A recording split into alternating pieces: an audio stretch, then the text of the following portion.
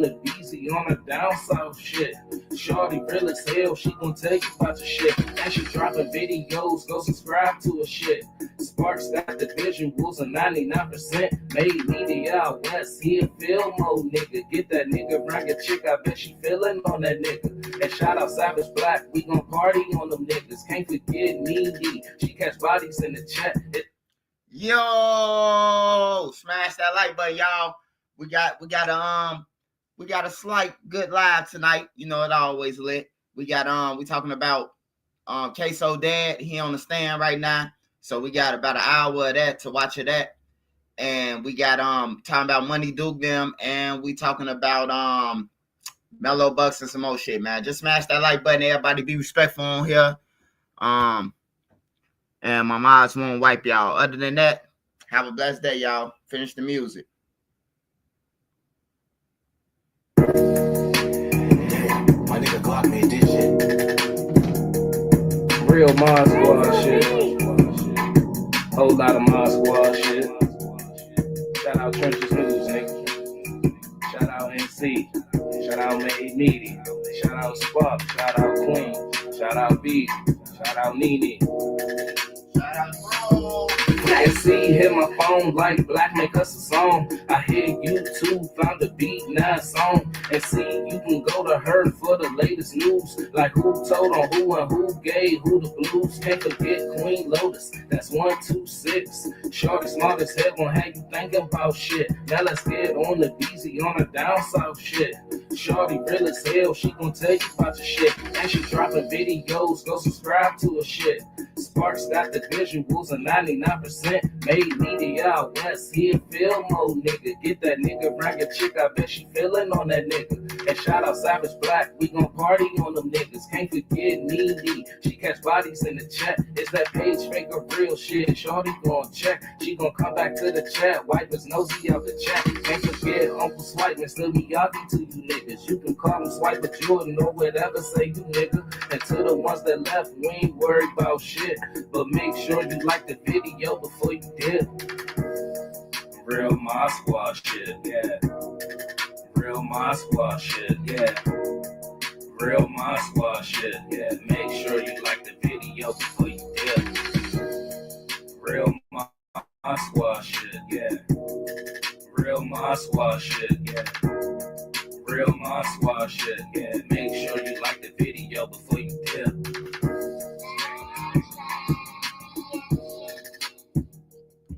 All right, y'all finna switch over then. Y'all already know what time it is.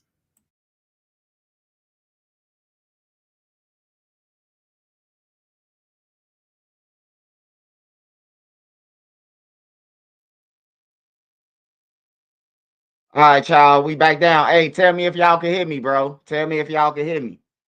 I talked on this computer for 20 minutes one day, and y'all say y'all ain't heard shit, man. I don't believe it.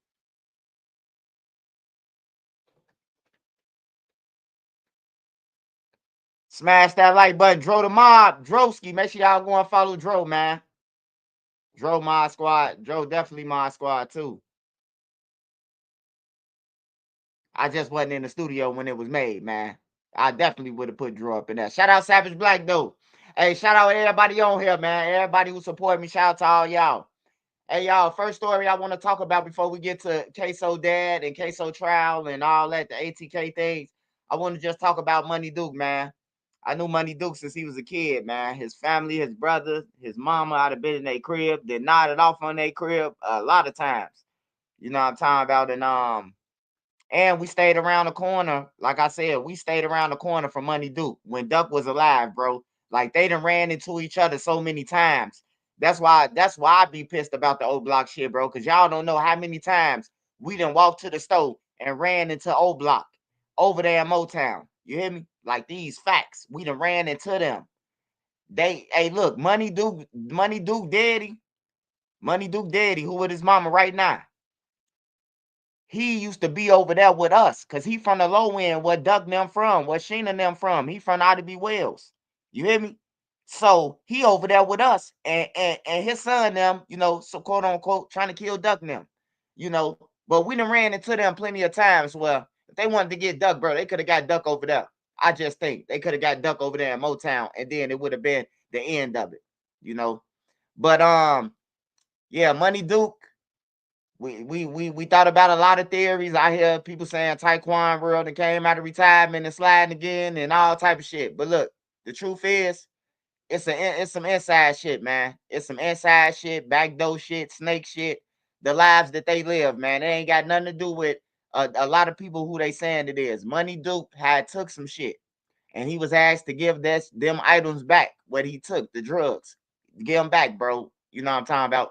Like, give them back. They sent a mediator. When you send a mediator, when somebody send a mediator to holler at you, that mean they powerful. If they could send another nigga who got some street juice or whatever to tell you, like, hey, bro, hey, you might want to get that shit back, bro. You hear me? Like, dude, them ain't playing, bro. They gonna put a tag on your ass. You hear me? And Money Duke, like King Kong, like O Block. O Block just the gangsters, man. I'm telling you, I lived over there. So I definitely know how O Block get down when you tell them they gonna say, nigga, we ain't gotta be outside, like they ain't gotta come out the gates ever. You know, basically. So they do shit knowing that you ain't coming in them gates really. Cause ain't no nigga but a suicide bomber or a real killer gonna walk in them gates. Cause you don't know what's on the other side of them walls when you turning. When you turn to walk, you don't know who out there. You don't know who the fuck gonna shoot. You don't know that. You know. So he was asked to get the drugs back, man. He ain't get them back, bro. And they told him they was gonna catch him. And you know, evidently he got caught, man. He got caught. Rail got killed. You know, hey, a lot of people, when you see them disrespecting Money Duke, just look at it. They never disrespect Lil Rail. They never say F Rail or none of that. You hear me? They never say him because it wasn't for him. He just happened to be there. So you know, if you with some nigga, you just gotta you just gotta kill you just gotta kill whoever out there, I guess. Whoever standing with him and all that shit, bro. But yeah, it was weird to me that a lot of people wasn't there with Money Duke now. First of all, it's Glee's birthday. What the fuck is just the three of them doing out when we know how they moving? You know? Hey, that just tell you that a lot of people didn't show up.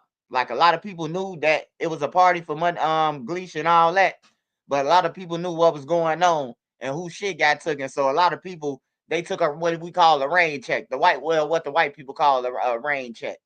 You know what they invented as a rain check. I'll take a rain check on that. You know, and they took a rain check on the club. You know, they go out all the times, but just this day they ain't go out. Ain't nobody go out. So that's what a snake shit kick in with Money do. You know, out of everybody who's supposed to show up, a lot of them niggas ain't show up because they already knew. You know, or they probably told the motherfuckers who was looking for Duke.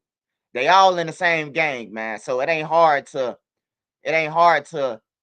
find out people locations and shit like that when you in the same gang of a motherfucker. When you got a spy, when you got a spy looking at you, a spy around. Like a motherfucker could be in O block, but they could be from another block, but they spying for they block on O block. The whole time they shaking up BD and all that shit, but really they spying to see where the guns at, who talking about who and all that shit. You know, it's spies in the gangs. Like that shit really happened. They ain't just everything that's in the army war, except bombs and shit and rocket launchers and shit like that. It's same as in the streets. They got spies too. They got niggas who can go on other sides and go over there and pick up some information and bring it back. You know, bring it back to the home team. So Duke got killed, man, because he took some shit, man. It's safe to say when they come out, y'all will see that it's bigger than just a little blood money war or anything of that shit. He took some shit from some motherfuckers and they want their shit back.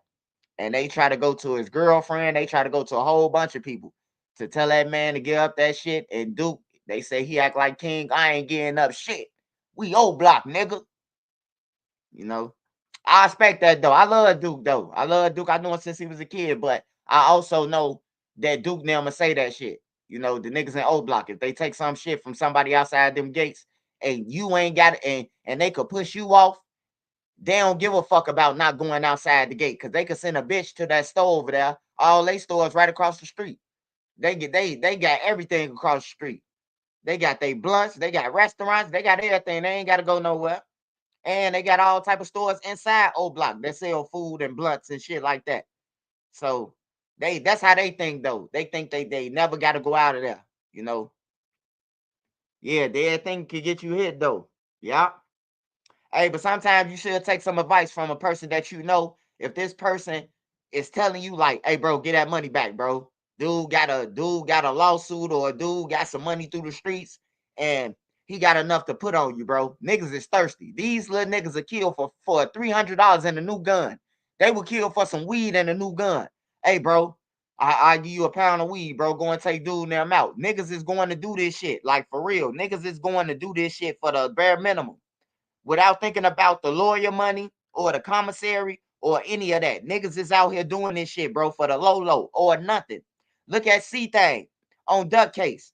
C-Thang didn't get $1, bro. He didn't get a chain. He didn't get $1.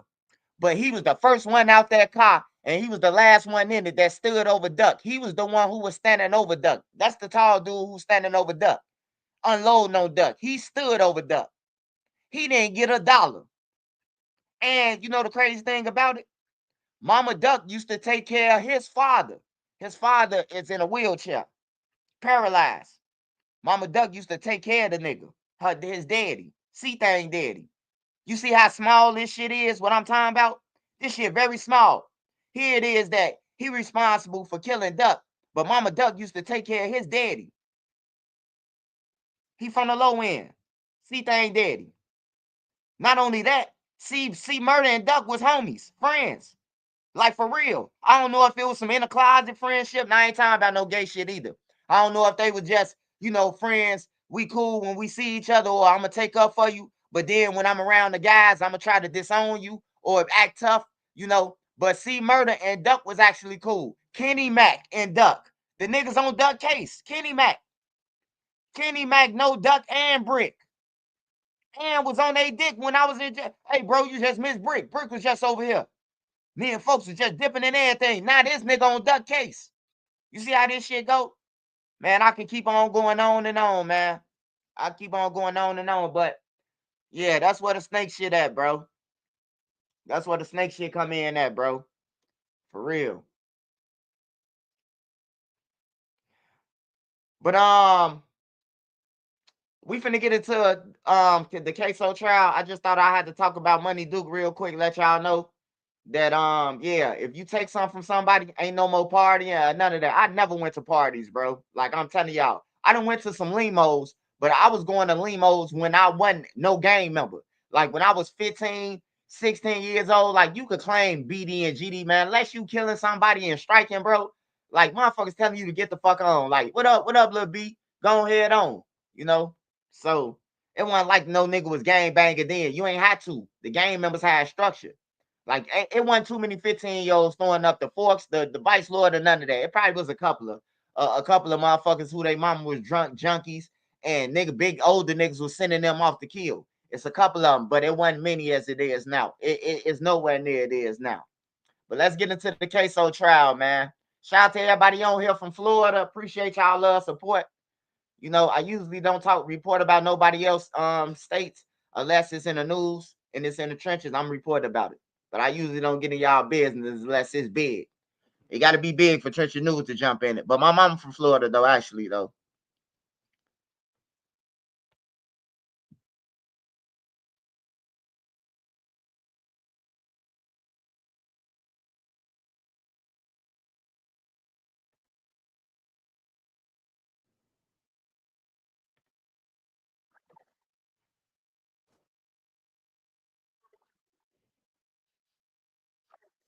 Shout out UK, man. Shout out to everybody on here from everywhere. Drop where you from.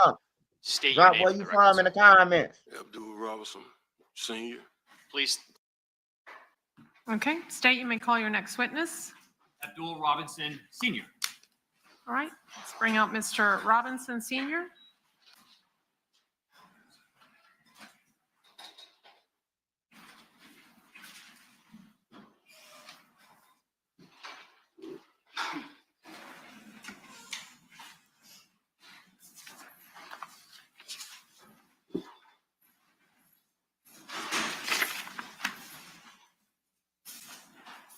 All right, Mr. Robinson, if you'll come forward and be sworn.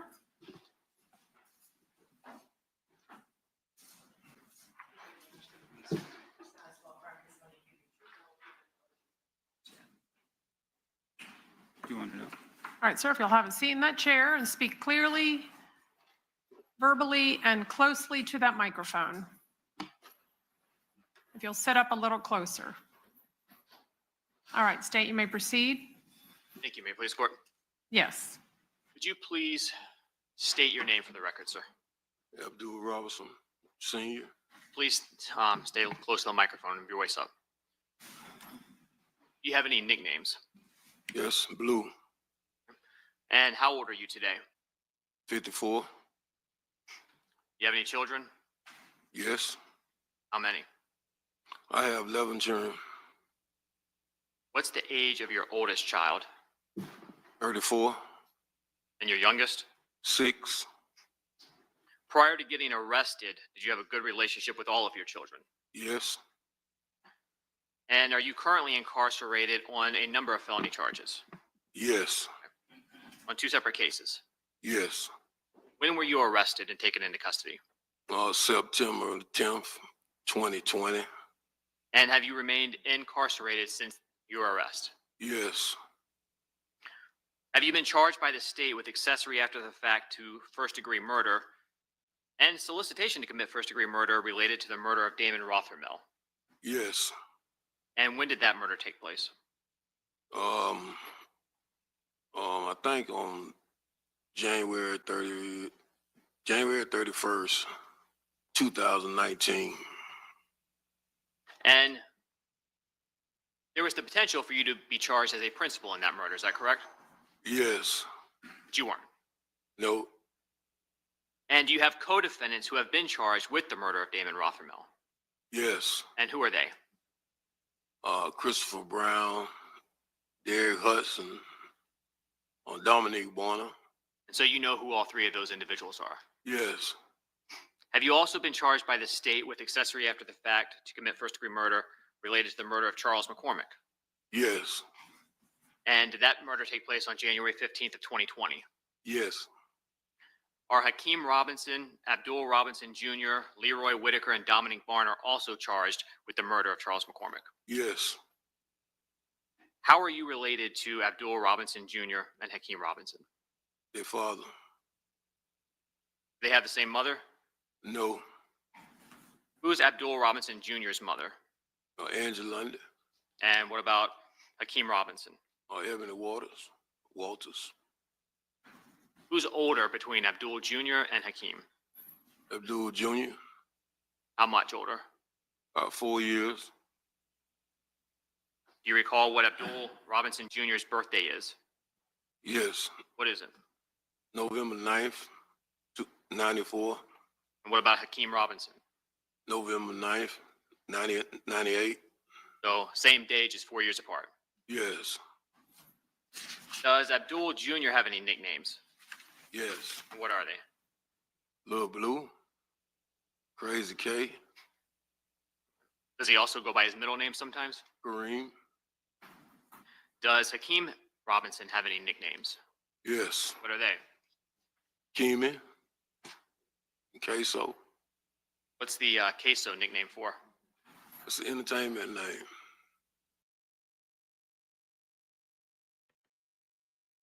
Hey, this all I gotta say, man. Ain't nobody coming to see Blue in jail. Blue finna go to jail. He finna at least do about a 50 ball, a 30 ball. Ain't nobody coming to see him in jail. He done told on all his kids. The grandma ain't coming to see him. Ain't nobody coming to see him. Now, if he would have just told on Butter or somebody else, they probably would have came and seen him. But nah, man, ain't nobody coming to see his ass, man. He finna die in jail alone, brother. Rap name? Yes, rap name. Now, prior to getting arrested, who was Abdul Robinson Jr. living with? With me, And for about how long had he been living with you?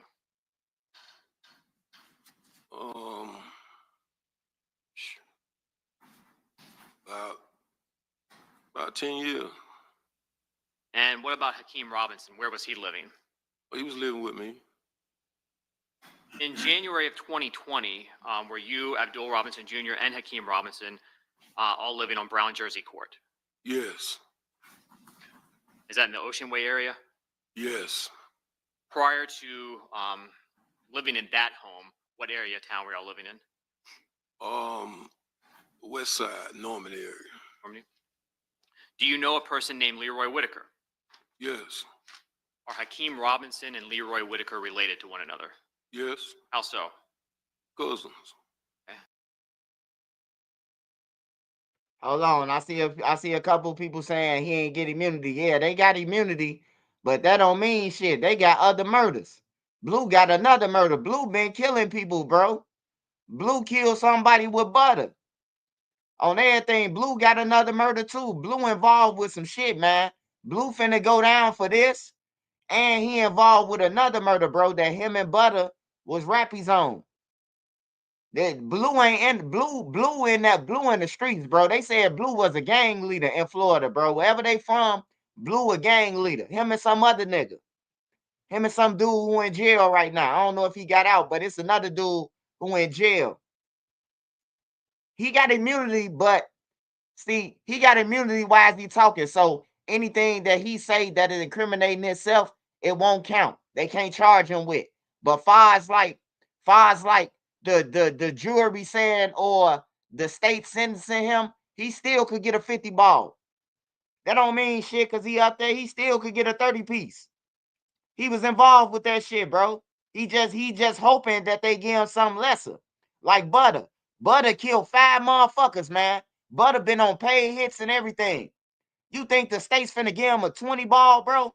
He didn't kill motherfuckers. He admitted to stalking the dude. He admitted to putting the play together. You think they finna give his ass 20 years? He served 15? Hell no. Hell no. His ass finna get half of what they gonna get.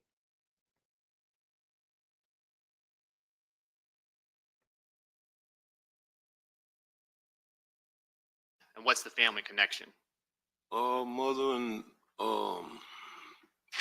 father and mother, brother and sisters. So is that Leroy Whitaker's father and Hakeem Robinson's mother? Yes.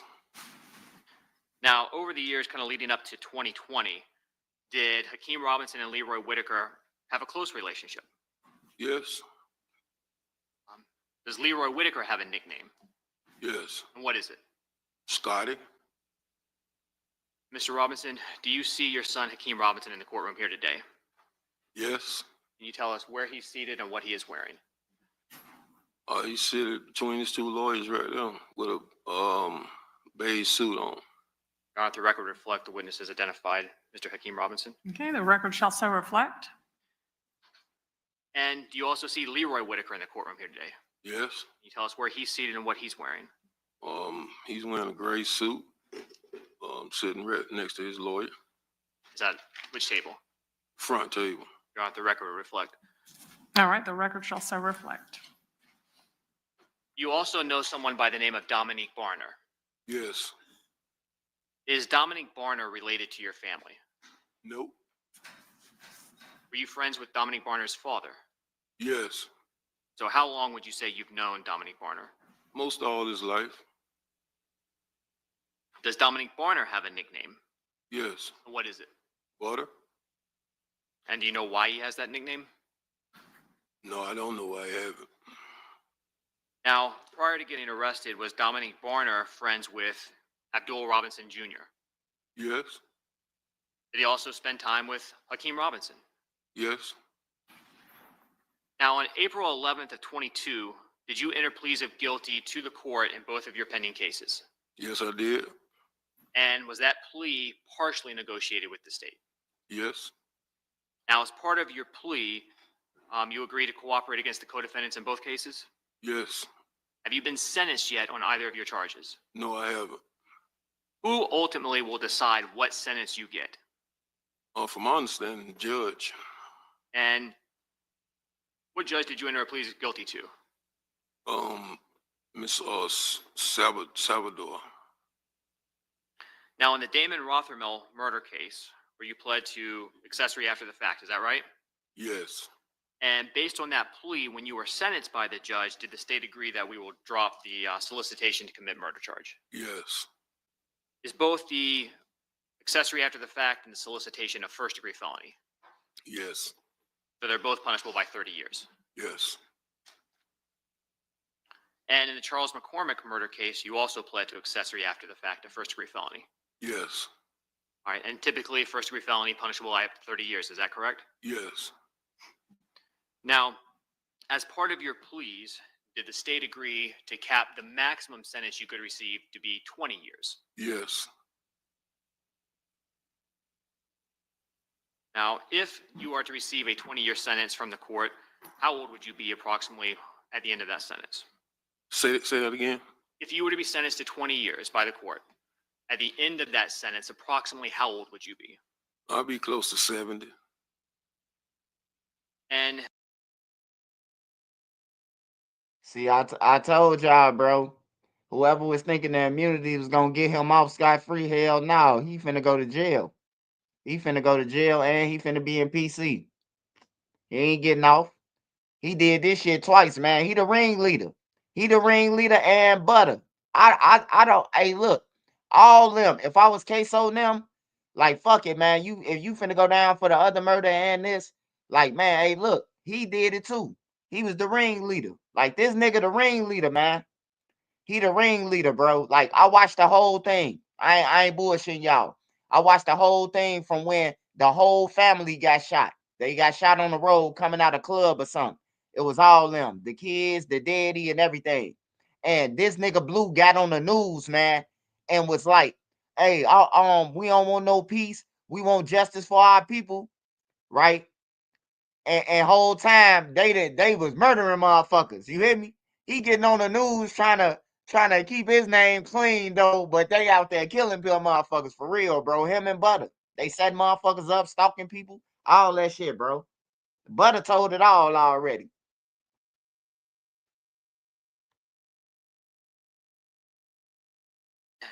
as part of your plea, did you have sentencing guidelines in your case Yes. that represent the lowest sentence the court should sentence you to, absent a legal reason to go below? Yes. And what were your guidelines in your case? Do you recall? 76 months to 20 years. Now, even though cooperation provides a legal basis that allows the court to go below, does the court have to? No. Does the court have to follow any recommendation the state makes? No. And sitting here, do you have any idea what sentence you're going to get? Nope. Are you hoping for the best sentence you can get? Yes. Did the state of Florida at any time promise you that we would recommend any specific sentence? No.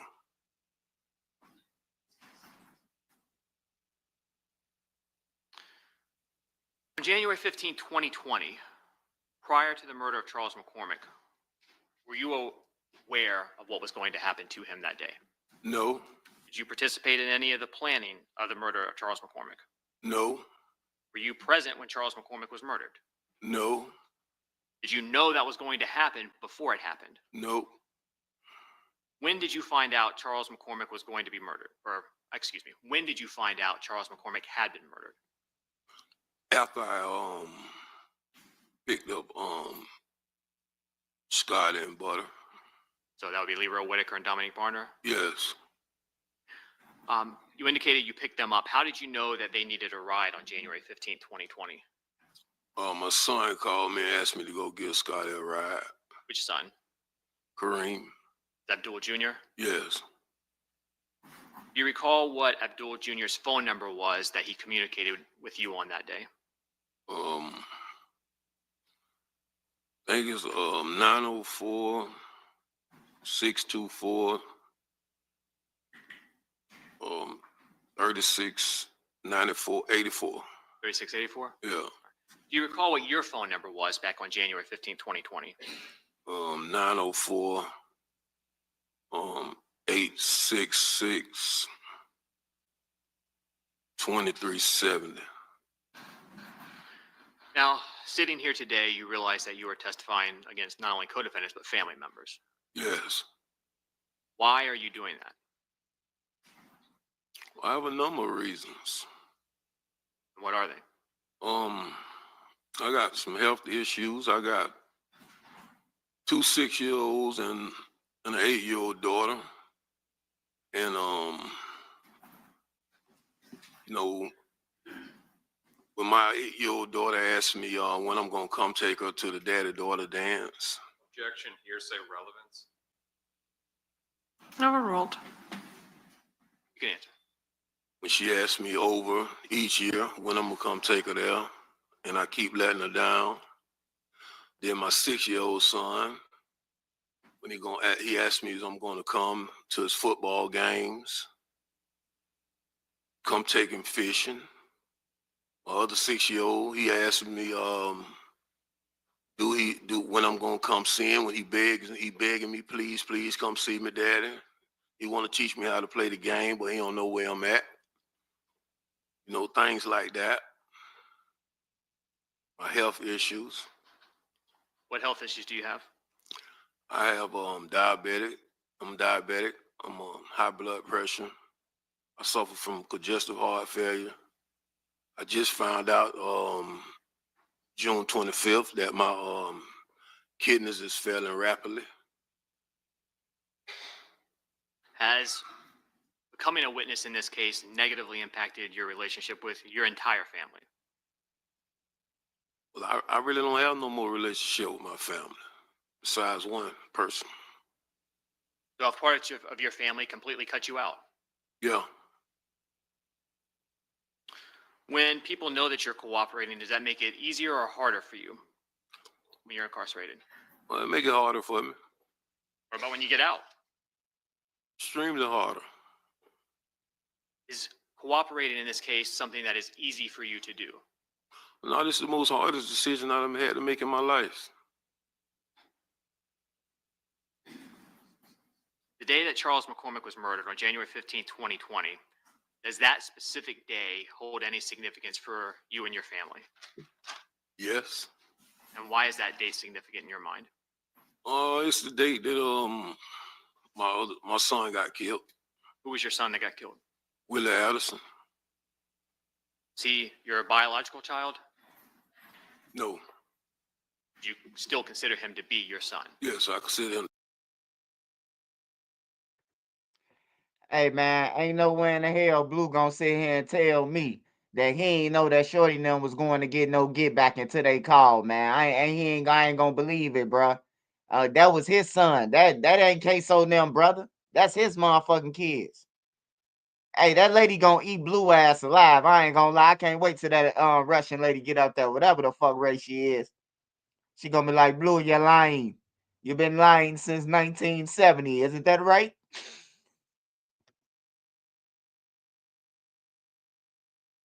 Would be my son. Did Willie Addison have a nickname?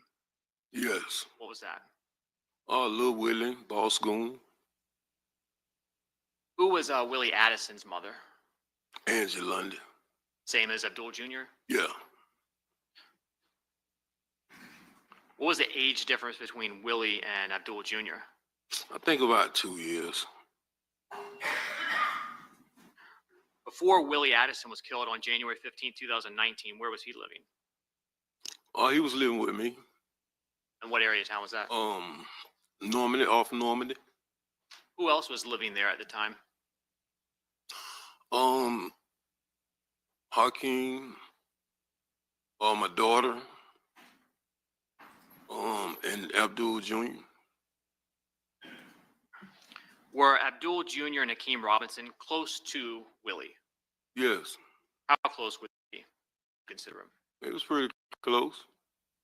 Did they be brothers? Yes. Where was Willie Addison when he was actually shot on January 15, 2019? He was in the truck with me in the passenger seat. Were you driving? Yes. And so Willie was in the front passenger seat? Yes. Is anyone else in the vehicle? It was like 4 more people in the vehicle. Who were they? Abdul Jr., Moody, my nephew, Samuel, and Pooh Red. Is Pooh Red Torgon Williams? Yes. Is Torgon Williams related? Yes. How so? Cousin. Now, did Torgon and Willie have a decent relationship? I think they was okay. Was Torgon Williams close to your son Abdul Robinson Jr.? Yes. How was Torgon's relationship with Hakeem Robinson? Well, they had a pretty good relationship. Now, when Willie Addison was shot, was anyone else inside the vehicle hurt as well, Everybody. including you? Yes. After everyone was shot, what did you do? Well, I drove to the hospital, and as I was driving, I could, hear Willie making this guggling noise, and I hold his hand while I was driving, because I didn't want him to feel like he died alone. And I drove to Memorial Hospital, and when we got to the hospital, I got everybody out the car while I was shot and helped everybody get, inside the hospital, because it was like people at the hospital really didn't want to help us. Where were you shot? In the back. Where in the vehicle was Abdul Jr. seated? In the middle row. Was he shot? Yes. Where was Abdul Jr. shot? In the head. Did he almost die? Yes. I think he did die, but he, came back.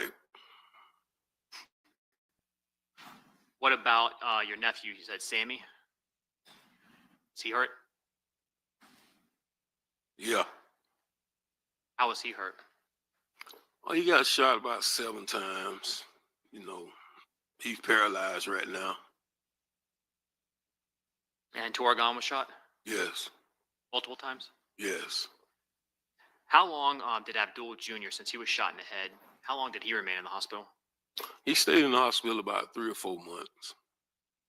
After Abdul Jr. got out of the hospital, was he still physically affected by his injuries?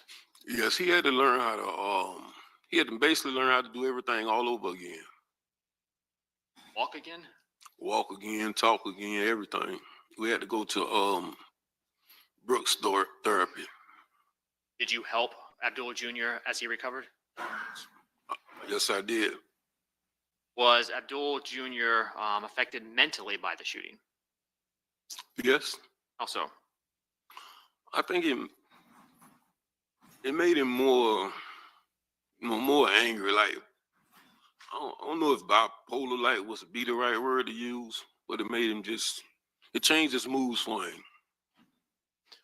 Now, Hakeem Robinson was not in the vehicle when the shooting happened, correct? No. How was he affected mentally by Abdul Jr. and his family members being hurt? Objection, speculation, personal knowledge. Yeah, unless he has personal knowledge, I'll sustain that objection. Do you have personal knowledge as to how Hakeem Robinson was feeling after this happened? Yeah. Is that because he was living with you? Yes. How was Hakeem Robinson after this? I mean, he was angry about it. I mean, we was all angry about it. To the best of your knowledge, was Charles McCormick involved in the shooting of Willie Addison or anyone else in that vehicle, personally? No. After Willie Addison was killed, did Charles McCormick put out a song that personally upset you and your family? Yes. And what's a diss song or a diss track? Oh, it's when you talk about somebody, somebody's dead. Is that what Charles McCormick's song did? Yes. And who did it reference that upset you and your family? He talked about Willie. How did you find out about that song? Social media. Did you personally find it or did someone point it out to you? No, my son showed it to me. Which one? Both of them. And that would be? Kareem and Hakeem. Abdul Jr. and Hakeem Robinson? Yes. Did Abdul Jr. or Hakeem Robinson, either one, talk about the song? I mean, yeah, they didn't like it. Are you familiar with a local rap group known as ATK? Yes. Do you consider yourself to be a member of ATK? Nope. Is Abdul Robinson Jr. part of ATK? Yeah. What about Hakeem Robinson? Yes. Leroy Whitaker? Yes. Torgon Williams? Yeah. And is Dominic Barner affiliated with members of ATK? Yeah. Was Charles McCormick part of ATK? No. Who was Charles McCormick affiliated with? 6 Block. All right. Another local rap group here. Yes. Did Charles McCormick have a rap name or a nickname that you're aware of? Yeah. All right, and what was that? A little buck. How would you describe the relationship between the group 6 Block and the group ATK? They didn't like each other. Did they get along? No. Do they consider one another to be ops? Yes.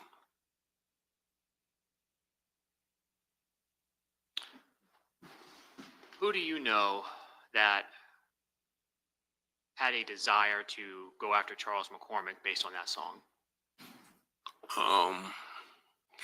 I mean, I would say a few people. All right. Anybody related to you or anyone else? Yeah. All right. Well, who would you think had the most? The most, I would say Abdul, my son, both of them, Hakeem and Abdul. In January of 2020, did Abdul Jr. Own his own vehicle? No. How did he get around? Rent a car. Do you recall if on January 15th of 2020, Abdul Jr. had a rental car? Yes. What kind did he have? A Dodge Journey. Did both Abdul Jr. and Hakeem Robinson travel in rental cars? Yes. Did you own a car on January 15th, 2020? Yes. What kind? Dodge Jones. What color was it? Like reddish orange. And the phone that you had on January 15th, 2020, what type of phone was it? iPhone. And I think you said earlier, but 904-866-2370, was that your number? Yes. Who was your cell carrier? T-Mobile. Was that account under your name, Abdul Robinson Sr.? No. What name was it under? Darryl Watts. Who was Daryl Watts? A friend of mine. Is he deceased? Yes. So why was your phone under an account with that name? Well, we went to get them together. His credit was a little better than mine. So did you maintain your phone under that account after he passed? Yes, I was a authorized user. Did Abdul Robinson Jr. have a cell phone in January of 2020? Yes. Did he have just one? No, he had a couple of phones. Why do you have a couple phones? I mean, you got, your work phone, your phone for your ladies, or something like that, different phones. What was Abdul Jr.'s primary number back in January 2020? Was that the 624-3684 you mentioned? Yes. Is that the number you typically would communicate with him on? Yes. Did he have a second phone number that you helped get it? Yes. Do you recall what that number was? I think the area code was 478 491 2831. And how do you know that was a number that Abdul Jr. was using? I got the phone for him. Was that put up under the Daryl Watts account name? Yes. Do you recall when that was done approximately? I know it was, I think it was like November. In November, I think it's. Yeah, I think in between here and Julio Fulio trial, Younger Nate should be preparing for a good lawyer and to save his money, because he gonna need it, man. Ain't nowhere in the hell Younger Nate's getting away. He walking away scot-free from all this shit, man. And they keep on mentioning his gang and his homies and them. Like, nah. It's something bigger coming, man.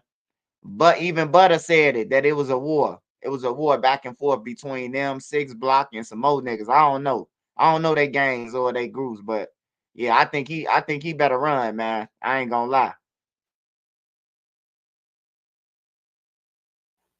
It's like the November 12th or the 15th. So sometime in November? Yes, Would that be 2019? yes,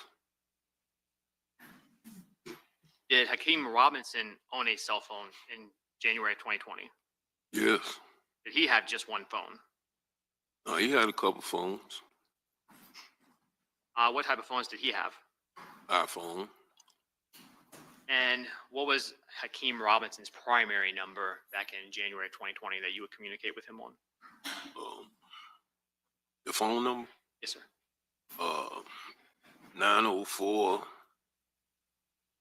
704, I think 1595. And was that phone number under the Darrell Watts account? No, What account was that phone number under? I don't know. I think his mother got that phone for him. Miss Walters? Yes, Do you recognize phone number 478-305-9583? yes. Whose phone number was that in January of 2020? Hakeem, Hakeem Robinson's? yes. And how do you know that? I got it for him. Was that up under the Darrell Watts account as well? Yes. Objection leading on this whole line of questioning. Well, I'll address the last question, and that's overruled. Was the 478-305-9583 number you just mentioned, was that activated on the same day as the one you got for Abdul Jr.? Yes. And did you at times pay that bill for them? Yeah.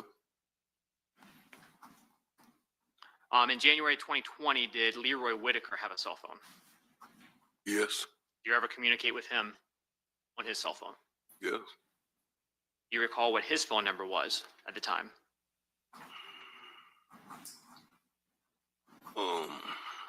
904 803. I think 3671. Now, turning your attention back specifically to January 15, 2020, did you get asked for help that day? Yes. And how did you get asked for help? Well, I was asked to give somebody a ride, give Scotty a ride. And who asked you specifically? Abdul Jr. And how did he get in touch with you to ask you that? He called me. Did he call you one time or more than once, if you recall? I think he called me more than once. When you spoke to Abdul Jr., did he tell you why Leroy Whitaker needed a ride? No. Do you know what area of town or Leroy Whitaker was in that you needed to go pick him up? Say that again. How did you know where to go pick Leroy Whitaker up? Abdul Jr. He sent me a pin drop, a location. What area of town did that take you to? Arlington. Was it a business area, a residential neighborhood? Residential area.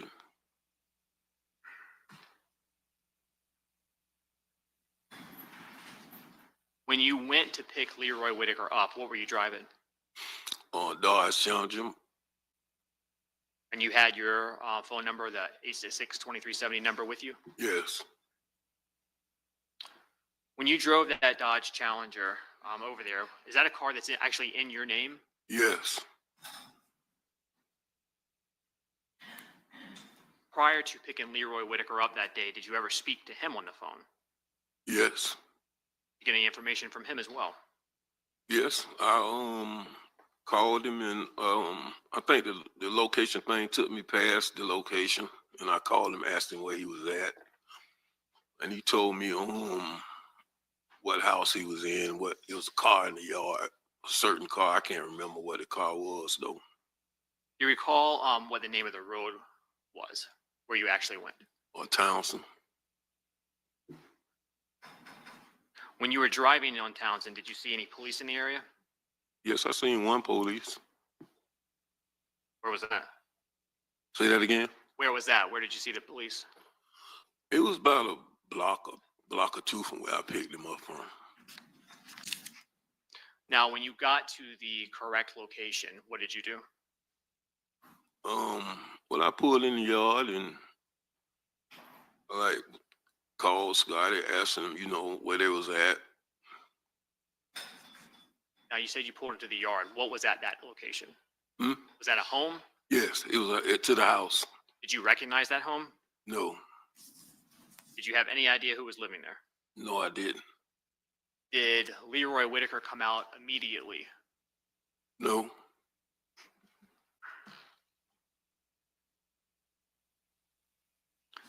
As you waited, did you reach out to anyone? I reached out to Scotty, and I got a little impatient, and I just asked him like where he at when he coming. He told me they was coming. Did you reach out to anybody else? Yes, I called my son, Abdul. What was the purpose of contacting your son, Abdul Jr.? I just wanted to know where they was at, what was taking so long. Do you recall if that was a phone call or a communication by message? Do you have any idea? I know it was 5 years ago. I can't quite remember. Eventually, did Leroy Whitaker come out of the home? Yes. Was he by himself? Nope. Who was with him? Butter. And when Leroy Whitaker and Butter, Dominique Barner, Yes. when they both came out, how were they acting? How were they walking? I mean, I would say a little urgent. Do you recall what either one of them was wearing? Yes, they had on some pajamas. Do you remember any details about the pajamas? Some Mountain Dew pajamas. Did that look like clothes that you typically would see Leroy Whitaker or Dominique Barner in? No. Once they came out, did you let them into your car? Say that again? Did you let them both into your vehicle? After they got in, what direction did you drive towards? Towards Arlington Expressway. And were there still police in the area? Well, I only seen that one. Now, as you were driving away, did you ask them or were you concerned about anybody in particular? Yes. Who? Hakeem. And why were you concerned for Hakeem? Yeah, I know that's his circle of friends. Was it unusual in your mind for him not to be with them at that point? Yeah. Now, as you were driving Leroy Whitaker and Dominique Barner away, did you find out what had happened to Charles McCormick? Yes. And you found out the details about who was involved? Yes. And did you continue to drive both Leroy Whitaker and Dominique Barner away? Yes. And after getting away from that neighborhood, did you make a stop? Yes. And where did you stop? We stopped in Grand Park. And what was the reason of stopping in that area? Switch cars. And were you able to do that? Yes. What car did you switch out of? We got in a white Impala. Who did the white Impala belong to? It was my daughter's car, but it was in my name. Why did you want to switch out of your Dodge Challenger? I mean, after I found out what happened, we in an orange car, very noticeable. Did you eventually make it back to your home? Yes. And again, that's on Brown Jersey Court. Yes. Do you recall around what time of day it was that you made it back to that location, approximately? I mean, I can't say the exact time. It's like maybe, I can't say the exact time, maybe like 2:30 something up, But in the afternoon. Yes. After you got back to your home, did you do anything else to assist either Leroy Whitaker or Dominique Barner? Yes. What did you do? Well, I took the clothes they had on and left with them. Where'd you go? I went over there off Kings Road behind Burger King, put them in this fire barrel. Did you set them on fire? Yes. And why were you doing that? I mean, it was just my way to help. Did you take either Leroy Whitaker or Dominique Barner with you when you did that? No. Do you recall if anyone else was at your home prior to you leaving to set those clothes on fire? No. No, there weren't, or no, you don't recall? No, I don't recall nobody though. Did you return to Brown Jersey Court that night? I can't remember.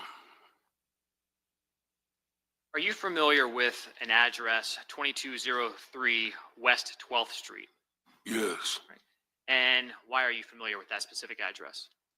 I mean, that's been my address. That's my grandma's address.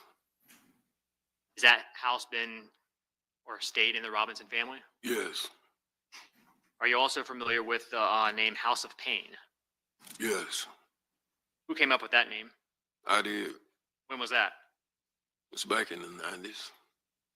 What did you want to use the House of Pain name for? Entertainment.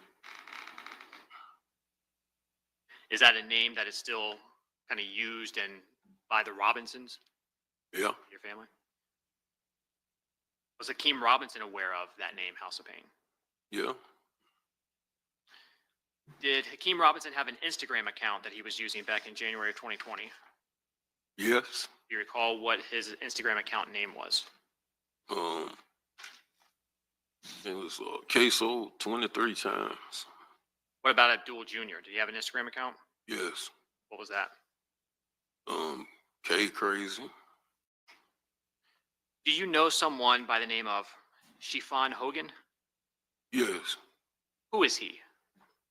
That's my baby mother's brother. Are you also aware of a music video called Bang It Out? Yes. And whose music video is that? Hakeem. Do you know where that was filmed? Yes. Where? Downtown by the Chot House. Were you there when it was filmed? Yes. Was it filmed prior to Charles McCormick's murder? Yes. Your Honor, may I publish some items that are already in evidence? Okay.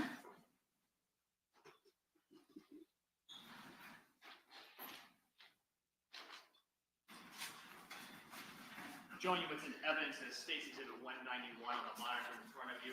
Do you see that? Should be on the monitor right here. Oh, yeah.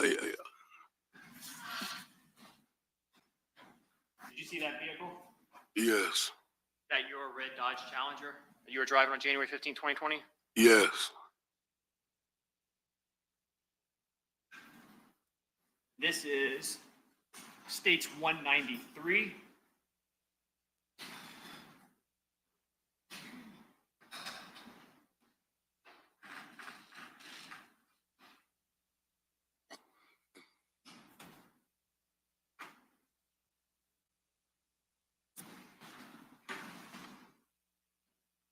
They call me Ksoo.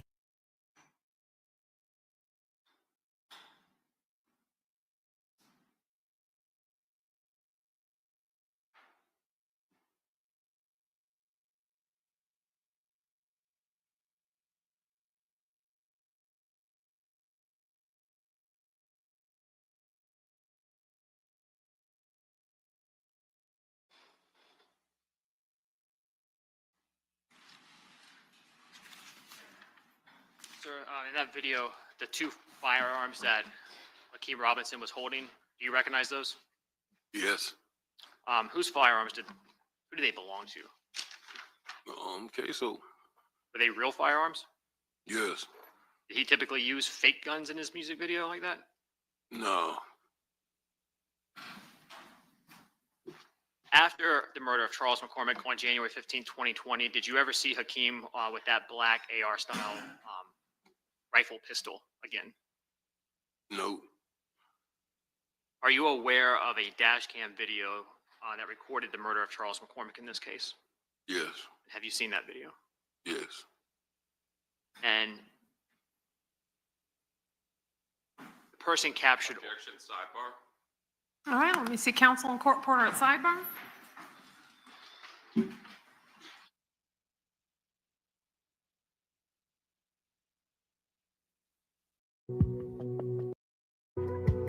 January 15, 2020. Yes. And when he was living with you in your home, did you become familiar with some of the clothing that he owned? Yes. See the types of clothing that he would wear? Yes. See him as he... Okay, you'll rephrase your questions. Did you ever see him walking about the house? Yes. Did you see him in music videos? Yes. Are you familiar with the way he moves? Yes. Are you familiar with, or 5 years ago, were you familiar with the way his build was, his physical characteristics? Yes. And after January 15th, 2020, you became aware of a video recording that captured the murder of Charles McCormick. Is that correct? Yes. And you've had an opportunity during the pendency of your case and the discovery to see that recording. Yes. Correct. Okay. Did you, when you viewed that recording, recognize the person depicted in it? Yes. Who is the person that was captured on the video recording shooting Charles McCormick?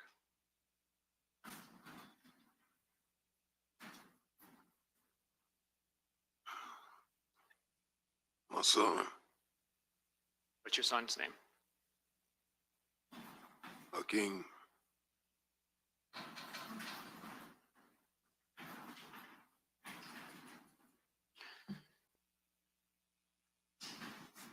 After the murder of Charles McCormick, did you become aware of a post on Hakeem Robinson's Instagram account referencing something that happened?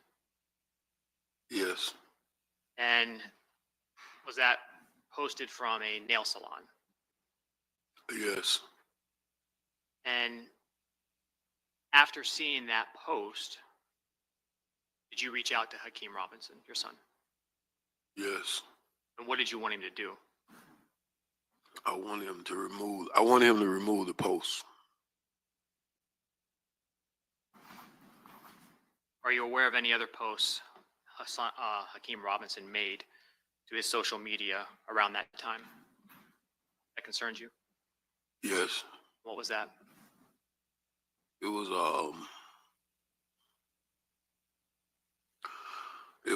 another post of dude Lil Buck. What did you see? It was just the emojis on the bottom of it that said bye bye bye. Say it again. It was the emojis, the hand emojis saying bye bye.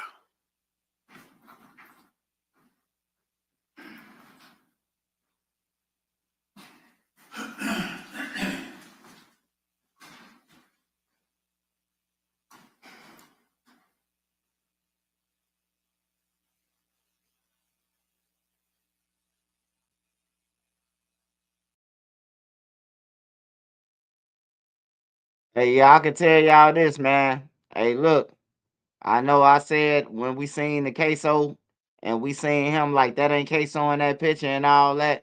That was cool. I was like, that ain't Ksoo, but yeah, he signed, sealed, delivered, man. Blue just signed, sealed, delivered, man. Blue, the phone is in Blue name, first of all, so they got to go through Blue to get Blue could get in permission for a subpoena to search the phone for data and all that shit. Then Blue know how he look. Blue identified it. It's over with. He finna go and do life in the slammer, man. Wherever prison he gonna be locked up in. I can tell you this. That music and that little $40,000 that he made from the record label, man, it ain't shit to being in jail for the rest of your motherfucking life, man. Ksoo finished records, yup.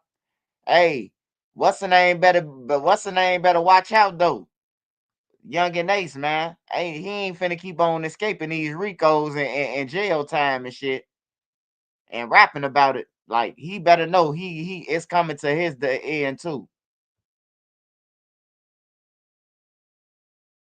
States 227. That the nail salon post that you reached out to him about? And by him, I mean Hakeem Robinson. Yes.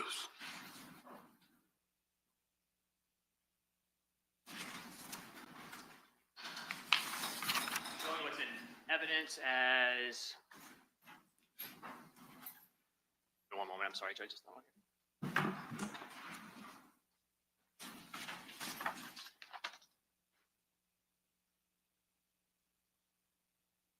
I believe it's states 240, a composite. Do you recognize that poster? Yes. Who is that in the post? Willie. Billy Addison? Yes. And whose Instagram account is that? Hakeem.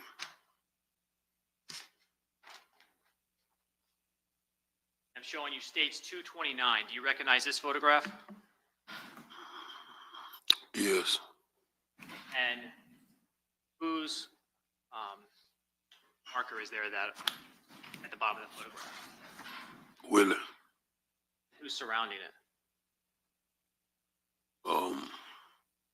Hakeem, Pooh Red, and Kareem. It's Pooh Red again. Is that Torgon Williams there in the middle? Yes. State 241. Who is that? Kareem.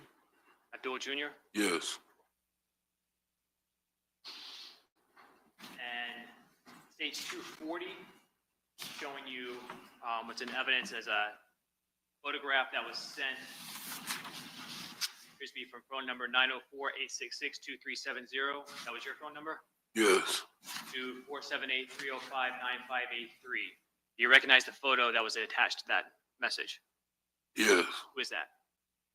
That's me. And who were you sending that to?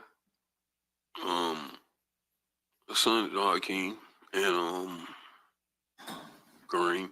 So you sent it to both Hakeem and Abdul Jr.? Yes.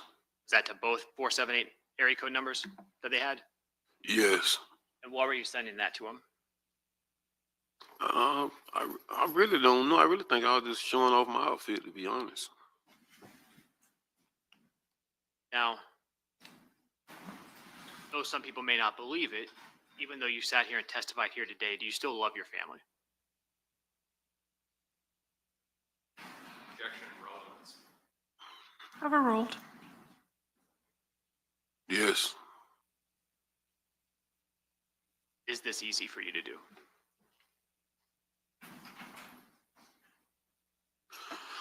No, this is the hardest thing I ever had to do in my life.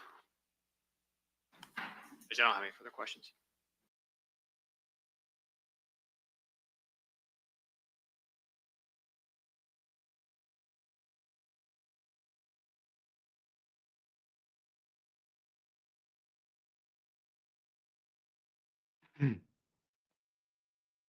Well, y'all seen it. We're gonna watch the second half tomorrow. Tomorrow is gonna be Ksoo lawyer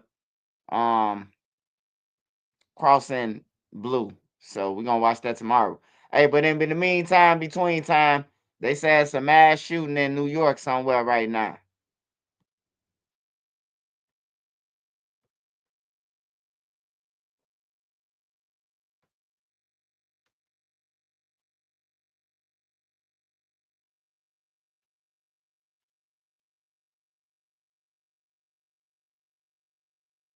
Down Park Avenue and in that area, they would have seen him a lot sooner. I was walking home from work. I had my headphones on, so I didn't really hear anything, but I saw a rush of people rush past me. At North Park University, we prepare students both online and on campus in a diverse. Tom Winter has been on the phone. He's got some new information for us. Tom, what can you tell our viewers? Yes, so Tom, we are confirming for New York City. Law enforcement officials say that the shooter is deceased and deceased as a result of a self-inflicted gunshot wound. The NYPD has eyes on the shooter inside of this building, 345 Park Avenue. And now, given the nature of the incident, the fact that his chest appears to be puffed out here, they're not sure why this person did this, what their motive or background is at all. They do not have a name on the individual. And so at this stage of the investigation, they want to be very cautious that there's not anything on him that could further injure police officers. Any type of explosive is what you're talking about. Yeah, exactly right. So I would not be shocked if we see the bomb squad show up. That's kind of standard protocol. That doesn't necessarily mean that there's an explosive device, but since this individual So this is a bit of a relief for everyone around here and anyone inside of that building. We've just confirmed from sources in the city that the suspect is dead on the 33rd floor of the Blackstone building of a self-inflicted gunshot wound. Again, the suspect is down. Still at this point, we are being told 3 people are in critical condition. Those 2 civilians who were shot, and also the police officer who were told was off duty at the time. He was working a paid security detail inside of that building when he confronted that gunman inside the lobby, apparently. And that is when that off-duty officer was wounded in that gunfire. It does appear after the shooting happened in the lobby, the initial gunshots that broke out inside of the lobby, the suspect made his way inside that building and up 33 floors. And it's unclear whether there are any casualties or injuries on that floor other than the gunman. That is something that is still being investigated right now. You can imagine that the police heavy weapons teams have just made their way up to the 33rd floor and are now clearing the area of any possible potential other dangers. So they are trying to determine the casualty count, if any others on that floor as well. But again, Corey, at this hour, the suspect responsible for all of this chaos is down. He shot himself late tonight, and police tell us that there are 2 other casualties at the hospital right now in critical condition, along with that off-duty police officer. Back to you. And, you know, we don't know much about that off-duty police officer yet, but boy, what a hero, right? I mean, to see this guy with this long gun and to jump into action to try and stop this guy. And I would imagine, being on a paid security gig, he's not carrying that kind of, that kind of heavy weaponry to respond to that situation, but still jumping in and ultimately being shot and critically injured. I'm sorry, you can pick it up. When they are off duty, they are typically in uniform, and they are carrying their service weapon from the NYPD. So yes, he had his handgun, but he didn't have a long gun. And as you saw from that photo, that is what the suspect was armed with at least. We don't know if there were any other weapons that he was carrying as well. So yes, extreme bravery and heroism on the part of that security detail who worked for the NYPD, who is now apparently fighting for his life. All right, Anthony, obviously, some great new information you got us there. Certainly stay out there. We'll check back in with you in a bit. So this is a bit. Yeah. Them sleeper cells, man. They over here, man. They been over here for years. Hey, when I first learned the sleeper cells, it was one of my classmates. They was from over there. They was from like Iraq or Iran or some shit. And they came and got their ass out of our classroom. And that's when I learned what the fuck a sleeper cells is. People who are already over here from other countries, when it's time for it to go down, they already over here. You hear me? That's when I first found out what the fuck a sleeper cell was, man. That shit's scary though.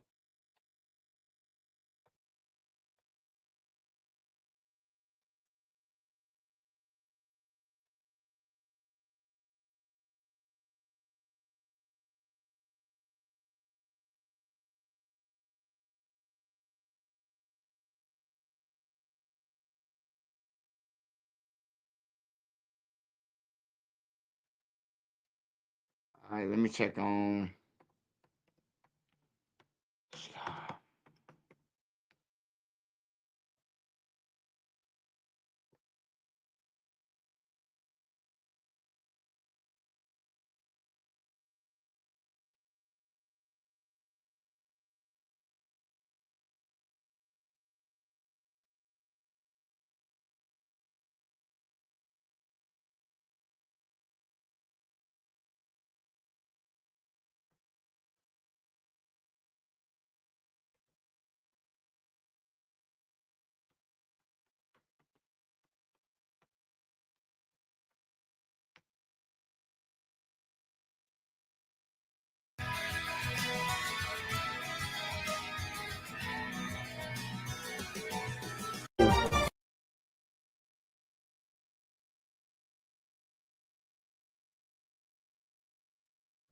And breaking overnight, a mass shooting in West Garfield Park injures 4 teenagers, including a 14-year-old who is now in critical condition. Darius Johnson is live at Stroger Hospital with what we're learning about this mass shooting. Darius, good morning. Hello, ladies. Good morning to you. Chicago police say a verbal altercation turned violent late last night and ended with 14 shot. Take a listen. We got 4 people shot here. 4 people shot. This happened around 11:30 last night near Lexington and Springfield. That's in West Garfield Park. Police say an unknown man pulled out a gun and opened fire into a crowd of people after arguing with another man. 4 teens were shot. A 13-year-old boy was shot in the thigh and a 15-year-old girl was shot in the leg. The 2 are at Stroger Hospital and are expected to be okay. The third victim, a 14-year-old boy, was shot in the chest. He's currently in critical condition, also here at Stroger Hospital. A 16-year-old girl was shot multiple times. She's at Mount Sinai and is expected to be okay. Here's the description of the suspects police gave over police radio. One of the victims here said it was 2 male blacks that did the shooting, and they went westbound from this location. One of them had an all-black Nike tracksuit on. Right now, it's unclear what led up to that argument or how these teens were caught in the crossfire. At this time, Chicago police say no one is in custody. Reporting at Stroger Hospital this morning, I'm Darius Johnson, CBS News, Chicago. All right.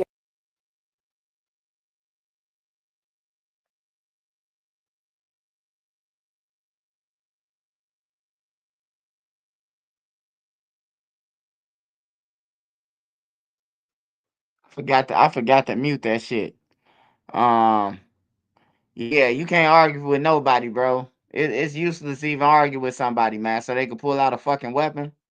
See, people who argue with people, bro, they pride is shot. You know, to duck something, they think it's some coward shit, but really it's saving your life. I let go a lot of shit. Hey, bro, you in a rush? Go ahead. Go in front of me in the store. It don't matter to me. You know, long as you ain't trying to threaten harm me. You know, go ahead. You in a rush. You know, I know how it be. The killer's looking for you. You trying to grab your blunts and your chips real fast and get up out of there. You hear me? I used to do it. I used to walk in the store, get all my shit, and then just throw the money on the counter and we up out of there. That's how dangerous them stores is.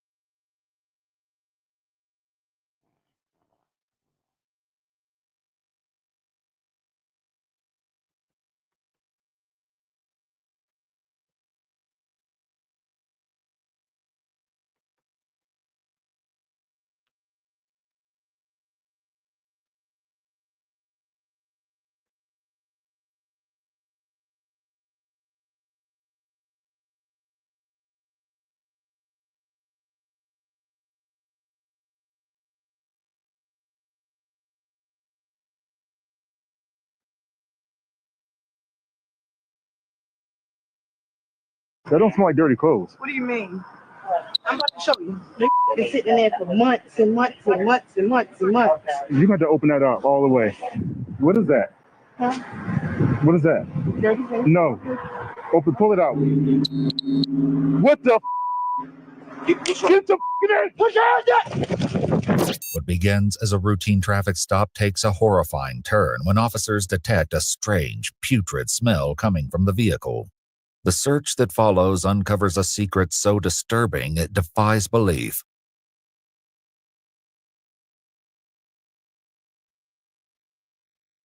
That's crazy, bro. That's crazy, man.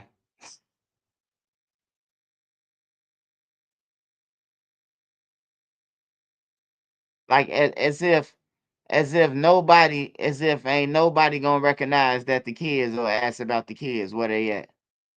Like that shit crazy, bro.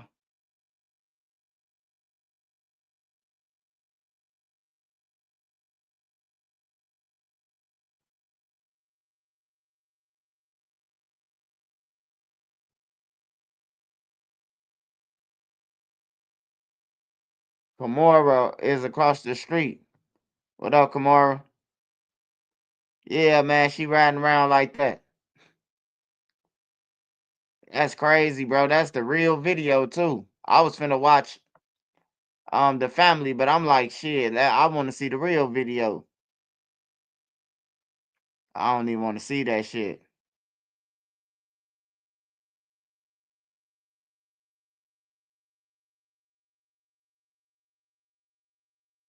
Yeah, that's crazy, man. All right, let's see what Mo 3 Killer got to say. Same old phone? Smash that like button. Upgrade to the new Galaxy Z Fold 7. A man who works hard sweats hard. Old Spice swagger fights sweat. So coach thought I was slacking. You see this? Pit sweat. So I trained. What's the new update? I know you heard. I know you heard about the interview and everything. Yeah, I heard niggas really going through some real shit. So I'm really not trying to do no interviews. That's right, at all. Like, this call is from a federal prison. Already trying to do some shit to get me out and get my name like cleared. So I would have just had you do that.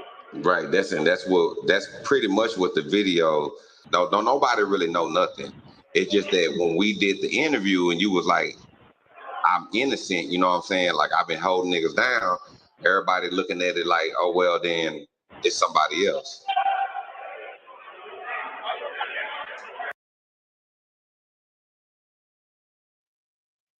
Hey, I hate to even listen to this nigga, man.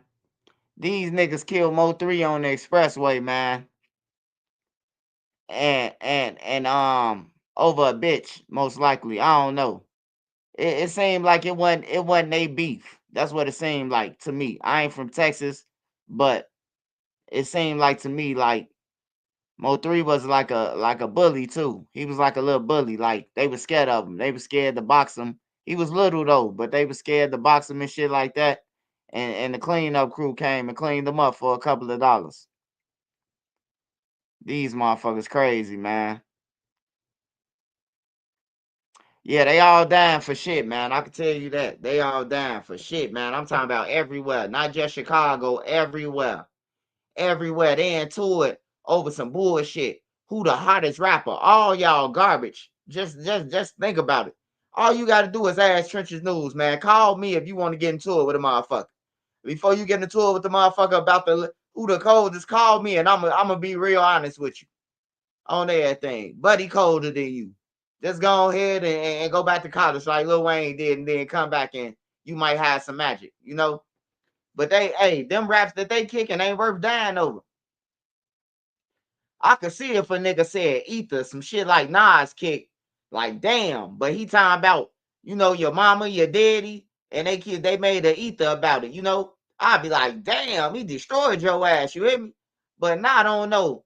Motherfucker got hit in the head. What's the name? Got hit in the neck. Show respect. Like, man, get your goof ass out of here. Ain't nobody about to chase you down about that goof ass shit, nigga.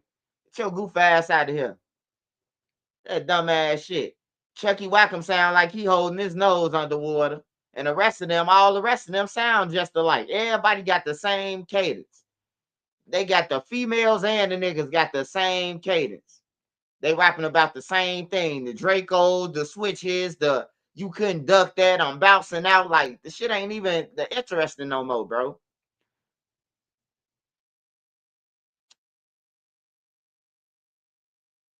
Yeah, that nigga Chucky sound like he up underwater in the booth.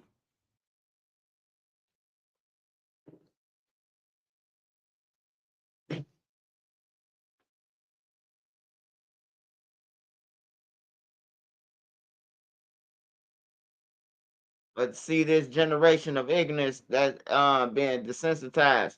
Hey, now you know what it is? You know what it is, man?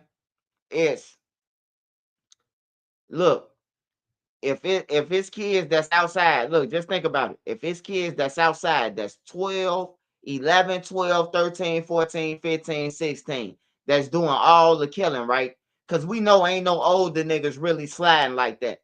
I give it to like probably like a 25-year-old. You probably got some 30-year-olds, But man, after that, ain't no nigga sliding, man. They passing that shit off to everybody else except them sliding, bro. I know how it is. I was in the streets before. A nigga ain't sliding, man. A nigga passing that thing off or encouraging niggas to go over there and slide, and they ain't gonna be the ones that slide. But a 13-year-old, 14-year-old, 15-year-old, they ain't grown, bro. They ain't grown. I don't know what people think they grown at, bro. Like, who paying their phone bill? Who is they living with? Who is they staying with? Like, somebody need to get in trouble. Hey, look, when I was coming up, bro, it was a agency called Department of Children and Family Service, and they was coming to get your ass. They was coming to school to ask you questions. They was coming to the community center to ask you questions. Is your mom off crack? Did you eat today? You know what I'm saying? It's like they don't even give a fuck no more. Man, DCFS took all my friends, bro, that I grew up with, half of them. Half of them, we ended up in a place called Maryville, bro. On everything, bro. Like, for real. Half the motherfucking school came up missing. We was in a group home, bro. Everybody mama who smoked crack. It was like we was in a bullpen in a group home. Goddamn it, all us was around each other.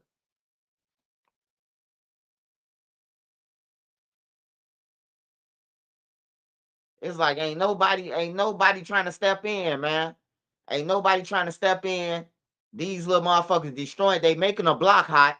Cause when you shoot, now the older motherfuckers, you either ain't on the block, or if you is on the block, you forced to indulge in combat. You probably got you probably armed habitual, can't catch no more gun cases, or you gone. Now you got to watch out for shorties coming through, bouncing out.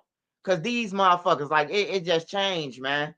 Like the game just changed, but it's the same, but it's more violent because the kids are doing this shit, man. It's these little kids, bro.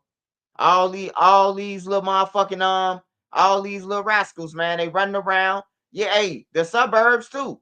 Ain't no more suburbs. Niggas could quit with the suburb shit. Hey, look, they shooting in Des Plaines, Illinois, man. They killing in Riverdale, Harvey. Ain't no more suburbs, man. That shit Chicago, man. On everything, bro. That shit Chicago. All that shit Chicago, man. If your ass ain't from Rockford or Danville or Champaign or something like that, then that's the suburb. That's the suburb probably. You know what I'm saying? Even though they killing out there too. But all that little shit that's close to Chicago, that's Chicago, bro. That shit still Cook County, bro. They killing motherfuckers everywhere. And it's growing younger and younger, man. They getting younger and younger by the day. But it's the parents, bro. The parents. I be seeing the parents on lives arguing. Don't have me send my son over there. Like, what type of shit is that to say, to send your son off to go to jail? Or to tell the gang members that you gonna have your son clear up their block because you didn't got into it with the gang members over a bag of weed or something. Niggas be using their kids, man. Niggas using their kids now for the streets. I done seen the gang members too. It's a guy, his daddy from 051. I seen him tell O Block that, goddamn it, don't make me call my son. You hear me? I'm like, damn. He like, don't make me call my son. Lil Jeff daddy say, goddamn it, my son was coming to kill y'all, and his mama vouched for it. Y'all ain't killed my son, which they did kill her son. But she said that Lil Jeff was coming to get them. And that's how he died. He went to go and get them. So she already knew. That's what I'm saying. The parents knowing this shit. They engaging in this shit, man.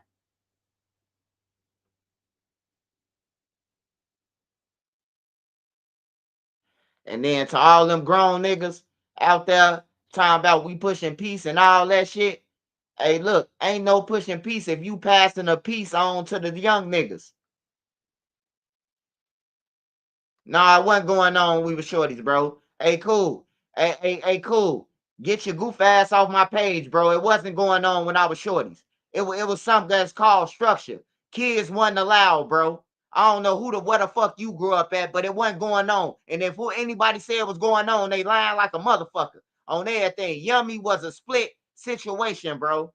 Yummy was a special individual when it comes to a kid being in the streets, bro. It wasn't that many kids dying or none of that shit. I don't know what the fuck you was born at, nigga.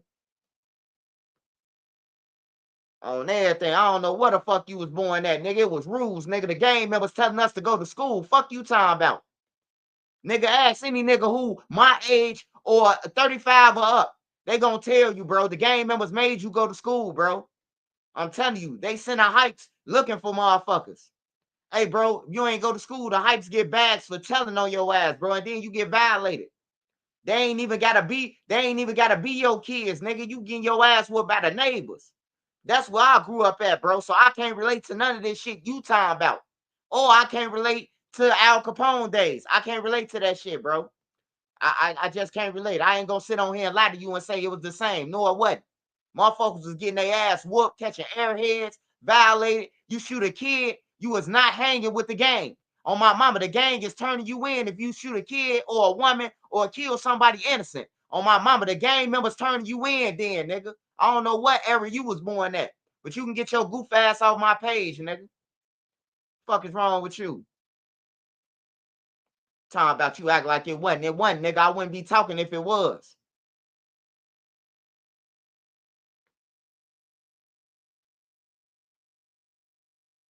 The gang members are the gang members, nigga. If you off drugs, nigga, the gang members treat you on everything, bro. Like me and another nigga was just talking. He from the streets. We was just talking about this yesterday. He inboxed me. He say, man, look at Q50, man. The girl checking him about some drugs. And Q50 was like, only time I feel when my stomach hurt, you know.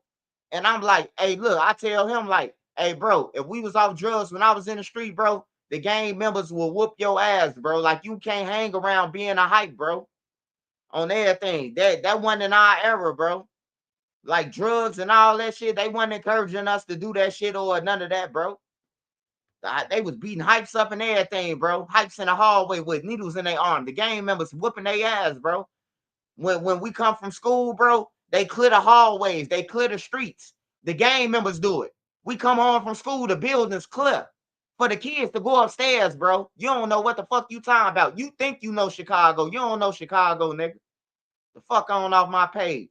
All you motherfuckers, you wanna be in the street. Your name Clyde, your ass probably from motherfucking Urbana, Illinois, and your parents 2 doctors, nigga. You trying to tell me how it was in the street. Fuck on out of here.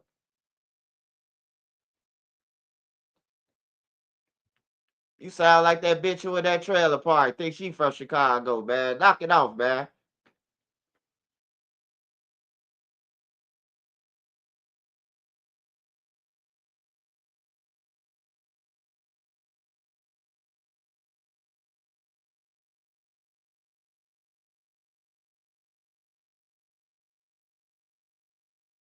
No. It wasn't even when the old heads went to jail. It wasn't even that. It was it was still structure. It was still niggas who can tell the blocks what to do. In 2006, 2007, 2008, 2009, like really like 2009, that's when it was like really over with. That's when it was like really over with when the drill came. When the drill came and niggas started getting on the internet and on Twitter talking about they kill somebody and shit, the gang members didn't want no part of that shit. They ain't want no part of that shit, bro. I'm telling you. They ain't want no part of that shit. They like these niggas on the internet talking about they kill somebody. They ain't want no part of that shit, bro. It wasn't that the feds took the gangs. The niggas didn't want no parts of that shit. They like, hell no. Hey, look, that was different, bro. Hey, from no internet to a nigga getting on the internet saying that, oh man, I'll block up we just killed 2 motherfuckers. You know, like hell no. They like, fuck that. Yeah, when clout became big, that's when it fell.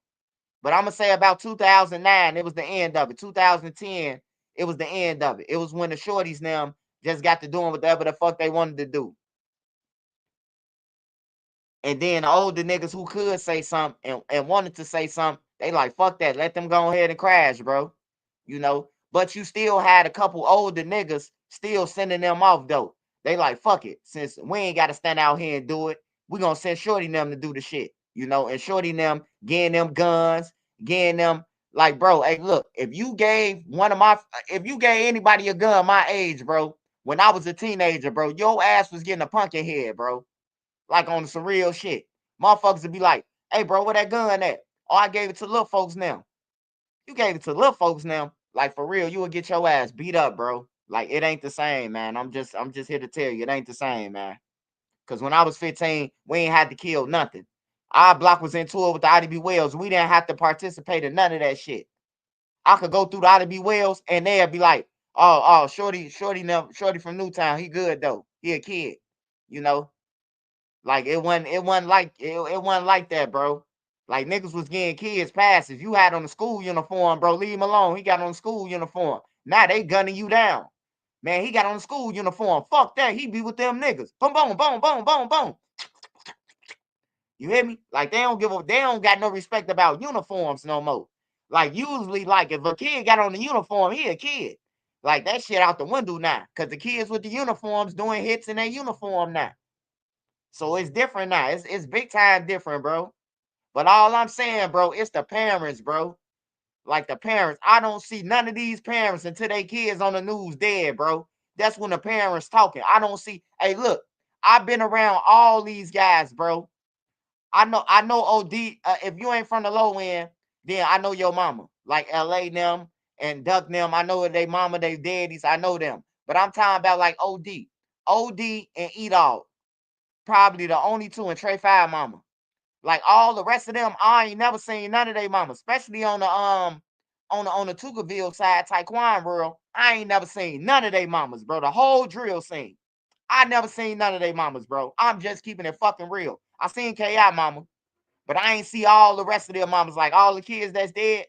Like I ain't never seen their mamas, bro. Never. Never, bro. Never seen their mamas, bro.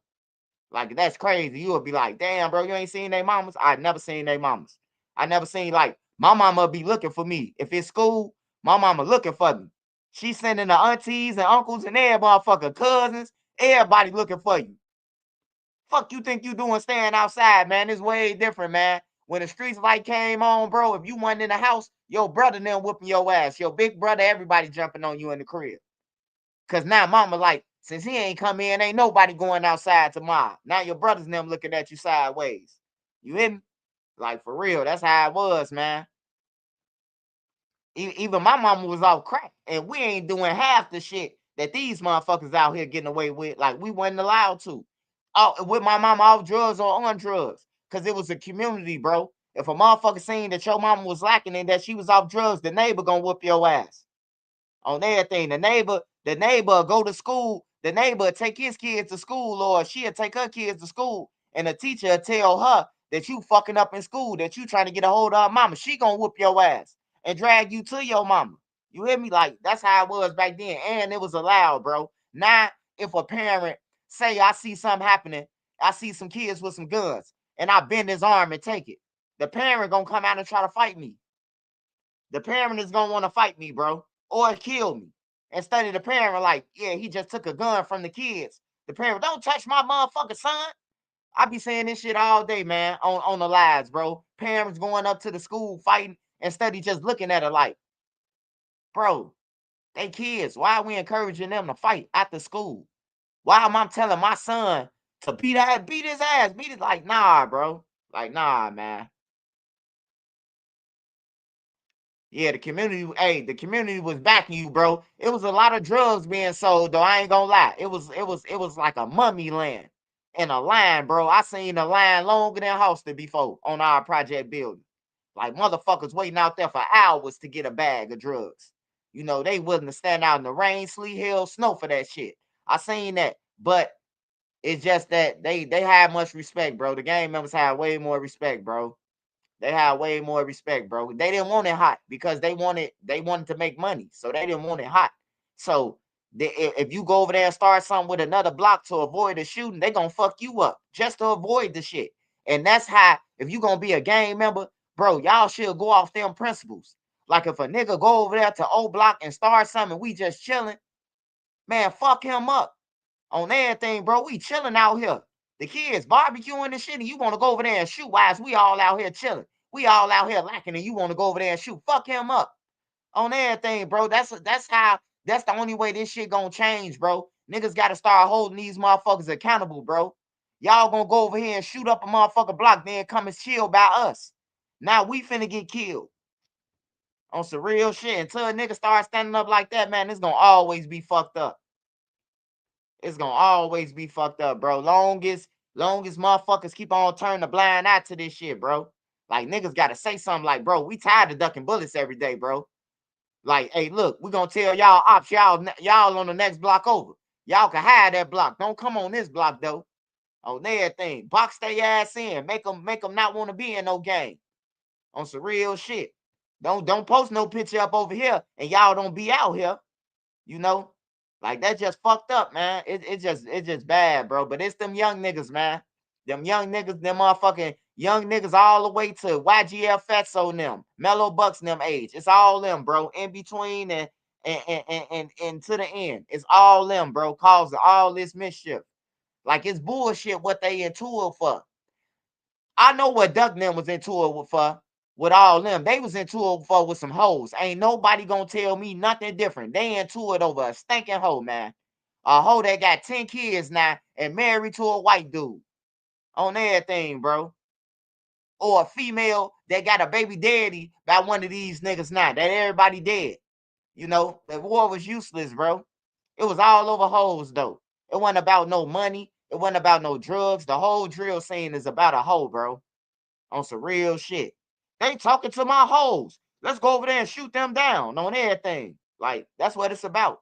I watched this shit grow, bro. I watched this shit grow, start, grow on everything, bro. Like, I watched this shit grow. Between them, it was first it was STL and O Block into it. Then 600. Then they got into it with 600. 600 joined on with O Block. But at first, it was just O Block and Tukaville, EBT and O Block. That's who was going at it at first. When it first kicked off, it was just them two and TYMB, O Block on two opposite sides going into it with everything in the middle. And then it just got out of hand. Everybody started linking. Then JoJo Rural and everybody taking on everybody else's problems. Now everybody dead, bro. Everybody dead now, man. Everybody dead. We got 1,000 kids that's out here with no fathers. They running around looking for get back. Like, it's just crazy. Yeah, OD got killed. OD got killed in 2011 in August. Y'all, OD got killed. But OD didn't kill Tuka, though. That was what was crazy, though. Like, niggas just be going off of everybody saying, though. Like, OD ain't even know Tuka, bro. Tuka was 15. OD was grown, bro. Like, he ain't know no motherfucking Tuka, bro. He did not know no Tuka, bro. He just got killed because, you know how niggas walk around. Man, it was OD. You know, niggas like Bud and them and all that shit, you know. They walking around. Man, who you think did that shit, man? I think it was him. I think it was him. I think it was him. And then, before you know it, a nigga's dead. Now you can't take it back once you find out that he ain't even kill him because he dead now. So now it's just back and forth, tit for tat, tit for tat. Sherrod from O Block, he ain't never killed nobody. He never shot at nobody. I know this for a fact. Ain't nobody gonna tell me that Sherrod Liggins is a killer. C Murder Brother. Ain't nobody, he dead though. Dale Fisher, he dead.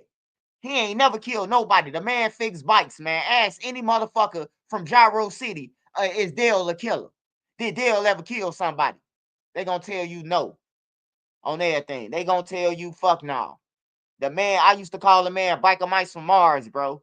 He taking inner tubes out, patching them up for people on the block and shit, bro. Like, he dead though. He got ambushed. You know? He dead. It's a lot of them dead for nothing. Niggas be, oh man, they was hitters. And man, they ain't no motherfucking hitters, bro. Y'all don't know what hitters is, man. Niggas take a picture with a nigga and think they part of something, bro. If your ass ain't jumping out and chasing somebody down, bro, you just a witness. You just in the way on the block, on everything. Just put it like that. If you ain't in the mix of this shit, like really willing to go and kill somebody, bro, you just in the way. You just waiting to get killed. You just waiting to get killed, man. DJ Academic said Chief Keef should give Ernest to Tuka. Hey, I ain't gonna even lie, man. I want to speak about that. I definitely want to speak about that. KTS Drake passed away because he whooped somebody's ass, man. Let's just be real. Niggas can't even take no ass whoopings no more. I don't know if KTS Drake killed somebody, but I seen him punch. I seen him punch my boy Cairo in the jaw, and Cairo slid down that Mickey D's wall.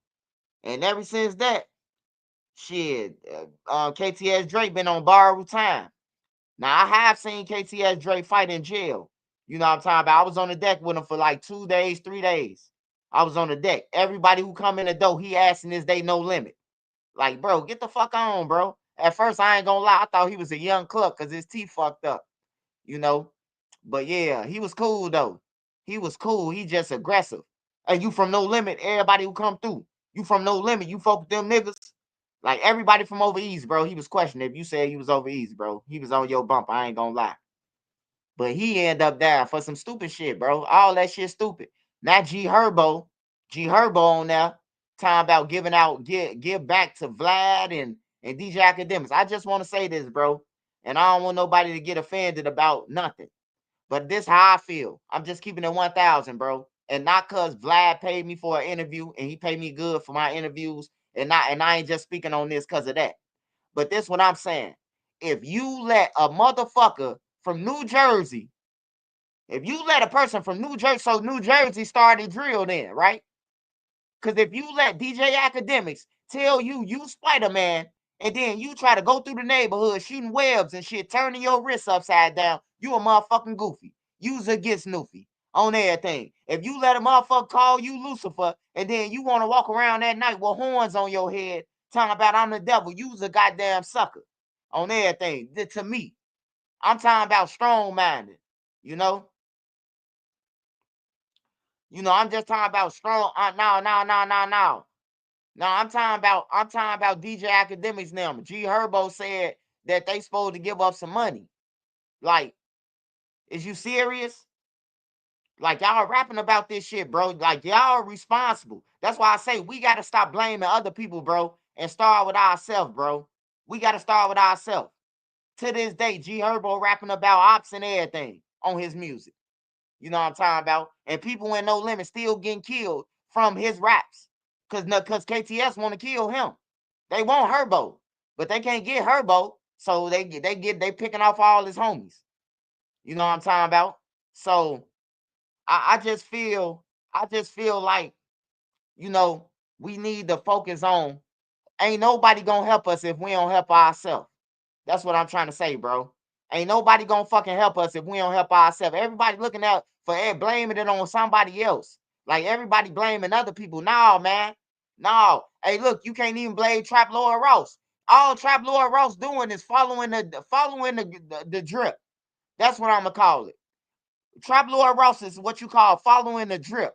Trap Lord Ross go and stalk their Instagrams, their old pages, and he study that shit. And it's everything that they said out their mouth. He just put it together on the timeline, man. Like, for real. You can't blame him. And then Adam 22, everybody from Chicago who went on Adam 22 and they ain't get paid, they're goddamn goofy. Because I told them, hey, look, I seen the list who got paid. Me, Butter, Mama Duck, FYBJ Main, King Yeller, we got paid. I seen the list who got paid, the people who got paid. Everybody else went on that bitch for free. So y'all going on there, and then y'all talking about Adam owe y'all. After y'all done went on there for free. After y'all went to LA just for a plane ride to tell everything that you done did in life. You willing to take a free plane trip instead of getting paid. That's why Adam don't like me, bro, because I charge his ass on everything. He don't like me, bro, because when they told me we don't pay people. Oh, man, I'm Trench's News, bro. I ain't even coming. Adam called me after that. First, a lady tried to tell me this shit. A lady say, hey, we don't pay people. We just fly them out and pay for the room. I say, well, I'm Trench's News. I ain't coming. This is what I charge on everything, bro. Adam called me back. Oh, yeah. She made a mistake. She didn't know she was talking to you. Like, for real, bro. They playing everybody. Hey, why would he give up something? Y'all ain't even getting paid to go on there and y'all stories. What should he pay y'all? Y'all didn't even ask him to get paid. Y'all so used to this clout shit, bro, that y'all go on places for free and then say, oh, you should give it up to the drill scene. Like, man, get the fuck out of here. The fuck out of here, man. Academics, man. Hey, look, Academics, he could report about Chicago all he wants to. That wouldn't have made me think I'm no reaper or no fucking Goblin or no fucking Joker or none of that shit. It wouldn't have made me think of that, you know. So they let me know that niggas got weak minds, and G Herbo exposed that Chicago niggas are weak minded because I think DJ Academics and Vlad should pay because my peers are weak. My peers, he told my peers that they was Lucifer, and my peers thought they had fire in their mouth. Like, that's some weak shit, man. Yeah, that's some weak shit, Herb. That's some weak shit, brother. I ain't gonna even lie to you, man. That's some weak shit, bro. Instead of telling your brothers, hey, look, go and get a job. Go to the warehouse and fill out an application. Because if I'm not mistaken, G Herbo friends think that he a hoe. They say he owed them. I done seen all G Herbo friends from No Limit say, that nigga owed us. We risk our life for him. But now he won't academics them to pay him. But the niggas on the block want G Herbo to pay them. You see how this shit go? Like, for real, man. I think that everybody just need to get a fucking job, man. Don't nobody owe you shit in life. Once your parents have you, birth you, and prepare you for life, it's like a lion. Once you get old enough to fear on your own, nigga, you on your own. It's time to be what they call a fucking adult on everything, bro. No more handouts. Go and get a job. If I see you down and you my kids and you grown, yeah, I'll look out for you. But don't be talking about, oh man, you my pops, you supposed to no. No. On everything. And that's to each his own. That's to everybody I'm talking to. You got some grown ass kids, don't harbor them. The motherfuckers grown, they think they grown, eating all this. Hey, look, handle your business, man. Or you're gonna be a victim. You're gonna be a victim. It's called a scamming the elderly. Hell yeah. Once you get old enough to you on your own, man. I'll help you out. You my kid. You leaking. You probably can't pay your rent. If I can pay it, I'ma pay it. But I ain't gonna be paying your shit. You ain't gonna think that you ain't got to use your money to pay your shit. And you just gonna call me every month. Oh, dead. I ain't pay it again. I ain't pay it again. Oh, fuck that. Like, fuck that. I ain't doing nothing.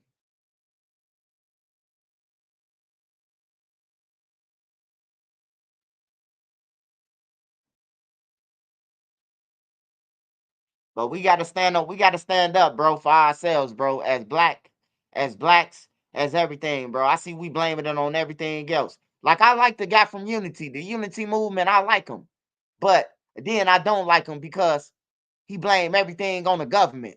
Oh man, this is the government. The government got this design. No, man, the government ain't giving no niggas no switch to kill each other. The government ain't doing that shit, bro. And study feeding that to the gang members, to the broke ass gang members who trying to change their lives. You got to tell them the truth. In order to change yourself and your situation and your status in life, you got to take accountability and tell yourself the truth on everything. Ain't no motherfucking government holding shit back, man. I done seen a nigga get on TikTok, do a dance, and now he rich now. So that shit over with, man. I don't know about this 1800 ass mind frame that we got, bro. But don't nobody owe us shit.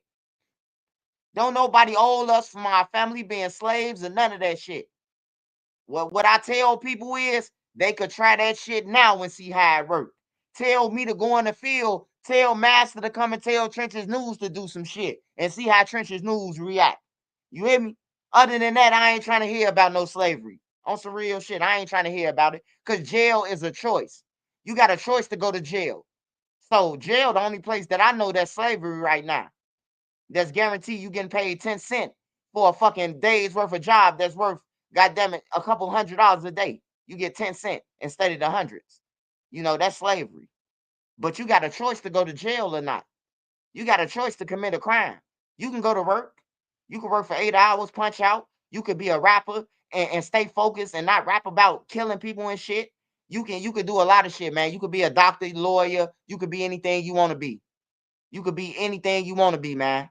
You don't need no motherfucker, man. Or you don't need nobody to co-sign for you. Show them. If a motherfucker don't believe you, show them.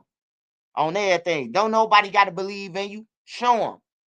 On everything, bro. When I got on YouTube, I didn't get on YouTube and say, hey, look, I need AK and all the other big platforms. Hey, can you share this video for me? I ain't say none of that. I just talked my shit and uploaded it and it went up. That's all I did. It was nothing special. On some real shit. If the people fuck with you, they gonna fuck with you.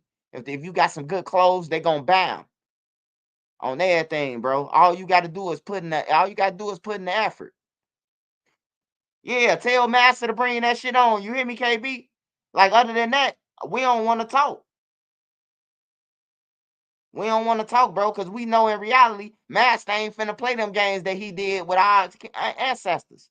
He ain't gonna do that. Ain't nobody finna line up and they ain't in jail.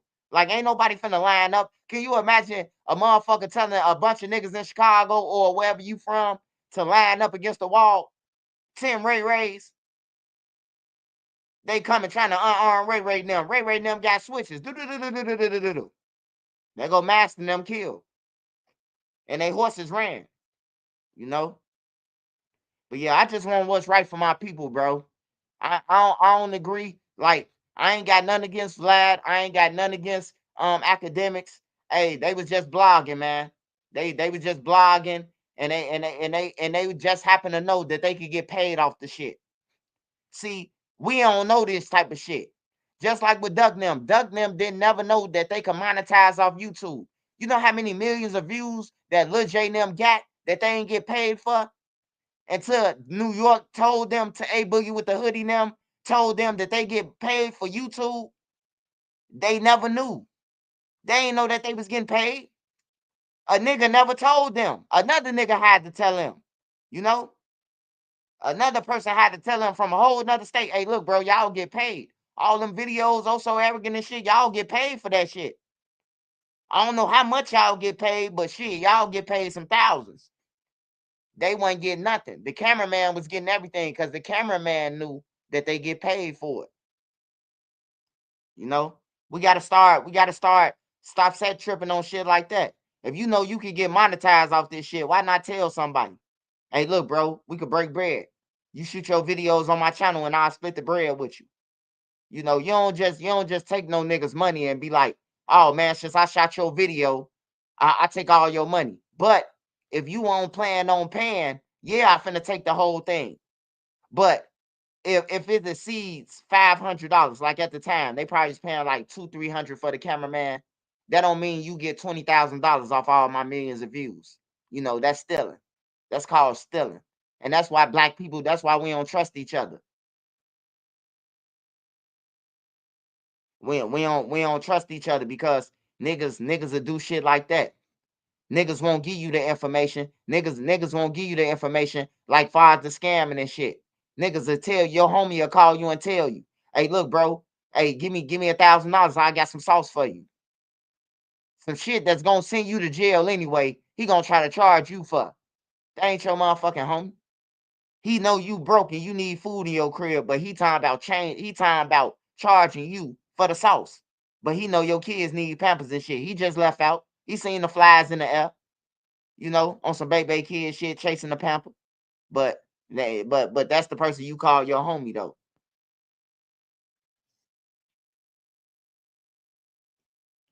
No, they ain't burnt out in the streets, bro. Hey, look, hey Bishop, they ain't burnt out in the streets, bro.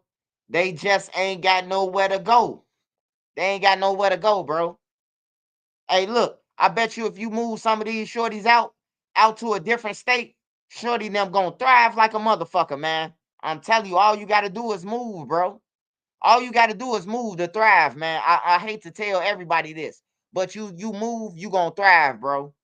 When I went to Minnesota, I had 2 jobs on everything, 2 jobs, 2 making good money. I'm talking about good money, bro. Not no $15 an hour, not none of that shit. I'm talking about $27 an hour, $28 an hour, $32 an hour. On some real shit, bro. All you gotta do is leave, man. Leave. If it's dangerous in your state, ain't nobody looking for you over there in that state unless you bring that Chicago grimy shit with you on everything. When I go out of town, I don't tell niggas I'm from Chicago. I ain't got to. All you got to do is think I'm a goofy. I'm going to let you think of wherever you think I am, I'm a goofy or whatever. All you got to do is try me on some real shit. I'm not bragging about I'm from Chicago. I'm not even finna engage in you. I'm from Iraq. You know, I ain't finna engage in that shit. Cause somebody from Chicago could have did something to these people And now you vouching that you from Chicago. I done seen people get killed like that. Hey, bro, where you from? I'm from Iraq. Yeah, them my people don't even know. They asking you is them they people because your people ran off or your people killed one of their people. So they trying to ask you, is your people from that block? And you, yeah. Lil Stanley, that's my man. Whole time, Lil Stanley and them killed their homie.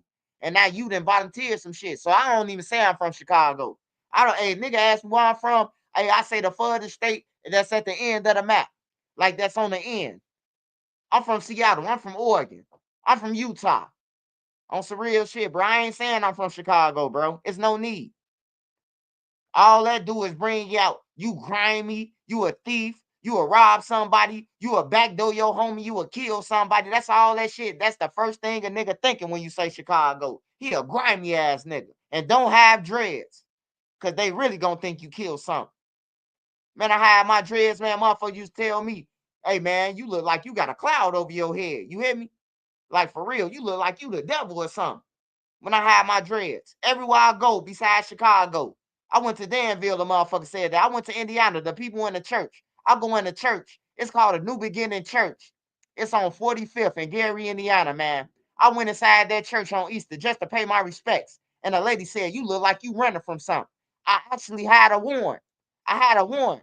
You hear me? And she said, you look like you running from something. Let me put my hand over your head. And man, I got the fuck up out of there, bro. Like for real. I got the fuck up out of there. You got a dark cloud over your head. Like this motherfucker got an x-ray machine or some shit. You know, shit like that scared me, man. You look like you done been through some shit. Like you done took out 8 men. Like, what's my solution to stop the violence? We got to mix the kids in, man. We got to bring back camps. You remember, like, when I was a kid, bro, we used to have camps that we go to. Like, in the summertime, it was summer camps. You need them, bro. You need to start mixing the kids in. Like, take kids from out west and mix them in with out south. Have them do trust games and have them do basketball tournaments for the summer. You know, all the food and everything on the house. You know, even get them opportunities to let them win money. Shit like that. Hell yeah, it's right next to the store. It's right next to that store, right across the street from that store on 45th. It was a church right there. I don't know. I think that's Harrison, 45th and Harrison. It's a cemetery right there too. The cemetery go all the way down to 45th, all the way to Grant. I don't want to have to talk about Gary, Indiana right now. I know Gary, Indiana like the back of my motherfucking hand. I done been through every cut house, vacant house, everything, bro. Just to learn the areas, bro. I used to just walk around that motherfucker. Or drive my sister car around that bitch.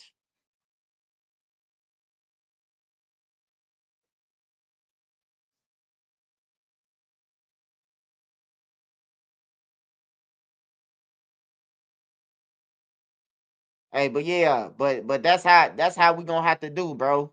You gonna have to start sending them like out, like not in Chicago. Like this ain't no one day thing you could do. I'm talking about take some motherfuckers from Young Money, take some motherfuckers from Old Block, Tucaville, Gyro City, the whole city. Take the motherfuckers who doing shit and take them all the way out where they can't get no ride back. Tell them that, hey, look, you're going to have an opportunity to make money. You're going to have fun. It's a getaway. And hire them all together, bro. Hire them together for months where they playing trust games together. Where they doing challenges where they got to work together. I'm telling you, bro, that shit work in the end, bro. Niggas will be like, bro, I ain't know you was that cool, man. On everything, bro. That's what a nigga got to do. That's what we got to do. Like all that niggas marching and outside talking about some, want recognition for that shit. What about the killers, nigga? We see y'all motherfuckers outside, but what about the killers? And if you know who the killers is, you ain't pushing peace because you know these motherfucking killers. Or you older niggas who is on the camera, y'all getting shorties them the guns, but talking about you pushing a peace. Like, I ain't with that shit. I ain't with that shit, man. I'd rather talk on my channel. Niggas be like, I'm in the field. Stay in the field. I'm on the internet where the gang members at on the internet. Cause everybody on the internet. Ain't no niggas in those streets unless they going to kill. They all on the internet until it's time to kill. I know where they at. So I'm in the right place. I remember I told Big Deal that. Big Deal talking about some, yeah, I'm in the streets with them. That's good, you in the streets. But I'm on the internet where these motherfuckers at. That's where they at. They on the internet. All the gang members. I bet you if you inbox them right now, they'll answer quicker on the internet than you riding around their neighborhood looking for them. They're going to answer on the internet. I can inbox anybody right now. I can inbox FBG Young right now, and that motherfucker going to pop up and he going to say, yo, or answer. You know, I swear to God, bro. Just like that. All the gang members do, bro. They online, bro, instantly. I ain't never seen no nigga answer their phone faster than these gang members, bro. I could say, yo, when I'm thinking like, he gonna answer back in 3 days. That motherfucker come back like this. Yo, what else, right? Like, damn. I thought you was outside on the block hugging it. No, I'm in the crib playing Call of Duty. Niggas don't be outside really no more, man. Niggas go outside, take pictures, and then they gone. Only niggas outside is some stupid motherfuckers and some drunks. You either drunk or you stupid. Because I'm not sitting on no block no more. No more for 8 hours and not being productive. No more. No more would I indulge in that shit. Man, I used to see people on the block, right? They coming from work and they going to work and coming from work. I see a family move in the neighborhood. They start off on a bus. Now they got a little car. Now they got a decent car. Now they got a foreign. Now they saying, hey y'all, I'll give y'all $10 to help us move out. We finna move to the suburbs to a house. And guess what we got? We ain't got shit. These people done worked their way out the hood and we done watched them. You know? Like I ain't indulging in that shit no more, man. Standing on the block all day, bro. Like, man, I wish. And I was too smart for that. You know? I was way smarter than that. But you fall into it like, fuck it, I done robbed the whole city. I might as well stay with these niggas because they got guns. They gonna shoot if anybody come. They ain't gotta know who it is. You hear me? Like, that's what niggas fall into. That's what niggas fall into. Or niggas who ain't in the streets, who older, who can't run no more. They sending the shorties off. But that's what I want, bro. Eventually, with my non-for-profit, I want a big ass. I want to buy a lot of acres, bro. You know what I'm talking about? Like, make a deal with the state. And I want some shit from like 17. I want some shit from like 13 to 24 different homes. Like, and I want the gang members from Chicago out there. Like, not all the gang members, like pick kids. Kids that's bad, you know, who parents don't want to see them dead, who's shooting people and shit like that. Let them come out there, get an education, put a trade school in there, you know, be able to have enough land where we can house like 500 people.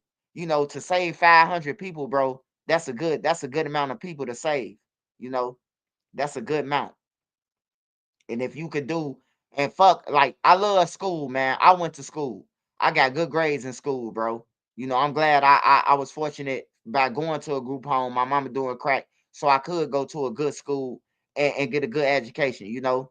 Minus the brain shot, I'm still smart, you know. But yeah, man, we just need to mix the kids together, bro. We need to mix the kids together, like duck them kids. I wish I had the land right now in the houses. I had duck them kids. I have J Money kids, as Mona Lisa to bring her kids and all the baby mamas, and have a spa day, like have a day for all the baby mamas, like have a weekend retreat, you know, so they could be there. They could go through programs with the kids. Oh, that's Duck son. I'm J Money baby mama. I know your daddy. You know your daddy. I grew up with your daddy. You know, make sense of this shit, man. Cause we walking around, people in the cribs telling their nephews, oh, them the ops that killed your fuck the ops. They killed your daddy.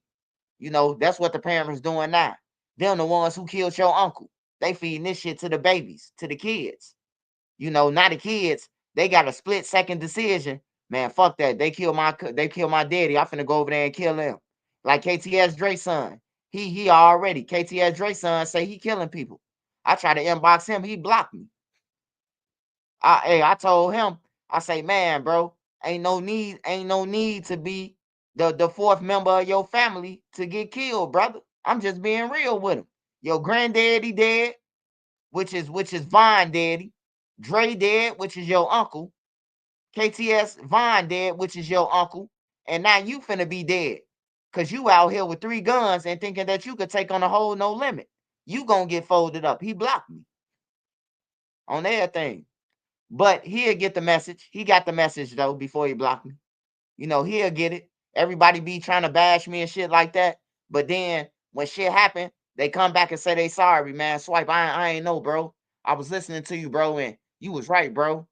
Now motherfucker facing, I'm fighting a murder charge I ain't got nothing to do with, you know? Like for real.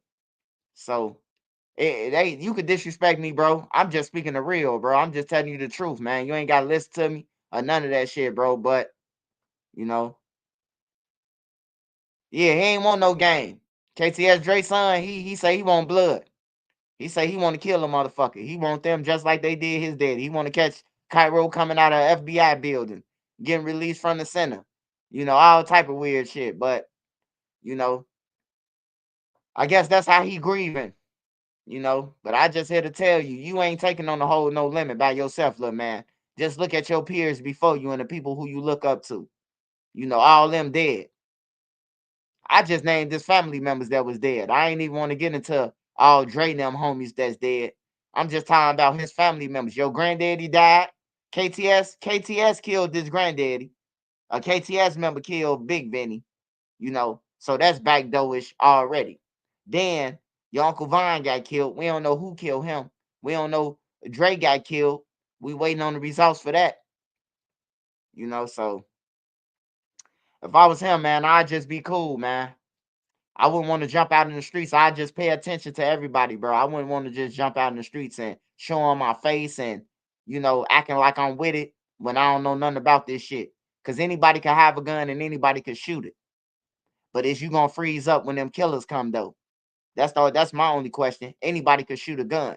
But when you getting shot at, are you willing to stand there through the fire and start blowing? Or are you going to motherfucking run with the gun and everybody else down on the ground, goddamn it, shot? You know? Because everybody have a gun, but everybody ain't going to shoot that motherfucker, man. I seen a couple people cheddar bob they self. Hey, there go the ops. Nigga pulled the gun out his pants, shot his dick off. My little cousin did that shit too. Rail shot himself. Rail from Gyro City, he shot himself. We was calling them cheddar bob for a minute, man. The nigga shot himself, man. Like that shit was funny though. That shit was funny when Rail shot himself. That shit was funny as hell, man. They like, there go the ops. He pulled a gun. Pow. He shot himself, man. Like, what the fuck? We said, there go the ops, nigga. Back down that way, nigga. What the fuck is you doing shot? The ops down the street, nigga. He shot himself, though, man. That shit was funny. Hey, every time he come around, what up, Cheddar Bob? Hey, man, quit playing with me on Jarvis, on Lil Mark, on Fats. That's who he put it on. On Fats, quit playing with me. We ain't playing with you, nigga. You shot yourself, nigga. Ain't nobody fucking playing with you. On everything. I know him since he was Pampers, though, so it's like my little cousin.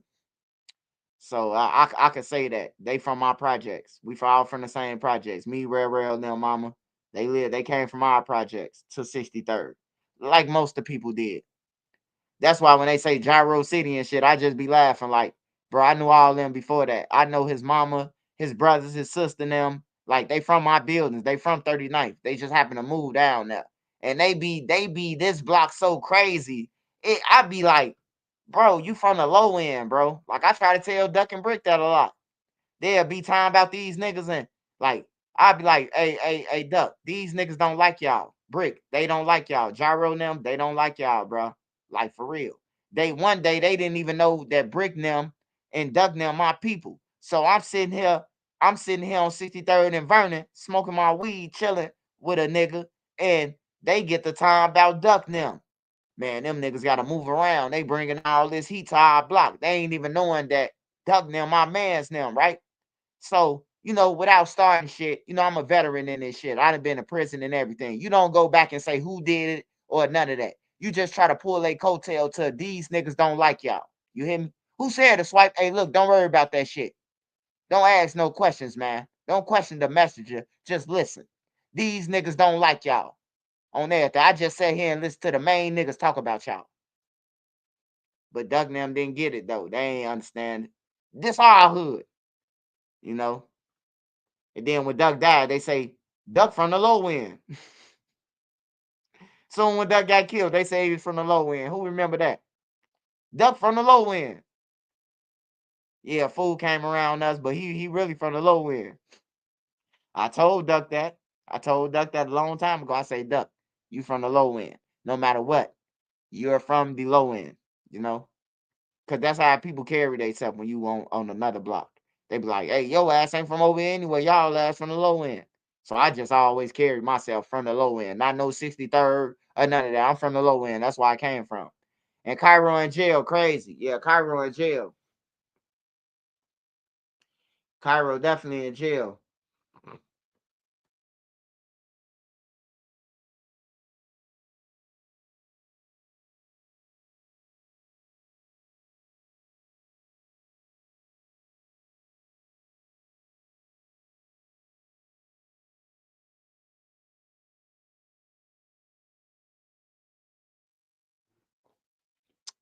Just had to holler at Nene real quick.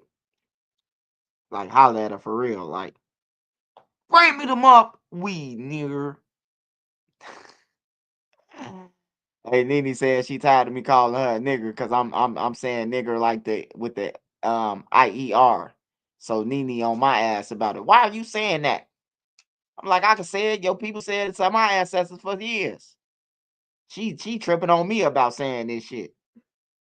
I can say it with the ER or with the IER, nigger. Hurry up and bring that weed, nigger.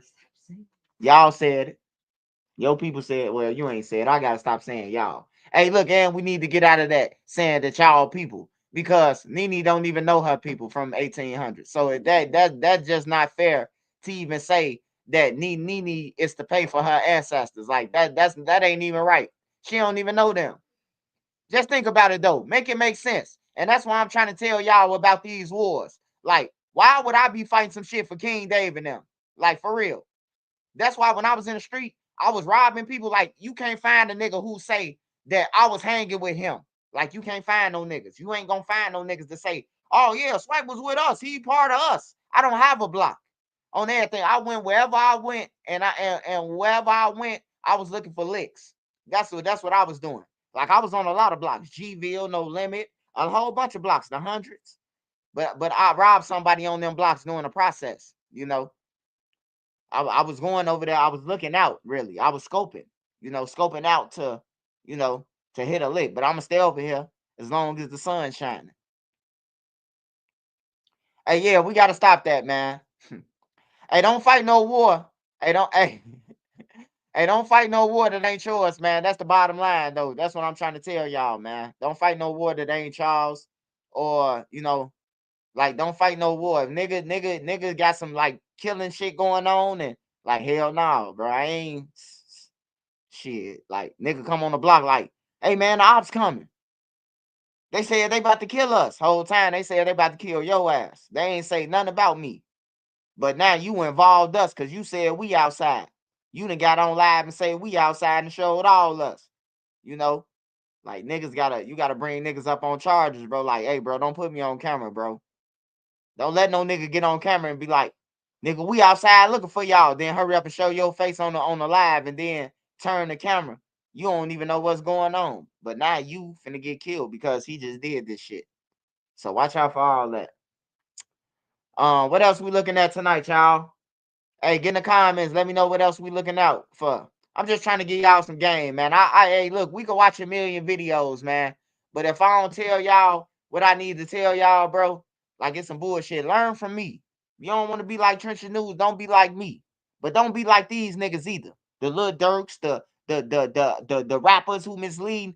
Hey, look, don't be like them either. They ain't no motherfucking role models. The King Davis, the Larry Hoovers, and all, they ain't no role models on everything. They started some shit. And look at the results.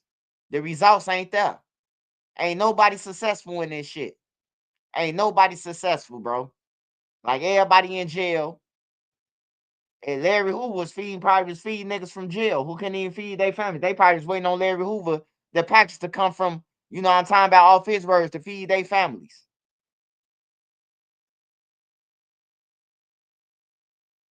But yeah, I rather speak to y'all, bro, on some real shit than watch any video, man. Cause we out here shooting each other down like a motherfucker, bro. I be reporting about so many deaths, bro. I be like, damn, bro. I was going through my shit, bro. Like, damn, it's so many motherfuckers dead, bro. And niggas be talking about crime down and shit. Like, man. Only thing, the old man came home because they putting it on Larry. Oh, yeah. Larry Hoover and them wish they could get out. They wish they could swap places with these niggas. I ain't gonna lie. If the feds told me right now, pick 50 gang members and we'll let out Larry Hoover, and it's my pick, I will point out 50 gang members that you could take to jail for the rest of their life. On there at the end, you could say Trenches News did it, goddammit. Let Larry Hoover out, and I need a couple more niggas out who I think that's gonna help Chicago reform. But it's penalties. If you get out, like I want to help D Rose get out. But if D Rose get out, time about gang, we up on the scope, take his ass right back on everything. Now I need D Rose to sign a paper. If you gang bang this to dead or anything, motherfucker, your 40 will restart over. Your 40 will not only start over, it will start over from the beginning. So you will have a fresh 40 years. For wasting our time letting you out, that's a minus 10 years on everything. You hear me? Like, I want to help D Rose get out. Because I think that he can help. If he get around some people that's positive, he could turn a negative into positive. I believe in that.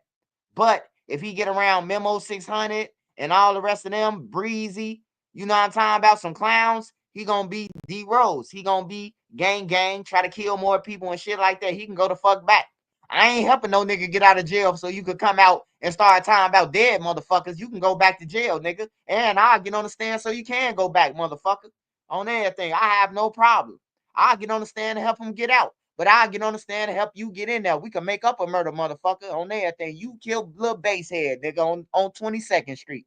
On everything. Just so they could take your bitch ass back if you wanna gang bang. You know? But I wanna help the kids, bro. I want the kids to grow. I want the females to, at least live. Everybody gonna go through something with their family, with their kids, with their baby mamas and everything. Everybody gonna go through it. Even the judges, the people who sentence you for domestics, they catch domestics. You know what I'm saying? Nobody is perfect, but you ain't gonna keep on doing the same thing and telling us that, I'm talking about, oh, my bad either,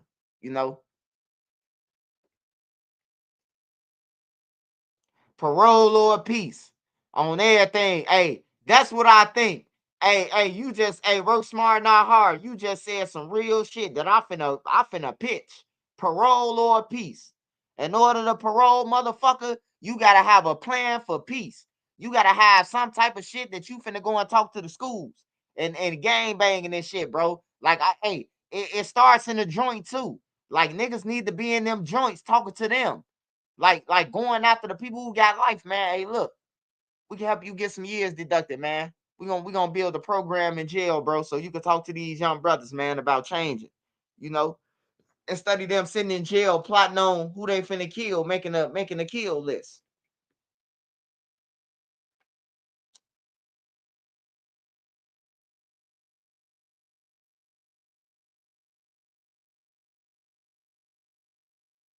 Oh yeah, man. Hey, I wish Slutty was here. Slutty would have told y'all. Man, this nigga been talking about man is my man is my nine for so long, bro. I was telling Slutty that. I was like, bro, hey Slutty, just imagine if we can get Lil Durk and Duck them on the same stage and Von them, bro. Like, just imagine if we can do that, bro. And show the kids, bro, we'll have a lot of money. He agreed with me that it was a bag, but it was like his brother got killed. T-Roy was dead, and then HK got killed. Once HK got killed, I wasn't talking to him about my goals no more. Like, I just knew that I know what type of guy Lil Mark is. Like, he a gentleman, but then he a killer too. So, like, he ain't thinking about that. He just lost two of his brothers that just got wiped out by some guys. So I know he won't get back. So I just stopped talking to him about that shit.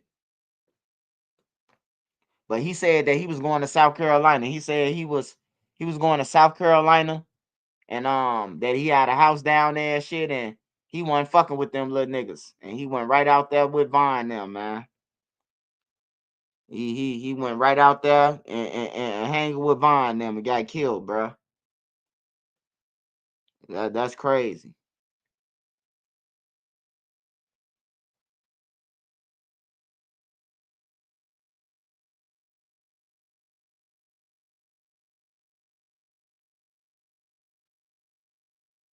Hey, yeah, it should, bro. I just thought about something, bro. That's a good idea to pitch, bro.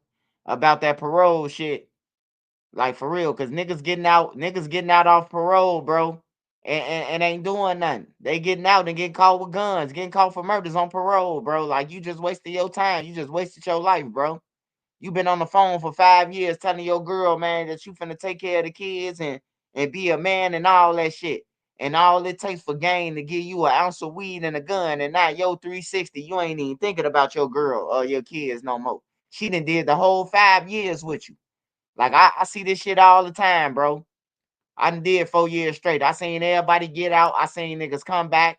I seen niggas get out, get killed. They end up in the you got nine paper. They dead now. All that shit, bro.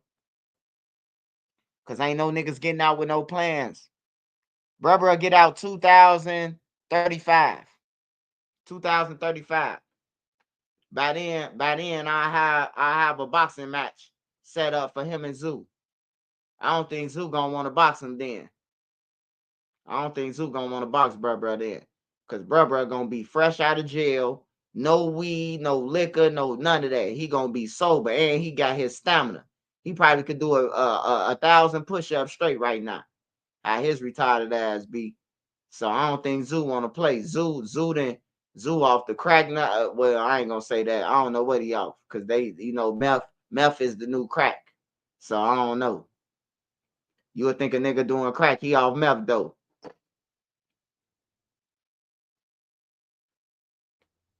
And then they cover it up and say I was off Molly, but they off meth. Cause ain't no Molly. Their meth is Molly. They put meth in capsules and telling niggas that it's Molly. You know. But niggas try to use the Molly shit for an excuse to try to make it. Nah, you off meth, bro. I used to tell niggas that in the hood when they be like, man, we off the Molly, y'all ass off meth. Hey, bro, we ain't off no meth. That's white people drugs. What the fuck you think the Molly is then, nigga? That you off. I say, you see them crystals? That's meth, man. On everything. I had to break it down to them because they ain't used to it. Hey, look, they ain't used to the drugs. They don't know what they popping. I went to health class. We used to watch videos in the white high school of meth problems and heroin movies. They used to pull the TV in the classroom in health class and show us this shit. So I knew what meth was. So I tell a gang member, break down the capsule. Let me show you. That's meth, man. On everything. They ain't no motherfucker. They ain't nothing but meth. When they go to the hospital, you got meth in your system. I be telling them, bro, them drugs, them pills, bro, they got everything besides what the fuck they saying they got in them.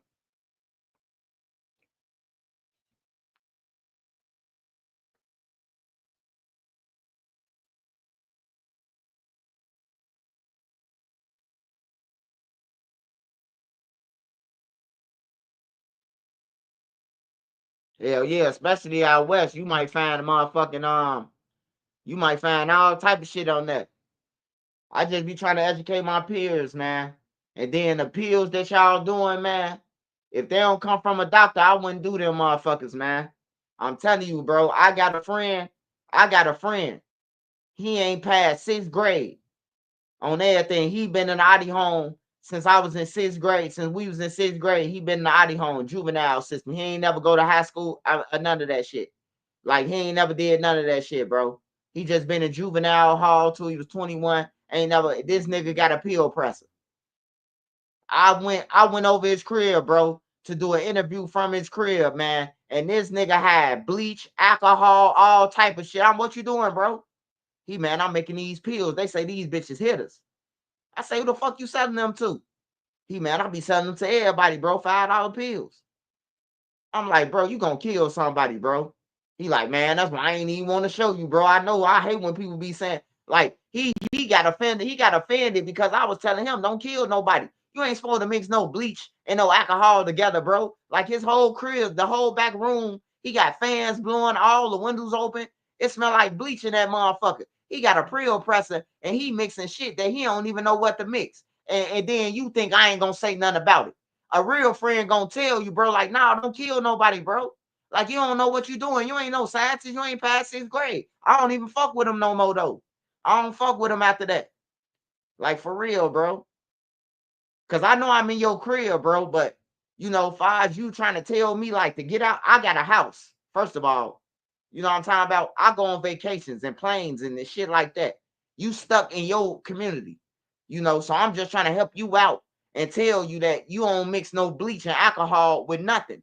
You taking pills, breaking them down, and then repressing them, bro. You taking aspirin, ibuprofen, mixing anything that you got in the crib, bro. Like, nah, bro, I'm going to say something. On some real shit. He got mad. That's why I didn't even want to show you, man, and tell you, man, because I knew you was going to bring that jinx shit with you. You know, like, come on, man. Nigga said jinx because I'm telling him don't kill nobody.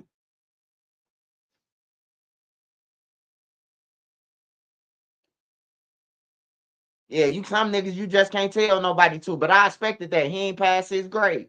That's what my brother told me when I told my brother the story. My brother was like, man, you know that nigga ain't past 6th grade, man. So I just left it alone, bro. I just blocked him, left him alone, bro. Like, for real. When he kills somebody or go to the feds, I'm going to report about it. That's all.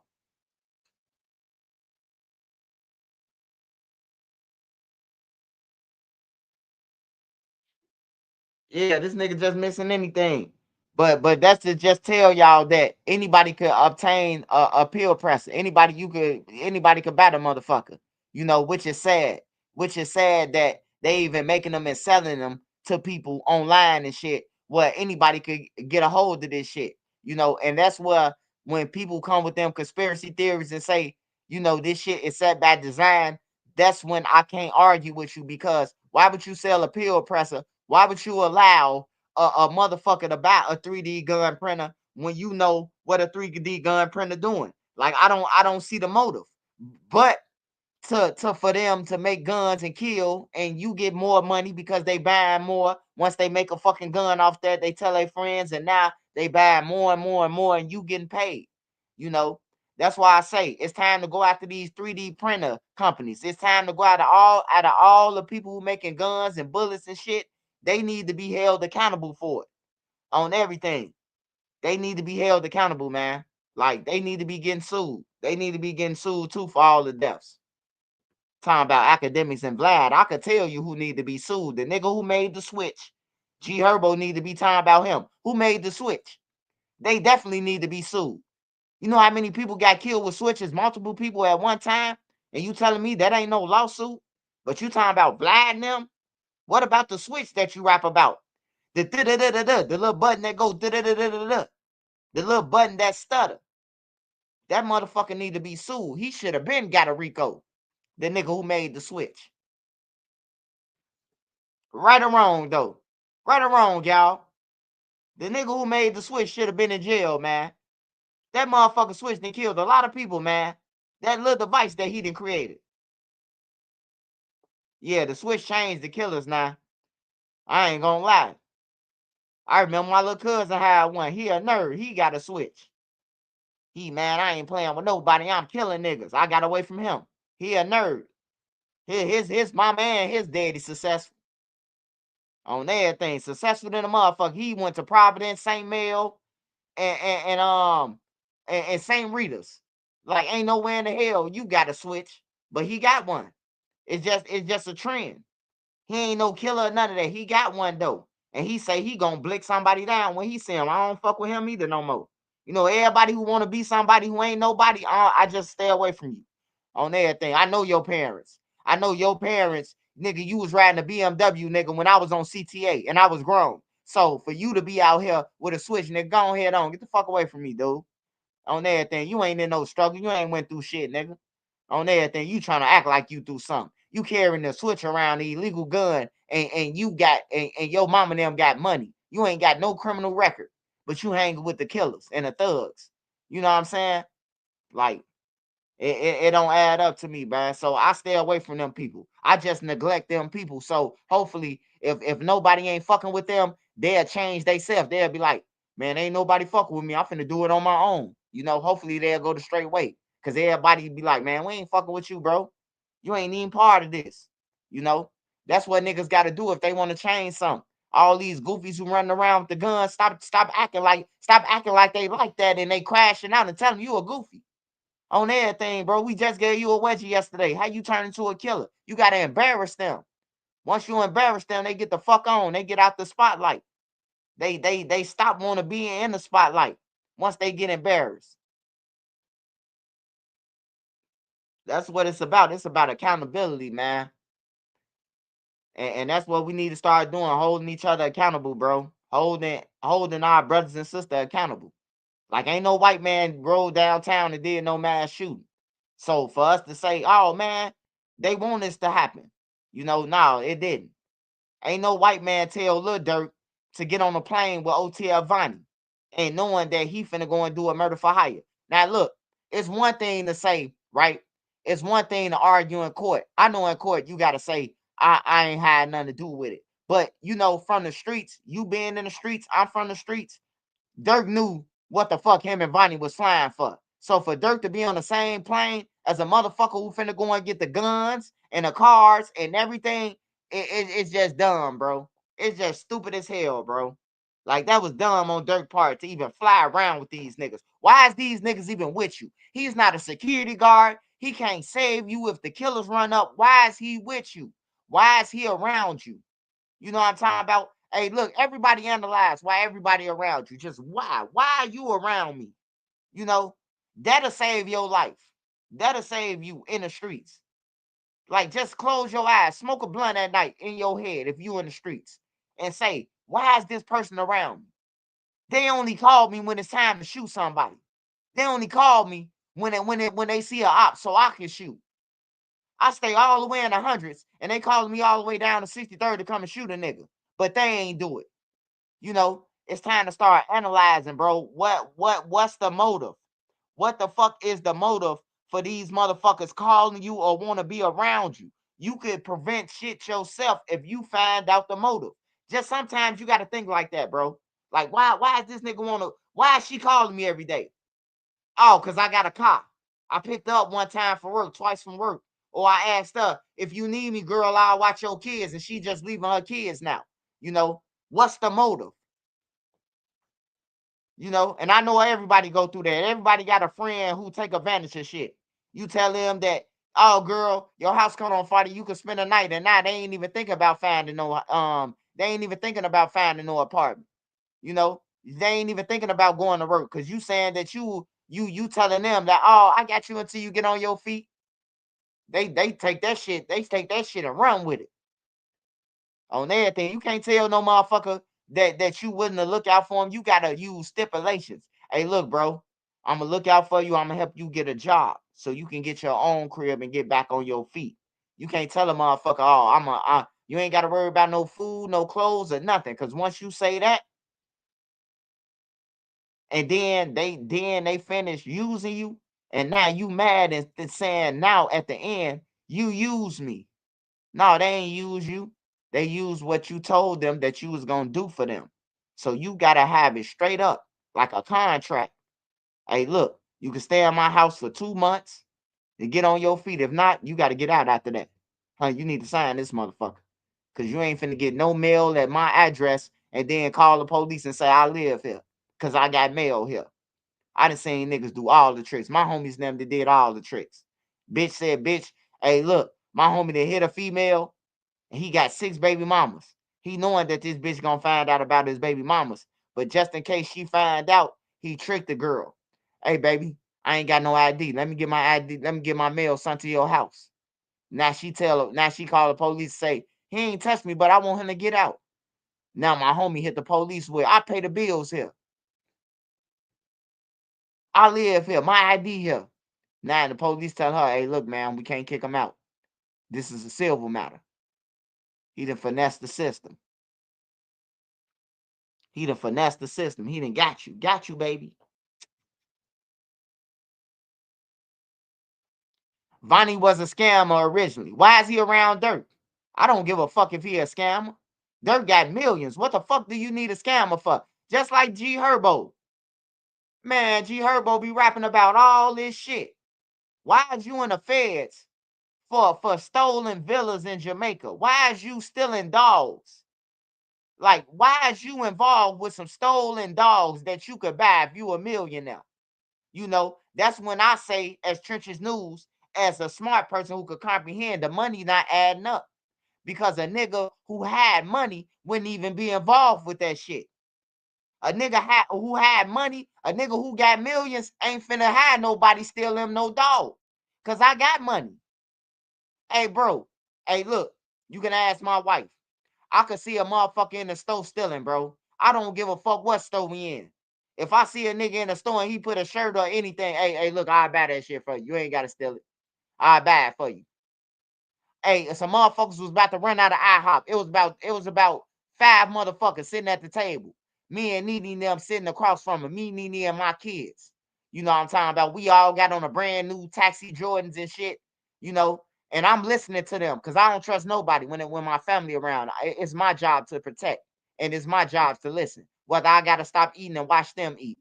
So I'm listening to the little niggas. They like, hey, we finna get up. We finna order all this food and run out. Man, I jump up, ask Nene. Hey, look, y'all ain't gotta run out.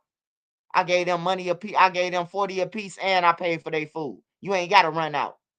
You ain't got to run out, bro, because you making us look bad, bro. Now the white people saying, oh, no more black people, or we got to watch the black people. And that's when you think that a person racist, but they not racist. They just going off what the next motherfucker already did to them. And it's sad. Trust me. It's sad. I ain't vouching for it, but I understand. If 5 motherfucker black people came in here, the next 5 motherfuckers come in here, you won't try it now, nigga. Pay up front. But we call it racist. We say that they racist because they did it. But no, man. Our brothers and sisters doing this shit. They coming in stores and robbing them, running out. So if we come in deep, what you expect? You know, I just grew up, bro. I grew up out of my mind frame. And when I grew up, bro, I grew up and I know what's racist and what's not. I know what's being smart and what's not. And that's smart. The next 5 motherfuckers who come in here deep, I'ma assume that y'all gonna run out. So now I'm on you. Whether you want to say profiling or whatever, you know, whatever you want to call it. But I call it being smart, you know, and it fucks it up for the good people. I understand. But you ain't gonna tell me that 3 motherfuckers came in here in a row, 5 people, they done ran out on you. And then the next 5 motherfuckers, I supposed to believe that they just civilians and working people. Nah, fuck that. I'm taking them as criminals until they hit the register and show me different. Whether I gotta watch them talk shit, nigga, you don't know me. I got our bankroll. Well, put that motherfucker on the table then. I'm glad you showed me your bankroll, sir. What you want, a free water? Would you like a free water with that? On everything. That's better than you robbing me and running out on me. Shit. I'd rather test and see if you got a bankroll. Man, y'all look like y'all ain't got no money. You got us fucked up. Who you talking to? I'm talking to you. Nigga, I got money. Pull it out. Oh, sir, I'm sorry, sir. Would you like a complimentary pancake with that? You feel me? Like, for real, man. Ain't nothing wrong with that, man. You just being cautious, bro. We got to stop saying they racist, man. Because our people the one who got them thinking that, you know, thinking that all us gonna do it. They do it to me. They do it to me when, hey, once I show them that, hey, look, you really need to be locking this door because I got enough money where you need to be locking this door for me. They shut the fuck up. Oh, sir, I'm sorry, sir. Now when they see me and Nene and we go in the same stores, they be willing to help. Oh, well, you guys, you good? You know, we got these new mics out right here. You know, when you show them, when you build a track record with these people, they understand it. They get it.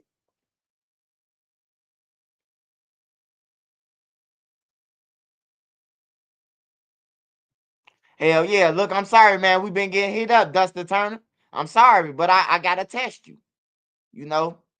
But shout out to everybody who on this motherfucker, man. I appreciate y'all, man, listening to me. I just be have to get it out, man. I just be have to get it out, man. What we need to do to push forward, bro. I ain't here to bullshit nobody.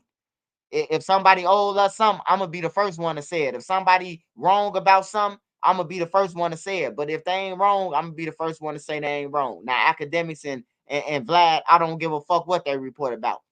They ain't gonna make me jump off the Sears Tower. They ain't gonna make me travel from St. Lawrence to O Block to shoot a motherfucker, or vice versa. It's not gonna happen.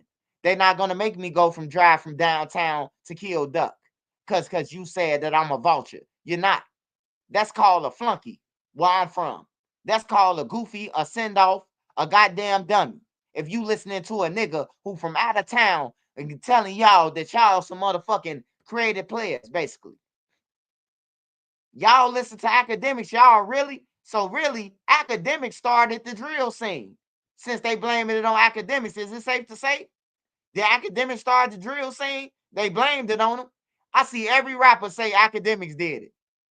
But every rapper that I seen said they rapping about the dead people. They dissing the dead. They doing all that shit, man. You know, I ain't mad at academics, man. I'm grown, bro. And I've been to Chicago all my life, man. On some real shit. I've been to Chicago all my life. Cook County, Michael Reese Hospital. On some real shit. I wasn't born in Cook County. I was born in Michael Reese. Right on the low end. I was born on the low end. On some real shit. My mom was having me, it was coming out of 3837. That's why 3837 is on all my shit. Because that's the building that I'm from. That's the building that my mama was, her water broke and she was having me to rush to the hospital. Inside the apartment, inside the project apartment.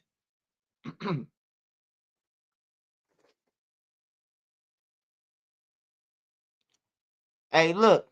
Hey, look. Hey, Ariane, this all I want to say. This all I want to say. This all I want to say, Ariane.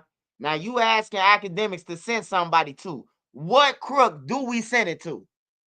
That's all I want to know. Hey, academics now might as well get Trenches News the money. Shit. And at least I'll go out there and pass it out. I'll pass every $100 out to everybody, all the kids. Whatever. Y'all going to school, book bags, here go $150 a piece on everything. I'd rather them give it out like that than send it to one of these motherfucking donation crooks. These motherfuckers crooks. They ain't helping the kids. They might buy the kids $10,000 worth of shit, and then the 90,000 they on vacation in Florida and California and shit. Niggas ain't never been on the plane until they got that money from academics. Like, for real, they dog that on mics now. Yeah, Michael Reese closed down now, but that's why I was born at.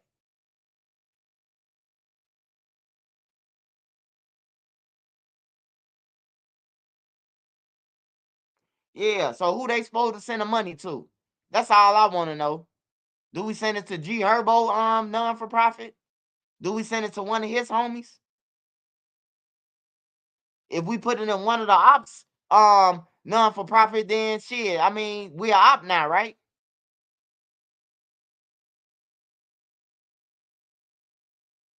I'm just saying, who we give it to? Who the money go to?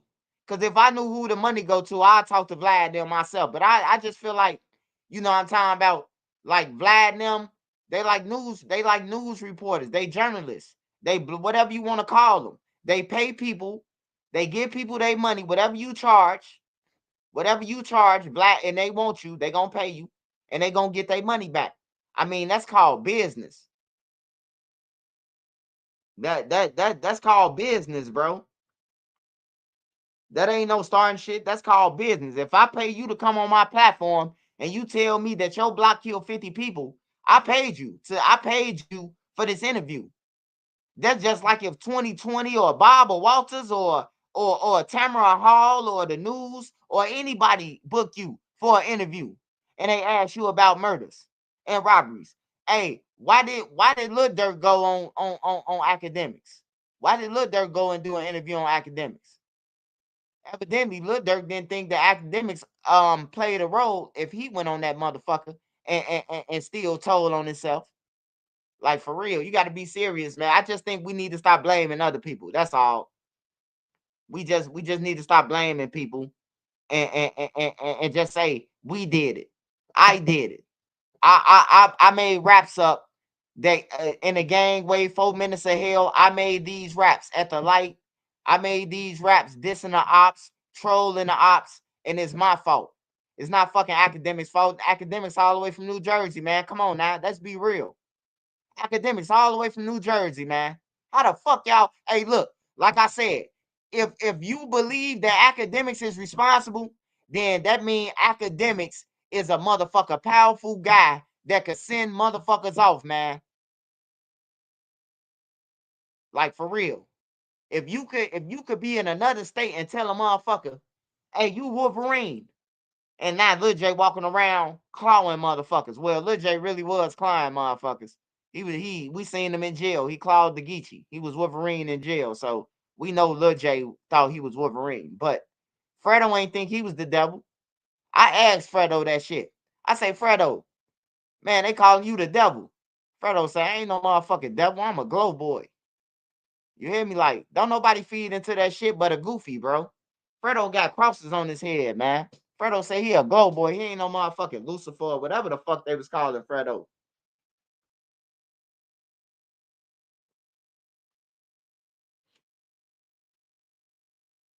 But shout out to academics. Shout out to Vlad. And I ain't saying this shit because Vlad, I have a relationship with him on business or none of that. I ain't saying that. I'm just saying right is right, wrong is wrong, man. All these niggas rapping about killing. You should be the last motherfucker to say somebody owes somebody for something. And you rapped about it. You still got raps. So take down your raps then. If academics pay $100,000, would G Herbo take down his raps? Just think about it. Would that be a fair trade? Now, what's the video, y'all? I just seen a short. Somebody sent me a short. It's a video. Let's watch it. Oh, G Herbo. Well, we going to G Herbo first? G Herbo academics. Let's see what G Herbo said, because I really didn't see what he said. I just seen somebody make a video and saying that. Hold on, y'all.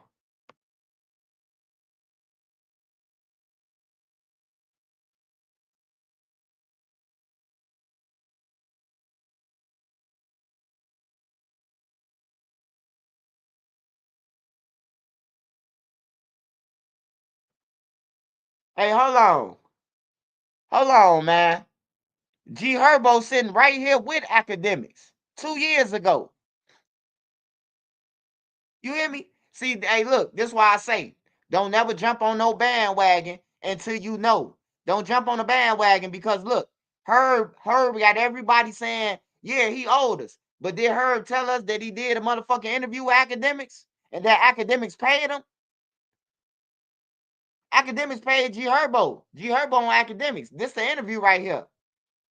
This is DJ Academics interview. Did he tell us this before he said the bullshit? Because if you know the academics was the cause of all this shit, then you should never went on his motherfucking interview. You feel me? Like for real, man. Like stop it, man. Niggas be trying to send people off, bro. You didn't use them to further your career. Now you saying fuck them. Like, come on, man. Get the fuck out of here. We finna watch academics, man. I ain't got nothing against academics. He ain't did shit to me or my family, man. He just report just like I report. Shit, they get on the internet, say they killing people. Why not? Why I can't report about it and they saying it? Like that's just common sense. You saying you kill somebody, it's in paperwork that you kill somebody. I can't report about it. I owe Chicago because you killed somebody and I'm reporting about it. Get the fuck out of here. Chicago will never be broke long as I owe them. I don't know what's going on in would never be broke. What's going on in his life or career, but the age-old talking point of the war in Chirac came out again, and apparently let me see if I can just play it. Is it here? Okay. Where's the fuck? I need a timestamp. Where's the timestamp? Where's the timestamp? Okay, can I find it? Does anybody have the clip? I just want to hear the clip.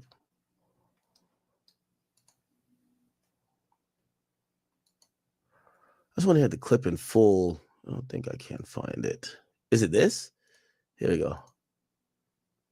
Like the content creators that have made careers basically off of you guys, like academics or Vlad, or like people that are like, okay, to whoever this this idiot is. The idea that me or Vlad made our careers off of Chicago is utterly ludicrous. I would get into further explaining it, but why? And that's going to be my demeanor with a lot of this shit. Because let me just finish playing it. People that cover you guys and have like made money off of it. I don't give a fuck about that shit. But if I did, That I'd would probably annoy be me. like, yeah, you know, cut me in or do something. Like, I feel like all those kind of guys, what they should do is give to a nonprofit organization in Chicago that I'm gonna challenge them to do that. Like, What's yours academics, Vlad, all you niggas that done made money off of culture and people dying and bloodshed and shit like that. Go donate $20,000 or $50,000 to a nonprofit organization that focus on just the betterment of Derek, kids. you're on notice. You owe $100,000 to what organization? Any organization, you pick one, man. And Eat 100 because you done made so much money off this shit. And if you don't, you're that's Here, what? Say it. Land you're a plane. bitch. Land a plane. Academic, you're a real bitch. And if you have problems, you can take it up on the Adam Friedland show, DJ Academic. You can. I will sit down with you in the most intellectual style. And I'll be there in the middle to mediate. Yeah.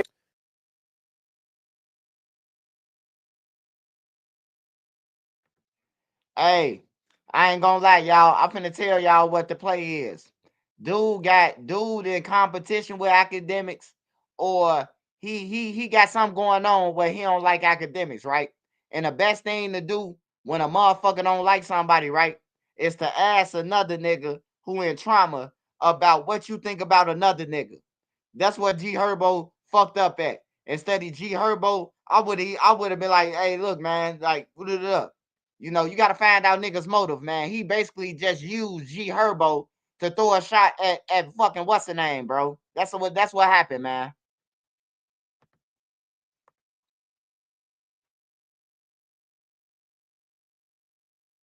Yeah, whoever this nigga is, you're not relevant enough for me to even be in the same room as you. Just let you know that's Big Act, not the little one. I'll say this. First and foremost, let me give a proper address. The days of any Chicago rapper, resident, or anybody who comes from Chicago, period, trying to either guilt or try to make somebody like me feel that I owe y'all nothing is over. So if you want the proper response, that worked at a time where I thought there could be a, you know, everyone wanted to increase and be better as people. Number one, I'm all for giving back. I'm all for charity.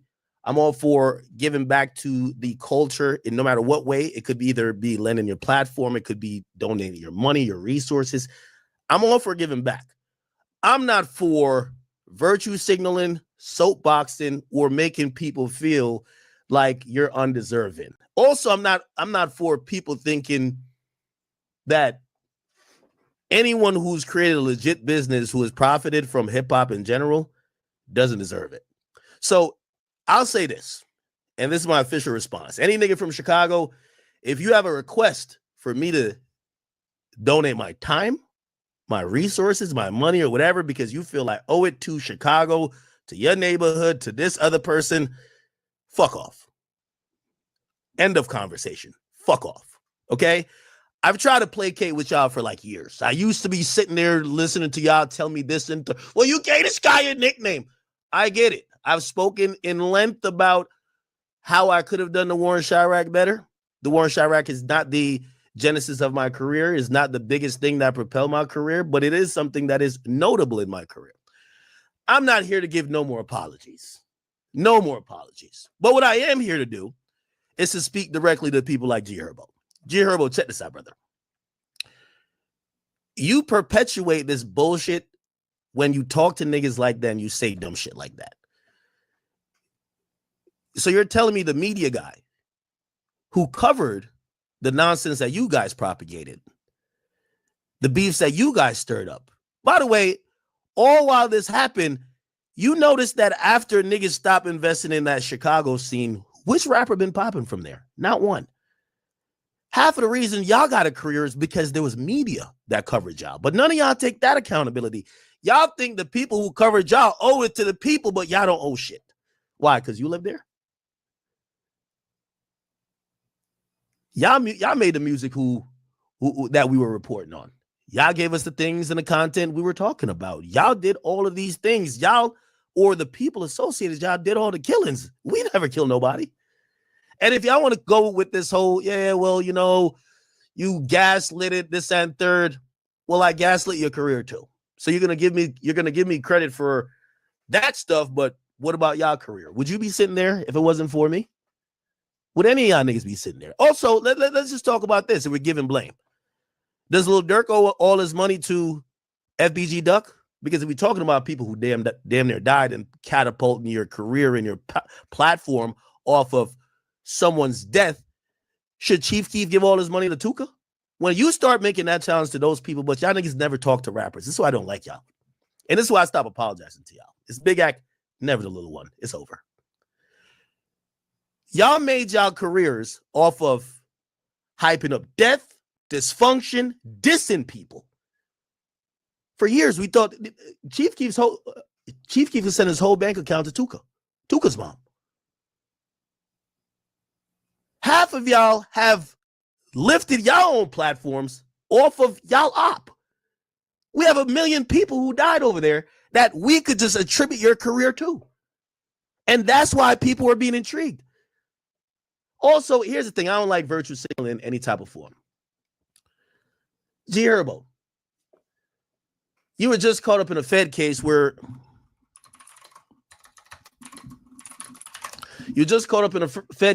you were accused of embezzling and stealing funds, $1.5 million.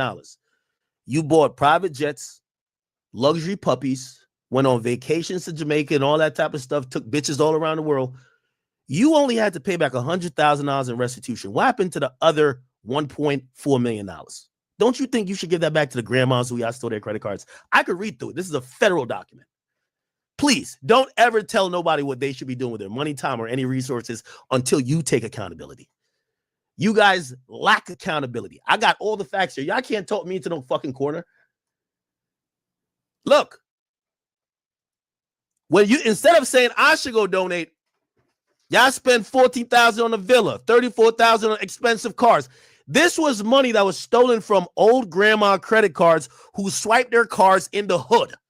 Y'all stole $1.5 million. Y'all stole $1.5 million. Due to your plea deal, you were ordered to pay $140,000. So you really owe $1.3 million. Don't talk about me yet. Let's talk about you. Are you going to donate? If you donate $1.3 million, I'll donate $100,000. Because the $1.3 million that we're talking about with you, y'all stole and bought private jets, and y'all didn't work hard for it. Y'all stole stolen credit cards to buy expensive puppies. Look, you admitted as part of your plea you're responsible for $139,000 in victim losses.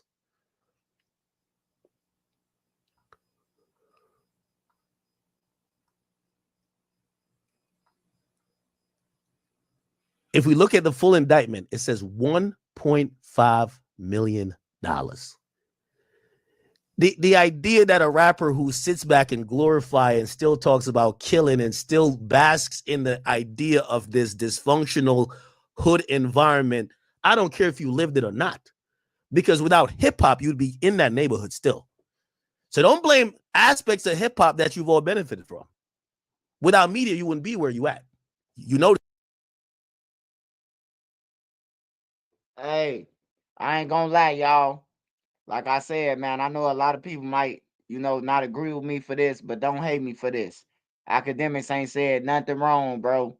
Like, for real. I watch the news cameras come. I watch the news cameras, goddammit, come on every murder scene. Record. Nobody said nothing to the news.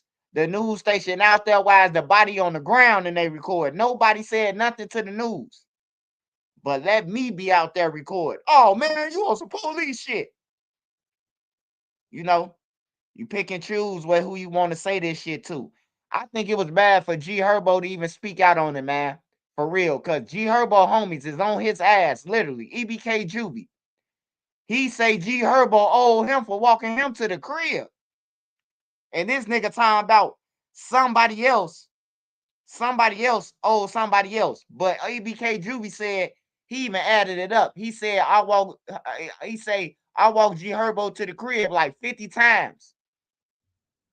He wanted $500 each walk. Herbo ain't paid him.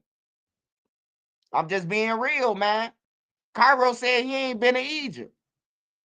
You know what I'm talking about? Like, yo guys on your ass, bro. I wish a nigga would that I know from childhood get on there and try to play with me. I'm going to destroy you. On there, I'm going to destroy your ass ASAP. You know? Cause you playing, bro.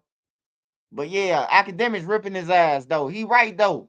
He right though, man. People, hey, look, us as a black community, I'm black, bro. We need to start taking responsibility. Herb got all them songs. Academics should have told him, would you delete all your music if I pay 100,000? Because your music is still out there and people are still listening to your music and killing people off your music. So is you gonna delete it? If you ain't gonna delete it, then he ain't gonna give up no 100,000, bro. But you don't blame your label, do you? You don't blame your label. You know your label put out songs for Dirk, for Keith, for you, for Bibby, for everybody, including Duck, dissing other people. Well, you don't blame them, do you? You don't think they should give back shit, do you?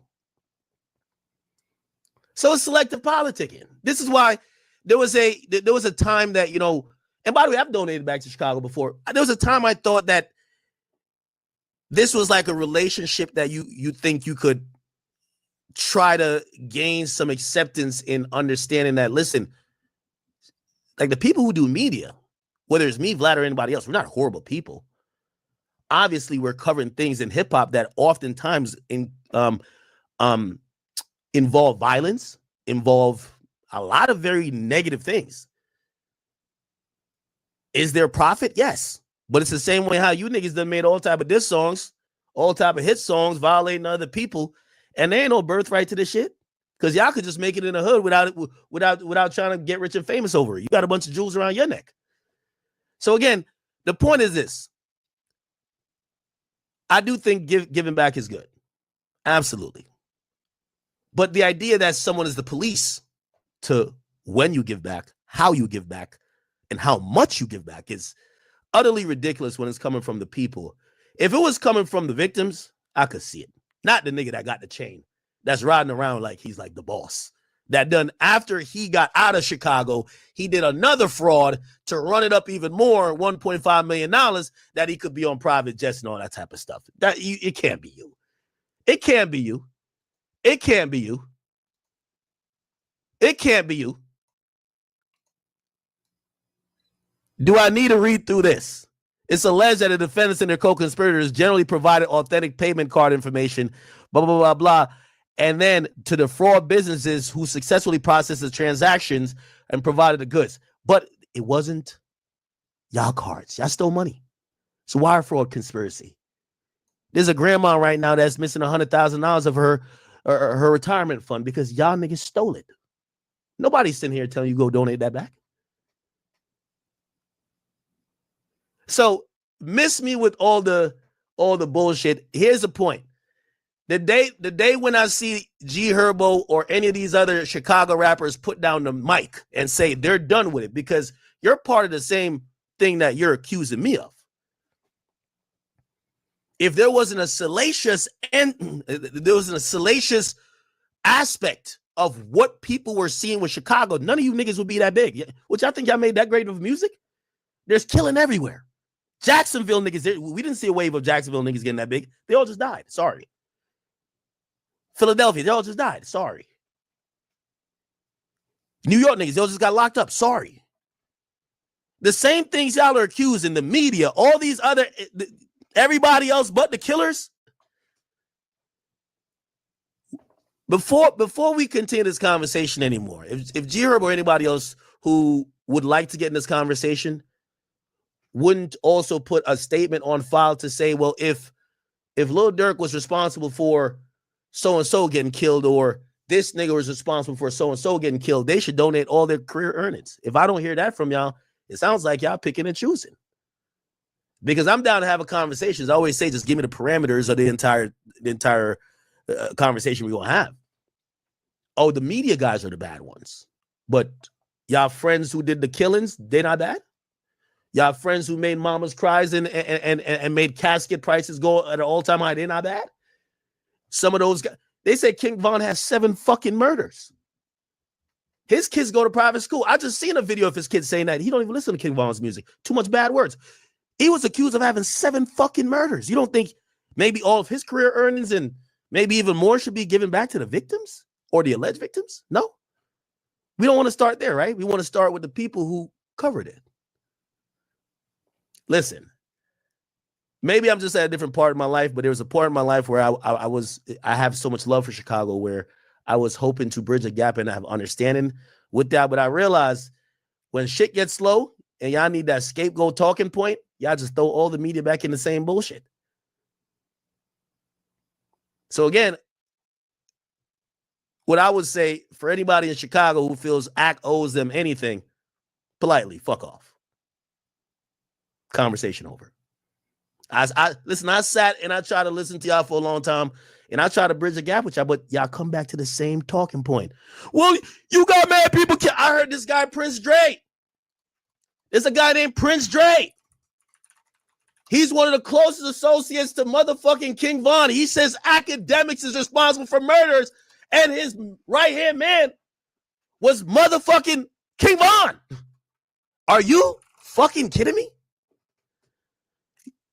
If it wasn't for me, half of you niggas wouldn't have a platform, and I'm standing on that. So listen, you could say that the chicken crossed the road. If I'm that influential that I cause deaths, well, I cause y'all careers. So you can't have it both ways. If my words was that influential to cause people to die, I cause y'all to have a career. Well, cool. Let's try to put the toothpaste back in the tube. If we could try to atone for some of the deaths, we should atone for the fact that. Hey, academics, hey, he's speaking 100, bro. Hey, this shit real. He did his homework. Hey, look, if he responsible for y'all careers, then delete your career, nigga. That's what he's saying, basically. And you can't even argue with him. If he responsible and started it up, you got to think about it. He gave all the rappers names, all the rappers and the killers that was around them names, right? Delete your career. You don't want to delete your career, huh? No more clout, no more internet, no more none of that. Delete your career. Delete all the work that you did. Niggas ain't talking about that. That's another conversation for another lifetime, huh? Delete your career. That's just like telling me, delete all my videos, my 2,700 videos, man. You better get the fuck on. I'm going to war about this shit. That some of y'all shouldn't have no damn career either. Y'all should have been bummy niggas running around Chicago doing nothing. That's the reality of it. You can't have it both ways. Was it Prince Dre? I can't remember who it was. Some nigga. I seen him on real life Street Stars. He was like, yeah, academics responsible for mad deaths. I'm like, huh?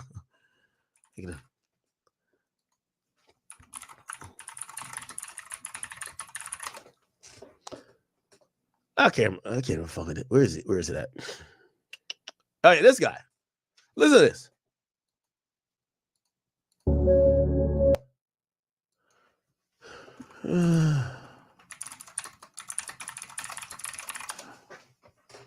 Let's go play it.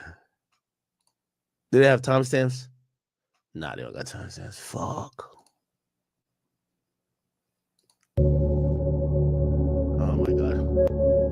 I'm trying to get the video. Okay. Prince Dre, one of O-Block's top ranked. That to academics, because academics was covering y'all, giving y'all nicknames. I feel like he was making shit worse. Really? I feel like he got a lot of people killed. He got themselves killed, but him like. You know what the funny thing is? Hey, I ain't gonna lie, man. I'm from Hawaii, man. I don't give a fuck what nobody say, nigga. I'm from Hawaii. Try it, pull it. How you do? I'm from Hawaii now. On everything, I'm from Hawaii, man.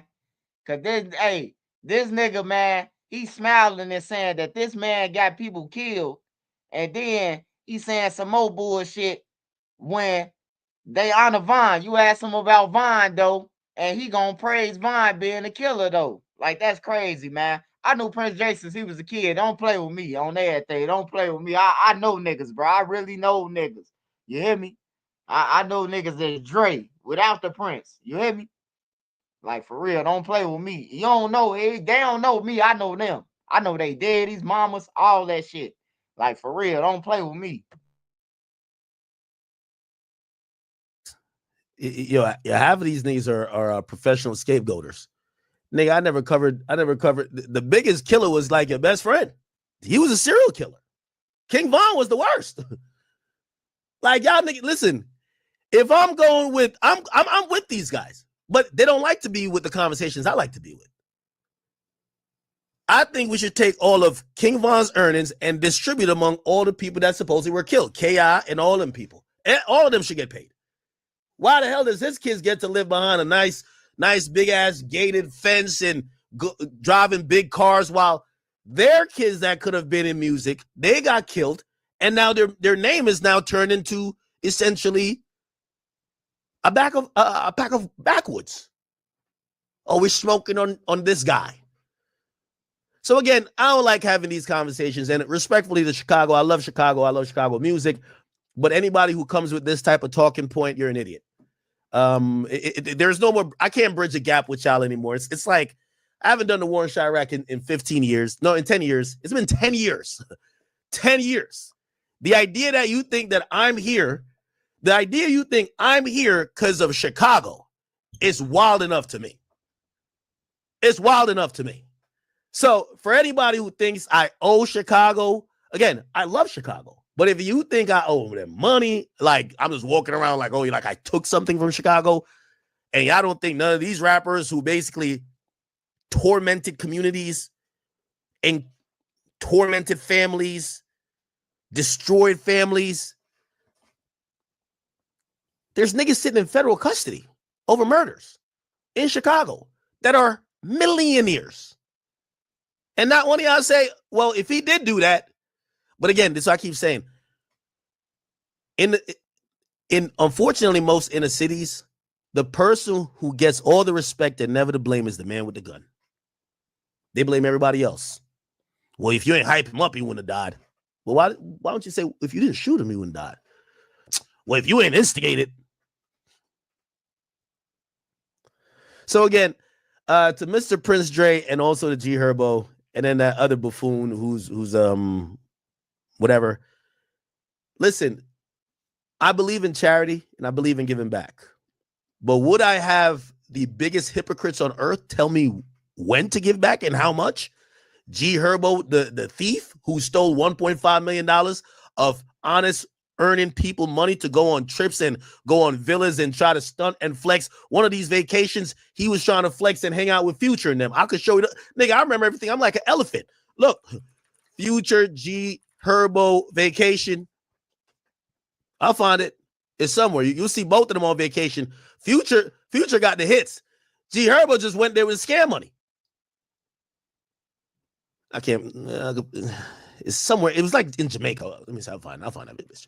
The point is this, man. I'm not listening to y'all niggas for nothing on some virtual signaling. Okay, please, please. Okay, I think what we should all do, and I'll leave G Herbo's conversation here. I think we should all give back. Of course, I think as a media platform, as a rapper, and by the way, it happens like that. You know what I mean? Acting like hip hop is filled with saints. That's the problem. I seen niggas who terrorize the Bronx do turkey givebacks, and they try to give back here backpacks. And you got to like realize that, hey, some of these guys, no matter how they got on, they're not bad people. They're going to try to not really make it right, but they're going to give back to their community. That's what it is. If G Herbo said, yo, media platforms should give back, I'm with him. I'm with you. The idea, oh, y'all niggas were bloodthirsty. I sucked off Chicago to get to, fuck no. So y'all got to give Chicago 100,000. Fuck no. I'm just not hearing it from them. Okay. So G Herbo, I love you. I love you. We spoke about this before. G Herbo came on my podcast. We spoke about this before. You know, again, the idea of giving back, trust me, there's so many people that give back. There's so many people that give back. And I'm pretty sure G Herbo gives back too. So I'm not saying he doesn't give back. But like, you know, this idea of trying to mention, like, the reality is that drill is a fucking negative thing. It's murder music. If we really wanted to be honest, none of you niggas should have a career. Y'all came in the game talking about violence and wishing violence. The idea of drill was wishing death or death chance against niggas you don't like. Nothing about it is positive. So the mere fact y'all could just like take what y'all did and be like, nah, this is valid. But the nigga covering it now, he gave some nicknames and he was sparking it. So he's the one that made, no, nigga. And I don't got to sit here and show that after I stopped doing the war in Chirac, crime went up.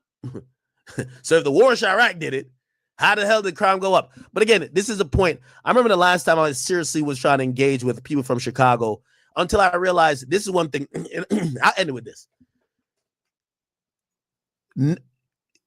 Y'all sound like a bunch of begging ass bitches asking for handouts. And I'm going to just end it there. Because no matter what, I would be like, oh, well, I did this and I'm working with this person from Chicago. I'm lending my platform to them. I've donated this. You know what every nigga would say? But what about me? Nigga, I'm not here to bless all niggas in Chicago. Y'all niggas go get up and work and put down the fucking gun. And I'll just end it with that. But a lot of y'all, when y'all keep talking about this, whatever, giving back, I agree with. But I'm not going to sit here and listen to a bunch of grown-ass men who, now that either their meal ticket is dead or their meal ticket is in jail because of some other shit, they're now turning into some begging ass bitches. It's not going to be for me. I'm sorry. All right? I love Chicago. I love the music in Chicago. I play that shit every day. But the same way I've helped popularize it is the same way the effects of it probably has become, you know, it's affected the community, which I guess it is what it is. But you can't separate it from the rappers who are there doing that music. So it is what it is. But the apology or whatever, like, I don't know if they thought I was gonna be like, okay, all right. Which one could I give 100,000 that y'all can make me feel? No, kick rocks. Peace. All right. I don't know if they thought there was an apology coming, man. Kick rocks, man. All right. What is this?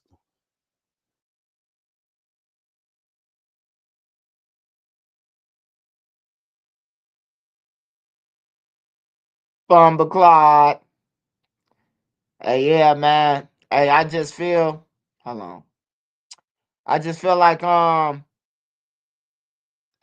just feel like G Herbo and Prince Dre. They bogus, man. They bogus for even saying that shit, bro. Like, for real. And then, like, if you was really concerned about that, when you was going on all these platforms and Vaughn was alive and y'all was trailing behind him, all the shit was good. When like G Herbo and Bibby, they only signing the crackheads. Lil Bibby got all the killers with him, bro. Like I just been peeping Lil Bibby. I say, man, Lil Bibby might not be the smartest motherfucker that we thought. But I understand why he doing that, because insurance money. He got Ashburn Carter. He got motherfucking man, he got all them niggas, man. Bloodhounds. He got everybody, bro. Lil Bibby got all them signed, man. He got all them signed, wrapped up in contracts, gave them a little bit of money so they could splurge and shit. And goddamn it, either they gonna die or they doing this. But getting them money instead of showing them, getting like Bloodhound Q50. He riding around in a bulletproof car, little money and shit, y'all vouching for him and all that. But you ignoring what he doing on the internet. You ignoring that he talking about he killed 10 people. That's making your shit hot. Now the feds, when they come, cause hey, look, people be thinking like, oh, I could just tell the feds that I ain't got nothing to do with it. I just signed them. Nah, that's where the IRS come. Did that money that you gave them? Do you got all of it accounted for? You know what I'm talking about? They got different branches of the feds, and the IRS is a big tool of them. You know what I'm talking about? Now you got them in your business. Like I just wouldn't want to sign nobody that ain't talented, bro. I want to sign some talent, bro. I don't want to sign no motherfucker because they rapping about dead people and they doing a little numbers, bro. like knowing that they gonna die or go to jail or we might all get RICO. That's why I say they need to start RICOing the labels. Like they need to make the labels responsible. Whoever give out the cash and these motherfuckers go and be putting money on people's heads with the cash, I think that the label should be just as guilty as the party, as the people who put out the money to kill somebody. Cause they doing this shit right after the label give them the money. They fulfilling all they needs once they get the money. I got 20 on dude head. They ain't never said this shit until they just got that money from the label. Now they got 20 on the nigga head. You hear me? Like for real. The labels do need to be charged, man. Just like the Switch dude, when I was just saying, the Switch, the nigga who made the Switch, he need to be in jail. I don't see how he ain't in jail. But they got everybody else getting caught with these motherfuckers going to jail. But he studied shooting them out. He studied making these motherfuckers. Or somebody else probably making them now, cause shit. You only need to get a sample of it to make it. V2 trying to get Q50 locked up. Man, that nigga Q50 should have been locked up. That nigga got caught with the drugs. He got caught with meth, crack, gun, bulletproof vest.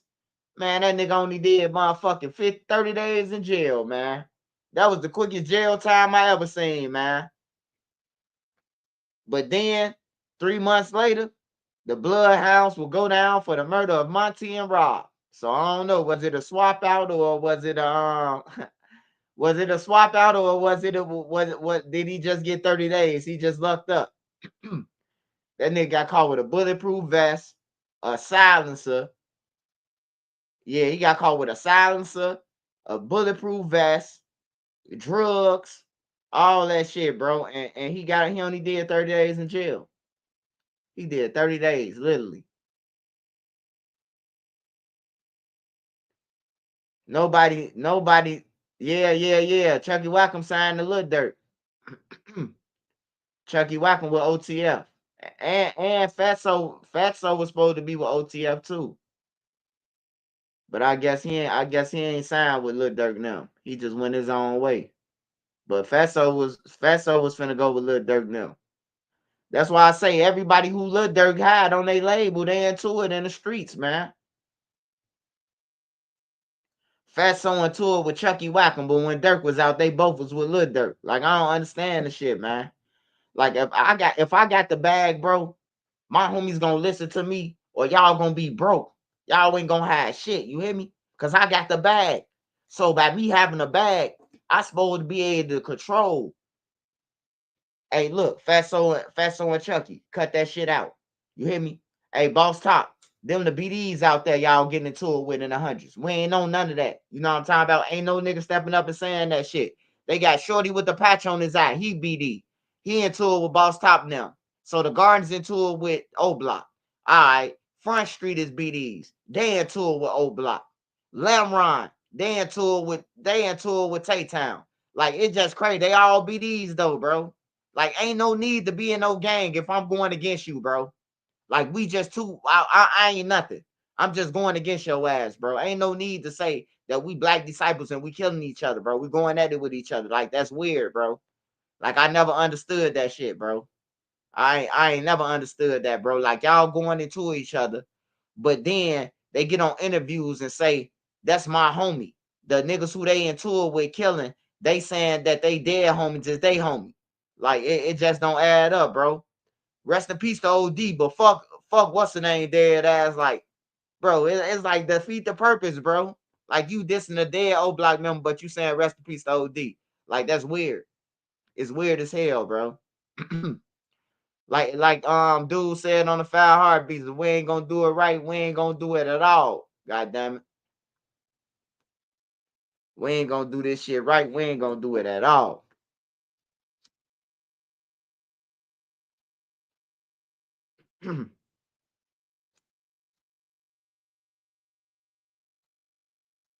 I can't wait till the Money Duke shit come out so we can see who backdoored him. Cold-blooded. Might be a couple of Ricos coming in 2026. Shit, you got Mellow Bucks mass shooting. You got Mellow Bucks mass shooting. You got Money Duke and them killing. Still got Cash shit. Still got Cash. Hey, they say Boonamo out too, y'all. I don't know how true it is, but a motherfucker hit me up say Boonamo out. So I gotta look it up and see is he out. But they said he out. You know, they got good lawyers, man. I guess that's all I can say. Don't ask me how they doing it, man. They just got good lawyers, I guess. They got Buddy.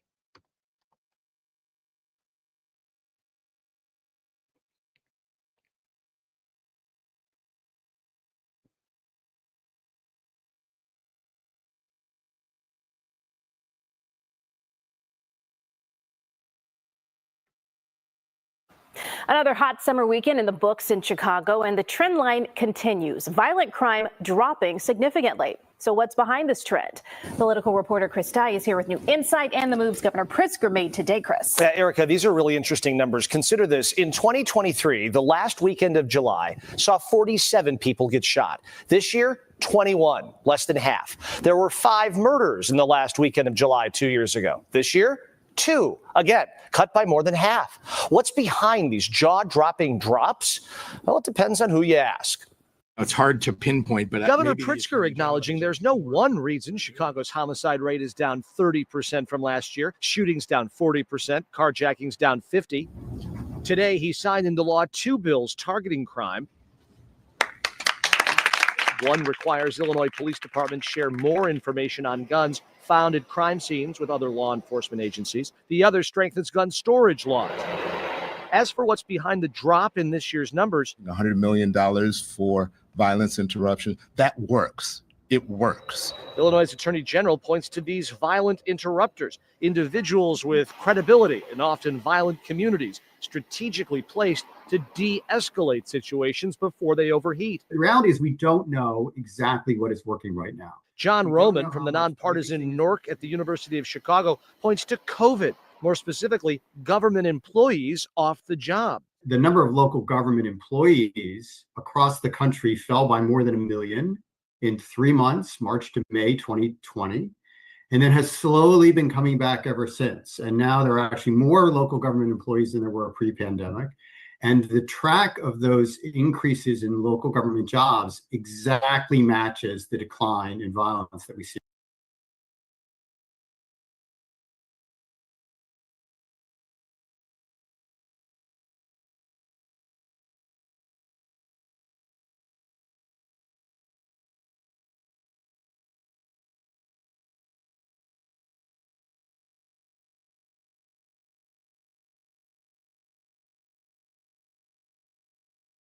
On live now from Fox, as this is Sky Fox aerials that are happening right now as they are taking a deep look here at this car. And we'll take you now out live to more of the ground that we are getting these images in. We have this shot here as well for you, just showing you the huge police presence that continues around. And welcome to Hannity AM. We begin with this Fox News alert. A brazen act of violence in Midtown Manhattan in New York City.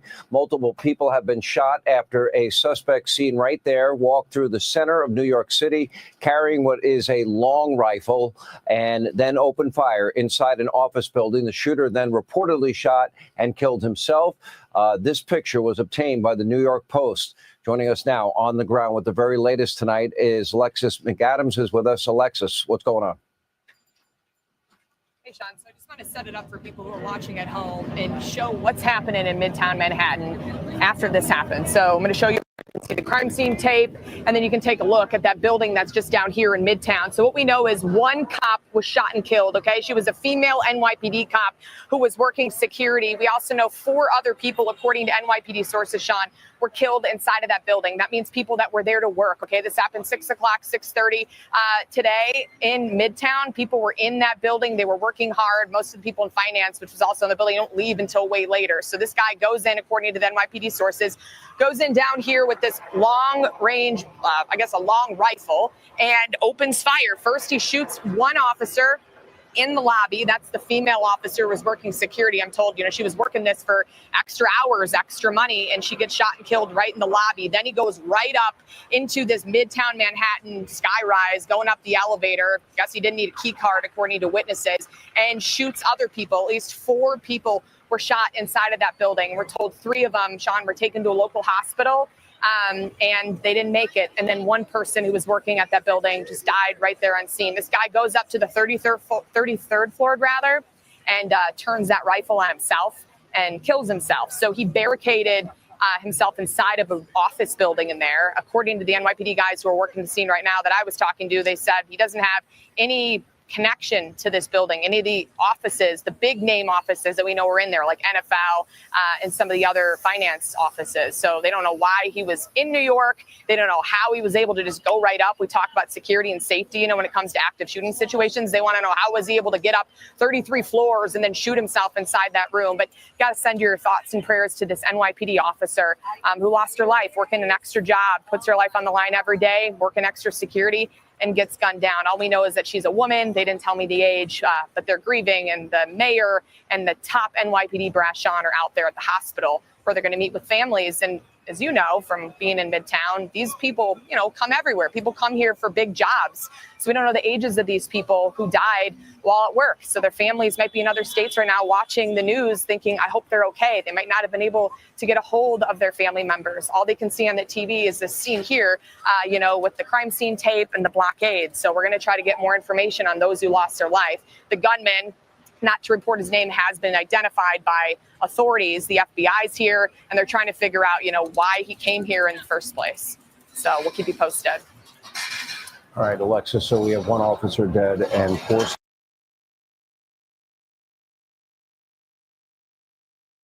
Nikisha, thank you for sticking around. If you wouldn't mind, just repeat what you told me just a minute ago, what you witnessed. We were in the plaza having dinner. The plaza of the NFL headquarters and Blackstone is also a nice gathering place for folks who want to have dinner in the evenings. As we were eating and talking amongst ourselves, we heard the shots, and I looked up and I saw the first wall of the first floor shatter, and I realized, oh my God, this is a shootout. It felt like you were in a war zone almost. And I saw a worker run out, but he was running so frantically, I thought he was just trying to get away. By the time he got to us, he said, help, help, I've been shot. And I turned to my left and looked at him and saw he had a wound in his back. And my partner, who was ahead of me, had also looked at him and seen that he had a wound, what looked like an entry wound or exit wound in the front, so it might have gone all the way through. So he helped him down, told him to get his backpack off, and we both just ran, and the police took over from there. But it's been literally like the most just scary situation I've ever been in. I've cried at least 3 times since. I'm sorry, I can't imagine what it's like to witness something like that. Did you hear any more gunfire after that? Just that initial round, nothing afterward. It felt like it was a shootout, like multiple people were shooting. What was the response around you? Did other people realize what was happening? Very, very quickly, because it was such rapid fire, like a heavy duty gun or something was involved. So everyone just ran, and then there was a very quick police response. Every agency possible in the city. So they quickly barricaded the area and told us to keep going further and further back. So we kept getting pushed further down the street. Did the police say anything to you besides that, besides moving you out of the area? No, but being as inquisitive as I am, I recently, like 5 minutes ago, asked a police officer if this police officer who I saw, if he had died. Like, I did see 3 people being carried out, like almost looking very, very lifeless, or they were looking limp. And I'd asked if the police officer was dead, and she said, the female police officer said she's not aware that he is dead. That is terrifying. I'm sorry that you witnessed that. Do you know other people in the area, or were you just eating lunch there? Yes, all of our friends. We have a friend group, and we always either have breakfast or dinner in the area. But I just want to say, for the family of that first person who ran out, he looked like he was running to make sure that he makes it home to his family. And he's probably one of the bravest people I've ever seen.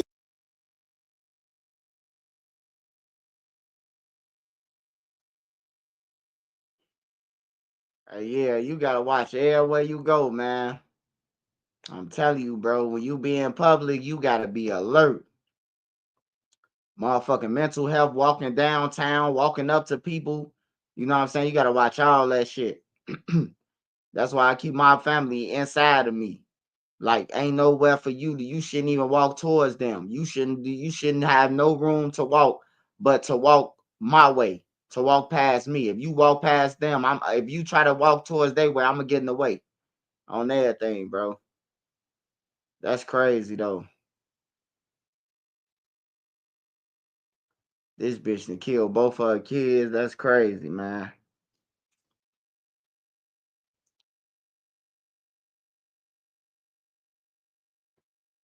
Oh, they cross-examine them? Oh, hold on, y'all. We missed something. Cross-exam from Mr. Whitaker? John, I'm going to please the court. Yes. You love your family, Mr. Robinson. That's what we just heard, right?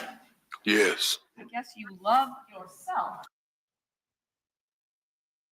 Hey, y'all, why ain't nobody tell me that the attorneys grilled them, man? Hey, we finna watch Blue. This Ksoo daddy. The attorneys finna get him. So hopefully we get to see Ksoo attorney. Yeah, it say attorneys cross-examine Ksoo's father. So this part 2, man, we finna watch. I need all y'all to smash that like button, man. Hey, just know, man. Hey, look, it don't matter about me, man. Hey, look, I'm living my life, man. Like I said, I can report about I would like to report about God and the good things that he did for me. But the truth is, God want me to report about this. I got to keep a spotlight on it.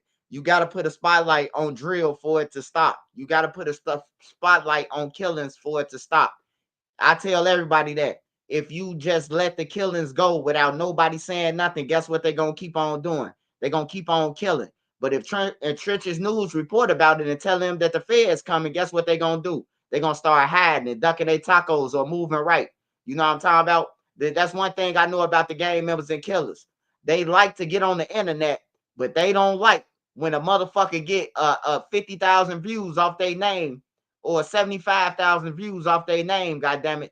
And you talking about that they killed somebody. They don't like that shit, bro. I'm telling you. You see, Bloodhound switched it up.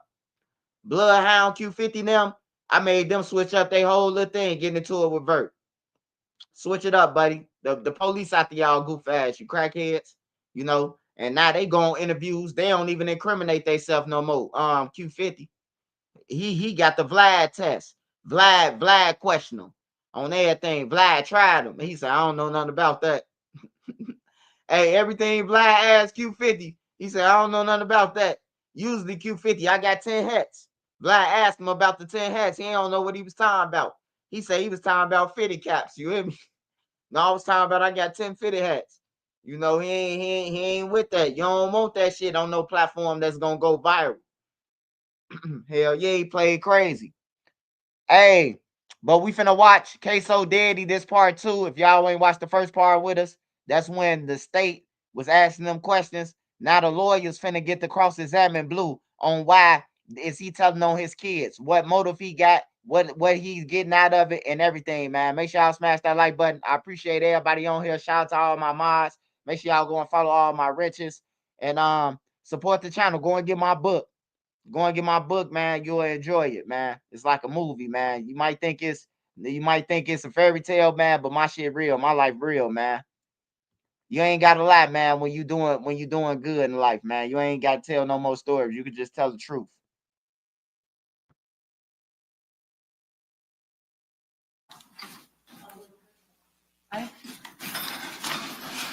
Yes or no, sir? Of course. Self-love first, right? Over your children. That's the law of nature. Love yourself first. Okay. You're cooperating in this case, correct, sir? Correct. This is not your first cooperation, is it? No, You've somewhat made a career out of it, have you not? I wouldn't say career. Well, you first testified against an officer, Officer Eric Sinclair, back in Relevance. overall. Back in 1999, right? Did I do what? You testified against Officer Eric Sinclair back in 1999. No, I didn't. came forward with information. Yeah. The officer evidently didn't take it to trial, correct? Correct. But your cooperation, your testifying to the federal government caused him to enter a plea, right? I'm not going to agree with that. Okay. Well, what you probably will agree with is that your sentence was dramatically reduced, right? Yeah. I mean, isn't it true that before you talked to the federal government, what you were facing back in 1999, you could have gotten up to life imprisonment, correct? Yes. And it was reduced to 10 years, right? Nope. Substantial reduction? My time was reduced to 22 years. How much did you serve? About 10 years and 3 months, 4 months. So from life to an ultimate actual serving sentence of about 10 years. Guess what? It was a law change, and that's how my time got reduced again. Well, and your cooperation, sir. Yeah. Right? So pretty good deal you made for yourself. Yeah. You've also worked as a confidential informant for police, haven't you? Yep. And you're cooperating in this particular case because it will help you, right? Right. And you were arrested, I think you told us roughly September of 2020. September 10th, 2020. September 10th, it sounds like you remember the exact day, Yes. right, sir? I imagine that was an important day to you, correct? I ain't gonna say important. Well, it did cause you to be incarcerated, sir, right? Right. Where you've remained, correct? Right.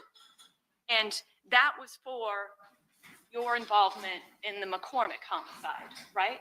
Yes. When did they hit you with the Rothermel homicide? 2021. Okay, so in 2020, you're facing an accessory after the fact charge for your involvement in the death of Charles McCormick, right? Right. And when they brought you in, you've agreed to cooperate, right? Right. But that didn't happen until 2022, correct? Right. That would have been after they put the second homicide on you, right? Right. Now, in the Rothermel homicide, you're aware that Dominique Varner originally was going to testify against you, right? Right. And your involvement in what you've pled guilty to as accessory after the fact in the Rothermel killing was that you admit you gave money to Dominique Varner after knowing he had just been involved in this shooting and needed to get out of town. Yes. And you're willing to admit that, correct? Yes. You do not admit, you do not agree with Mr. Varner's claim that you provided a gun and a car to accomplish that drive-by shooting. Right. Okay? You don't agree with that, No. right? No. Because based on your knowledge, sir, you understand that if you and I plan to do a crime together, whatever crime, we're both considered principals, right? Yes. And so you can stay at home.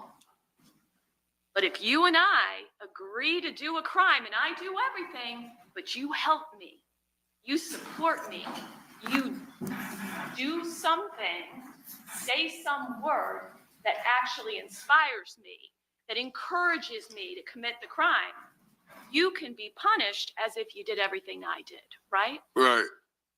But you weren't charged as a principal in the Rothermel killing, were you? No. And so you were left with solicitation for murder. I guess you were originally arrested for that charge, right? Yes. And essentially, you understood that that charge, they were accusing you of trying to entice the murder to happen, right? Right. But they dropped that charge pursuant to your plea agreement, right? Well, I think it's going to be dropped. I'm sorry? I think it's going to be dropped. Okay. You just know you haven't entered a plea to it, sir, right? Right. That was not part of your plea agreement for you to enter a plea of guilty to solicitation for murder, correct? Right. Only accessory, right? Yes. And accessory after the fact, you understand, and you understood before you entered your plea agreement that that's punishable by up to 30 years. Yes. Yes. So when you have two of them, that means that you could be sentenced up to 60 years, correct? Correct. But in 2022, when you agreed to come forward and cooperate, they cut your exposure by 2/3, right? Yes. I mean, I'm never been super great at math, but 30 plus 30 is 60, right? Right. And your plea agreement for the death of two human beings calls for a maximum of 20 years, right? Right. And your actual guidelines are only about 7 years, right? Right.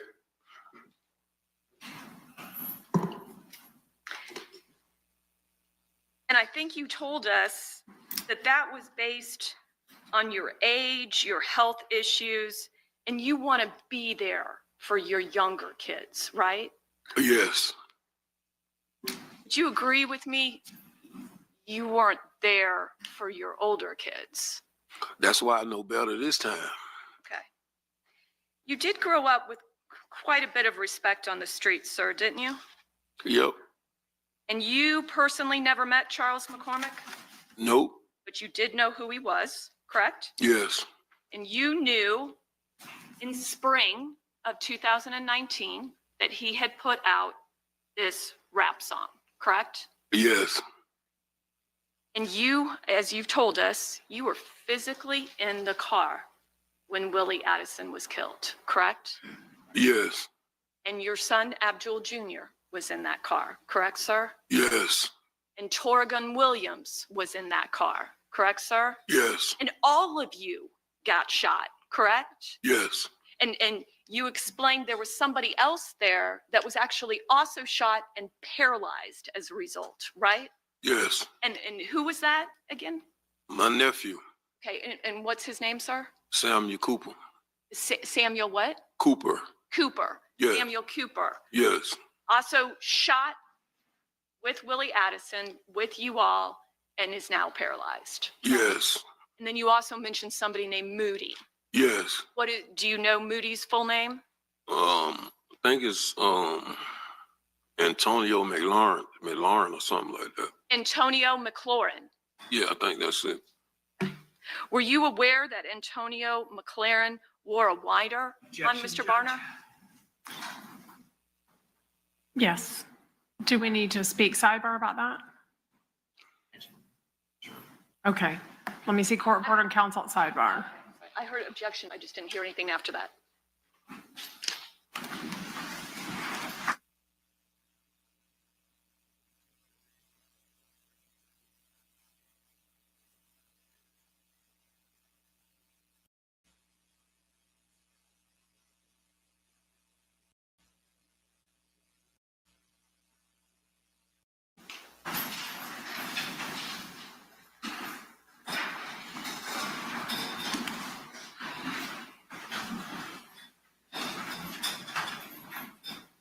Okay, you may proceed.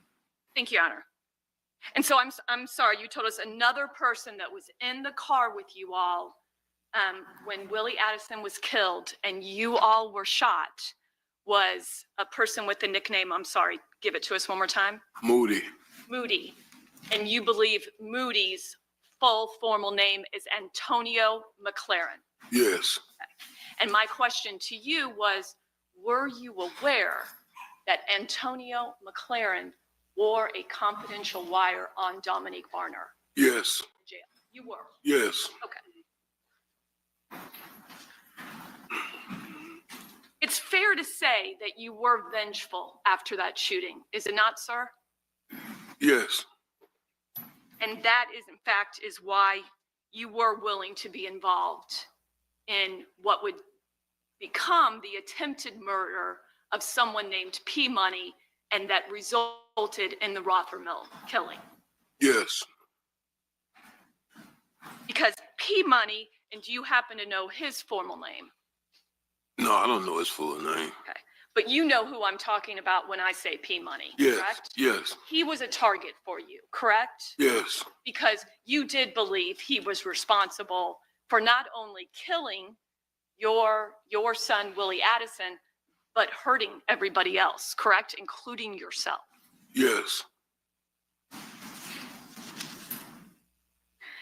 You were not personally there during the actual shooting of what ended up being the death of Mr. Rothermel and the attempt on P Money, correct? Correct. But you have pled guilty to accessory after the fact for that death. Yes, And you have admitted to providing Varner with money in order to get out of town, correct? yes.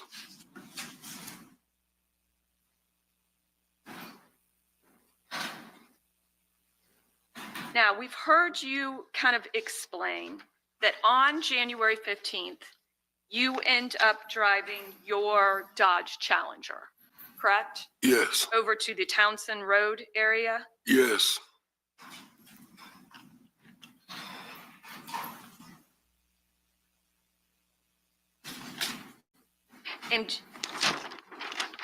And you claim that you then picked up Dominique Varner and Leroy Whitaker, correct? Yes. And I apologize for skipping around a little bit, but I just realized something I almost forgot to ask you about. How long have you known Leroy Whitaker?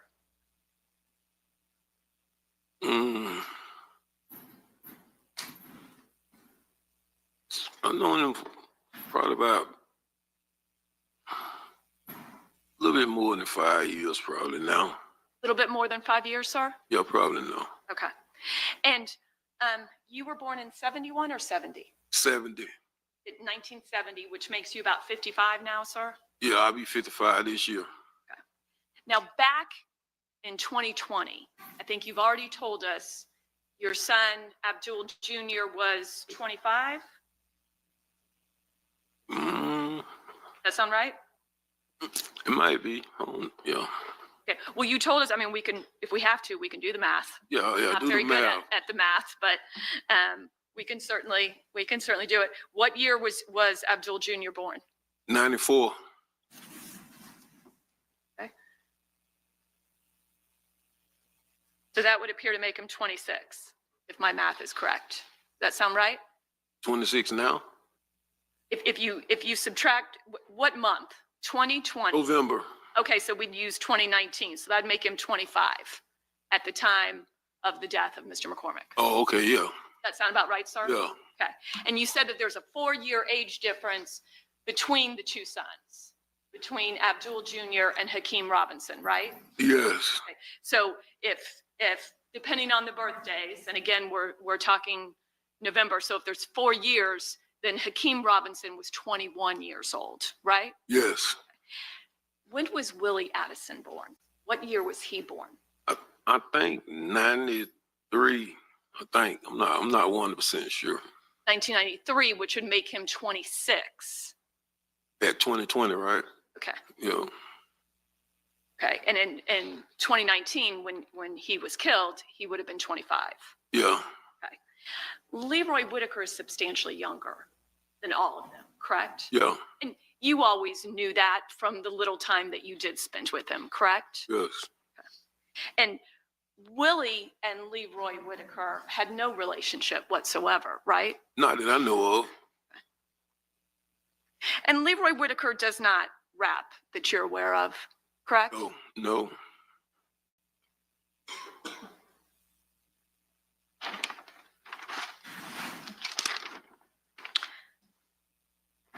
And with all of your testimony, though, you have not heard Leroy Whitaker specifically ever make any kind of statement that he wanted Charles McCormick dead, correct? Correct. And you have never heard Leroy Whitaker ever say anything to suggest he knew anyone was going to get out of a car and shoot Charles McCormick, correct? Repeat that question. You never heard Leroy Whitaker say anything that he would have any knowledge that anyone was going to get out and shoot Charles McCormick. No, I haven't. And sir, have you ever been convicted of a felony or a crime of dishonesty? No. You said a crime of dishonesty? And I'm sorry, but let me make it easier. Yeah. Have you ever been convicted of a felony, sir? Yes. How many times? 2. Nothing further. Okay, cross for Mr. Robinson.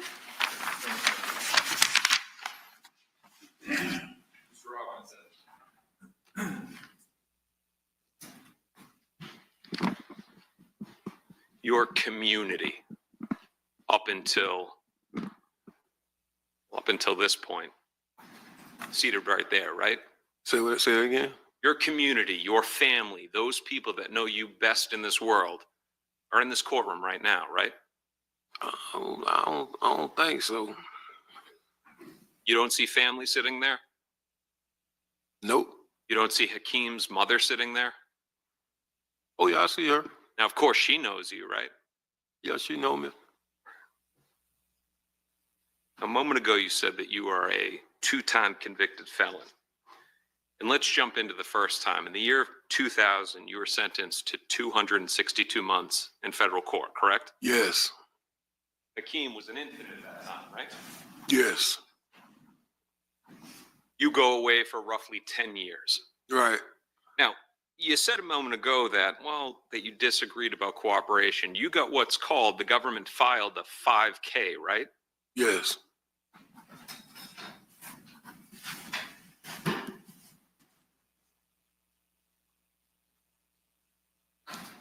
And a 5K specifically is when somebody has provided substantial assistance in the investigation or prosecution of others.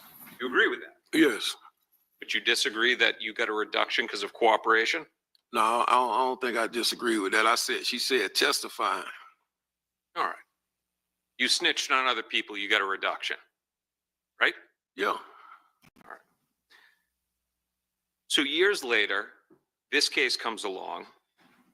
You get charged in the McCormick case. You get charged in the Rothermill case. And you initially plead not guilty, correct? Right. You fight the McCormick case for a period of time, right? Right. You have your attorney involved in depositions knowing the facts of the case, correct? Yes. And then your attorney comes to you and says, they're threatening to charge you as a principal. Objection, Judge. And the grounds? Privileged communications. Okay. For him to waive, Your Honor, not the government to say. Okay. Well, then I'll leave it to Mr. Abdul Robinson Sr. There was a point in time when these 2 murder cases are pending that you learn that the government is now trying to leverage you, threatening you with charging you as a principal in the Rothermill case, right? Yes. And that would have meant a life minimum mandatory for you, right? Yes. So, you agree, you cave, and astonishingly, for the second time, why is it that you only grow a conscience when you're looking at hefty prison terms? Objection, argumentative. Sustained. Just ask a question, Mr. DeCoste, without commentary. Previous case, you were looking at life, you cooperated to get out of it, right? Yes. Once again, you're looking at life, and you decide to cooperate to get out of it, right? Right. Now, you're hoping that the recommendation is going to be that you serve for all of your crimes only 76 months, right? I mean, yes. All right. That's what you have in writing with the government, right? Yes. And you've served a majority of that time already. Right.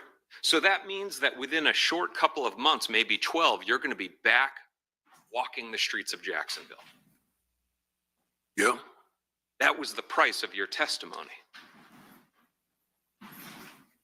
Right? Right. You had to cooperate and implicate your 2 sons, but it got you out of custody. You say implicate them? You had to point at your sons. Let's back up for a second. at the point in time that they leverage you with life on the Rothermill case, they had already arrested your son and said that he was the one that committed it, right?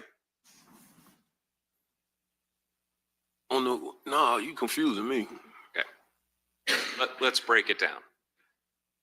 You said a moment ago that the government sent message to you that they were going to basically indict you on the Rothermill case and that you were potentially looking at life. You then decided to cooperate. You remember that, right? Right. Okay. They had already, on this case, through the evidence, through the depositions that your attorney was at, they already believed that Hakeem was a shooter, right? Right. All right. So it wasn't something that you came forward and like, hey guys, let me help you understand the case. You just agreed to their narrative. No, I didn't agree to their narrative. It was, they asked me what the conversation was when I picked them up. Okay, let's move on here. So at that point, though, they had already pointed the finger at Hakeem, right? Right. All right. So you just continued with their case. I'm going to point at Hakeem. He was a shooter, right? I can't agree with that.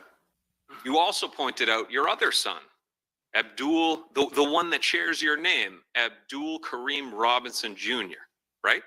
Right.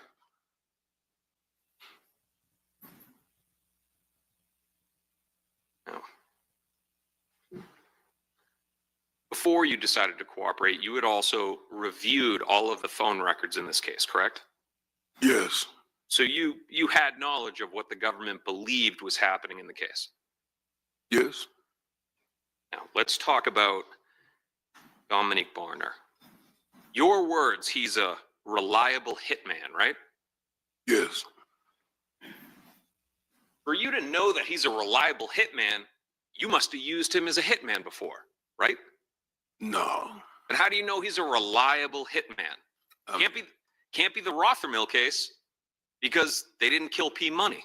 So how is it that you know that he is a reliable hitman? I mean, you hear things when you're in the streets. And that's where you live. Not physically on the streets, but you are a street guy, right? I have been one. All right. And the marks of that are on you. You have bullet holes, right? Yes. You have tattoos, right? Yes. Keem has neither. Right. Not a single tattoo on his body. Right? Right. Never been shot. That's good. Now, let's get back to Barner, your reliable hitman. In the Rothermill case, it's Blue. That's you, right? Yes. Now, you also go by OG too, right? Yeah. Okay. So it's Blue, Butter, right? Dominique Barner. Yeah. And Chris Brown, right? Yes. That's the trio. Blue, Butter, Brown. In the Rothermill case, right? Right? Yeah. Now, Chris Brown, his nickname is Crazy Chris. Right.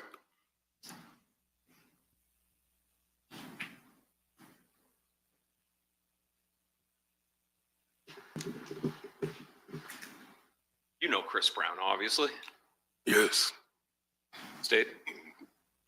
All right. Your Honor, may I approach? Yes. All right, Mr. Robinson. I'm showing you it's been pre-marked. It's defense one. You know what that is, right? Yes. That's a picture of Chris Brown. Right. And you know that's a picture of Chris Brown because you committed crimes with him. No. You're denying that you committed crimes with him on the Rothermill Objection, case? Judge. Yes, I'm denying. Okay, just a moment. When there's an objection, I have to rule. What's the objection? I withdraw based on the way it was been phrased. Okay. Go ahead. Ask the question. Chris Brown is a co-defendant on the Rothermill case, right? Right. And you pled guilty on that case? Yes. Now, this photo fairly and accurately depicts what Chris Brown looked like in January of 2020. Yes. Defense offers was pre-marked as defense one. Okay, so any objection from the state? Any objection from Mr. Whitaker?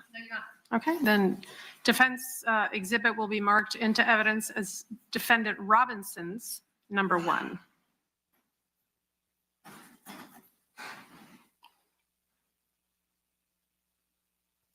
That's Chris Brown, right? Can you see the monitor? This monitor is not on. Published all. Mike taught me better. Well, it's off everywhere now. There we go. Now, there we go. It takes a minute. Okay. That's Chris Brown, right? Yes. Butter pecan skin. Right? Yes. Not Hakeem. No. Dreads down to his chin, right? No. He's got dreads, no? Yes. Some of that hair goes down to his chin. Somebody hair on his chin? Down to his chin. Yeah, he got hair on his chin. All right. Now, Chris Brown's right around 6 feet, maybe a little bit under. He Right? might, yeah, he might be about 6 feet, a little bit on. He's a skinny guy too, right? Yes.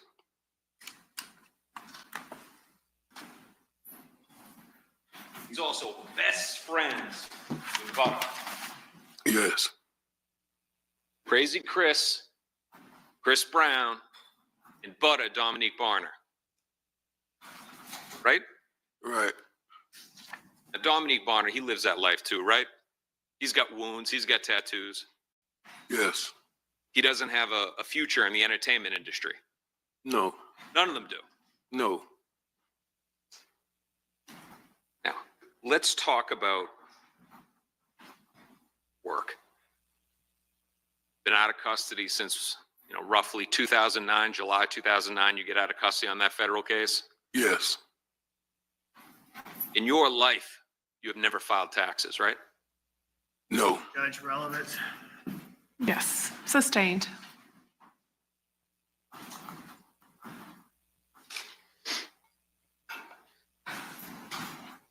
Never received a paycheck from a legitimate job. Yes.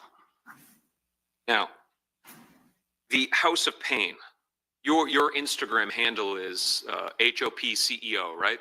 Right. That stands for House of Pain CEO. Yes. That's yours from back in the 90s, right? Right. When House of Pain, that's my era, when House of Pain was big. Right? Right. That's not Hakeem's era. No. Now, you had shirts that were put together, right? Yes. You even have like drawings where you tried to draw out the crest for House of Pain. Yes. And you were hoping to build that into something legitimate, right? Yeah. Yes. Legitimate. The emblem, correct me if I'm wrong, is an axe on the right side, right? What? Do you remember the logo that you drew? No. To refresh your recollection, to take a look at what you drew? Yeah.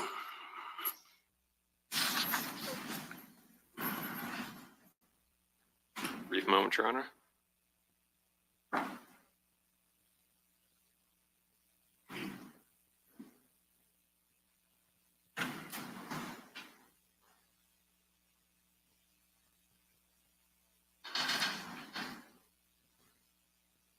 Take a look at that. You know if that refreshes your recollection. Oh, yeah, yeah, yeah. All right, so the House of Pain logo that you created, it's got a house with bullet holes in it, right? Yeah. Below that, stacks of money, right? Right. A microphone. Under relevance. Yeah. How is this relevant? Your Honor, do you want me to go sidebar and explain? No. I'm going to sustain. Okay. The House of Pain email that the government has talked so much about today, that's also yours, right? No. So House of Pain and everything about it is yours except the email address. Yeah, I can't remember making no email address for House of Pain.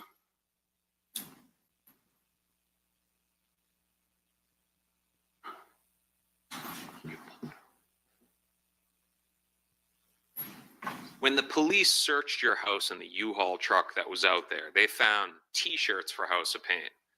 They found other swag that you had made and these drawings for House of Pain, right? I don't know. I wasn't there. And again, your Instagram handle is HOP CEO. Yes. All right.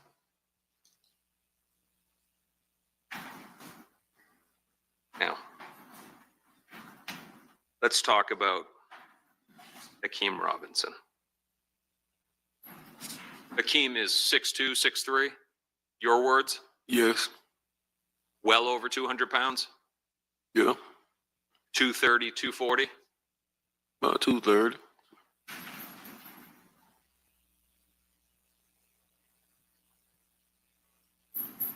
In 2019, an opportunity came his way, right? Yeah. He was close friends with another rapper by the name of Young and Ace, right? Correct. He's known Ace for a long time. Correct. Ace has gotten hugely big over the years, right? Correct. Now, at the time, Ace was signed by Cinematic, right? Correct. And at that time, Hakeem was lucky enough to get connected with Johnny Shipes, right? Correct. Now, this is the same guy that found Nipsey Hussle in California, right? Correct. Joey Badass, right? Yeah. T-Pain. Yep. So this wasn't a small deal. This wasn't Charles McCormick's song that's out there. He had a legitimate record deal. Right. Now, we know from Charles McCormick that people in this diss rap and this drill rap, they will rap about things that they weren't involved in, right? Correct. Because you said Charles McCormick was not involved in this. Correct. Now, you also agree that drill rap, the type rap like the video, Bang It Out, that sells, right? Yes. And I asked you, and I think I asked you, and it was a couple years back, sells a lot better than happy rap, like Will Smith rap. Right. Right? Yeah. Now, you had hopes prior to manage Ace, right? Yes. But he didn't take you along. No, he already had a manager. And then your son gets signed in 2019, right? Right. He's off in California shooting a music video in December, right? I can't remember. He didn't bring you along either. That ain't true, man. That's not true. He did not agree to let you manage his career. Or is your testimony that he did? He wanted you to manage it. Of course. Of course not. He didn't want you to manage it. Of course, he did. Yet you weren't with him on any of those trips, right? I was with him on a lot of trips. You have no credits on any of his songs? No, I don't want no credits on this song. And Johnny Shipes is the one that is in the records as his manager, right? I would assume.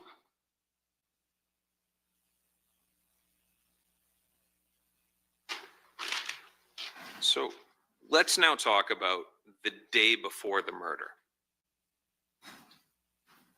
That white car that you already let us know, you drove that white car over to the JSO property facility, right? Yes. You remember that? Yes. Now let's talk about the motive of others. Your testimony is that Hakeem Robinson, who was not shot, who is not biologically tied to Willie Addison like you, that somehow he had more motive than the other people that were actually shot. Right? Say that again. We're talking about the people that would have had a motive to be upset at Charles McCormick. Okay? Right. You, Butter and Brown, Blue, Butter, Brown. I'm going to trip over that if I say it fast. The whole thing about P Money was because you believe that he was behind Willie's murder, right? Right. Okay. So now Charles McCormick comes along and he's putting out a song. He's not signed to a record deal, right? Right. His song isn't getting any traction. Right. He's nowhere near the level of Ksoo, Hakeem Robinson, right? Correct. But your testimony is that was a motive enough for murder. That's your testimony, right? It's this song? Yes. Yeah. Okay. But there's a whole list of people that would be way above him to have the motive to kill Charles McCormick, right? Right. You? No. No? No. You'd have no motive to kill a guy who's basically laughing about the night that you were shot. I mean, not me. Shouldn't kill him pro se myself? Look, all I know is this. I'll put this in a question. You claim that the the phone that's used by the shooter, that's registered in your name, right? Oh, excuse me, Daryl Watts, right? Right. And we'll get to that. You allegedly burn the clothes that Butter had on him, right? Correct. You break through the police perimeter to pick up Leroy Whitaker and Barner, right? Come on, man. You exaggerating, man. You know it wasn't no police perimeter, none of that. You exaggerating now. I'm exaggerating that there wasn't drones and helicopters overhead. How would I know that? Because you were driving to the location? And I would see a drone in the air? So we'll agree. All right, let's say the JSO, we'll let JSO answer the question whether they had a perimeter and they had hundreds of officers trying to find the shooter that was running through neighborhoods. You really think I would have went through there if I seen all those police and all that? Or a drone and a helicopter and all that? You think I would have went up in there with my car registered in my name? You don't want me to answer that question. So why don't you stick to answering my questions and not asking me them? It's a life you live, right? You live this life in the streets, right? Nah. Or wait, are you telling me that you as the patriarch of the family, that basically these kids come by and say, hey, Blue, go do this? They didn't call Leroy Whitaker daddy to go do it. They called me. They did. What if they would have called I would like to see how they would feel if they would have called somebody else to go pick somebody up. They didn't. They called me. If I would have knew something was going on, I wouldn't have never went. All right. Think I'm gonna go over there in my car with my phone and knowing something going on? I would like to been. If I would like to been involved in a crime, I'd like to know that I'm involved in a crime. Let me know that. Okay, it's a crime happening now. Let me know something. I was in the blind. So you're a victim in this case, right? Hey, I ain't gonna lie, man. I ain't gonna lie. Hey, look, I told y'all this yesterday, and I was waiting on this part. If these motherfuckers, I don't give a fuck if he is gang. If you call me and don't tell me that you just killed the motherfucker, and I come over there in my car, now they bomb rush me. Now they bomb rush me because you didn't tell me that motherfucker you just killed 2 people or whatever the situation. He in the blind. He is in the blind. This motherfucker a scumbag. But on that part, if they say just come pick me up and they ain't telling that they killed the motherfucker, yeah, he in the blind, man. That's in the blind, bro. But they knew that they could call him because he the one who's sending them to kill people and teaching them how to kill people. That's why I ain't got no sense. Blue, man. Blue ass crazy, man. Like him and Butter. Butter the one who stalk people. Butter look at up jail information to find your address. And then he up there like that, man. Like that's crazy, bro. I think all they ass should get life though. I think his daddy and Butter should get the same sentence as Ksoo now. I ain't gonna say I'm a victim, but I would like to know that I'm being involved in something and just ask for a ride. All right, so then after you know about it, you're then cool with going to burn clothes, right? Yeah, after I get to know about it, I was cool with that. Yeah, what's a little bit of a felony? You know, destruction of evidence. Yeah, I did it. I like Scotty. I did. Definitely know you didn't call 911. Right. That conscience only grew later when you were looking at life. Yeah. All right. Now let's talk about Daryl Watts. There's a bunch of cell phones that are in the name of Daryl Watts, right? Correct. And the phone that was used, now it's interesting, the government, they asked you about a bunch of phone numbers and you remembered it off the top of your head, right? Yeah. But the one that they had to tell you was 478-305-9583. Objection, Judge. What's the grounds? The misstatement. Okay. I will, of course, the jury will recall the testimony that came out from the witness stand, if you'll just ask the question of the witness. You were asked about a bunch of phone numbers and you were able to recite them except for one that they told you and you just agreed, yes. You remember that, right? Yeah, I remember that. And that's 478-305-9583, right? Right. Now that phone's under your dead friend's name, Daryl Watts, right? Right. You paid for that phone, right? Correct. And in December, you paid something like $1,000 that you owed on that phone and others. Right. So whoever it is that had that phone, the shooter, you supplied it to him. Oh, I didn't know the shooter had the phone. I didn't know. I mean, So Daryl Watts was your best friend, right? yeah, He was murdered. yeah. To this day, you are not cleared as a suspect in that case. Sustained. Mr. DeCoste, just ask questions, please, that are relevant. An arrest has not been made in the murder of Daryl Watts. Sustained.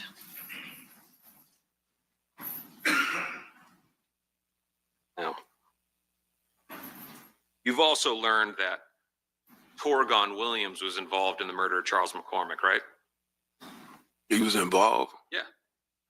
Oh, no. You don't know that? No. You were a co-defendant for a while. Your attorney's going to depositions. You don't know the other people that were implicated? No. Chris Brown? In Charles' case? Yes. No, I never seen that. No, I don't know that. Janera Smith? No. But none of them have been charged. Right.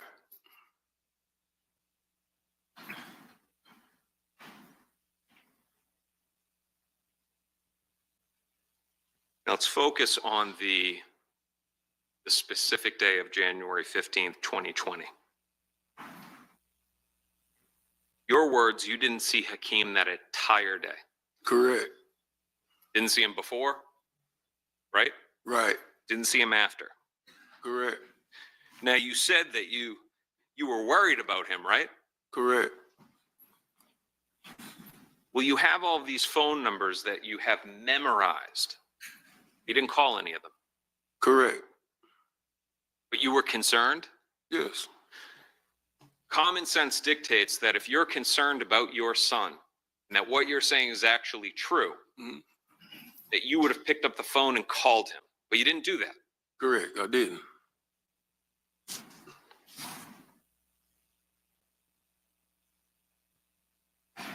Chifton Hogan. First time we've ever heard it's somebody you're related to. I'm not related to him. Okay, but it's somebody that's a couple degrees of separation that's tied to the family, right? He's my baby, mother, brother. And you know from this case that he was never charged, right? Correct. Yet his DNA is inside of the car. Right? Oh, I guess. I'm not asking you to guess. I'm saying, do you know about the evidence in the case to which you pled to? Some of it. All right. Are you aware that Chifton Hogan's DNA is found inside of the car? Yeah. So you are sure now? Yeah. That would stand for the proposition that DNA can end up inside of a car without somebody ever being in it, right?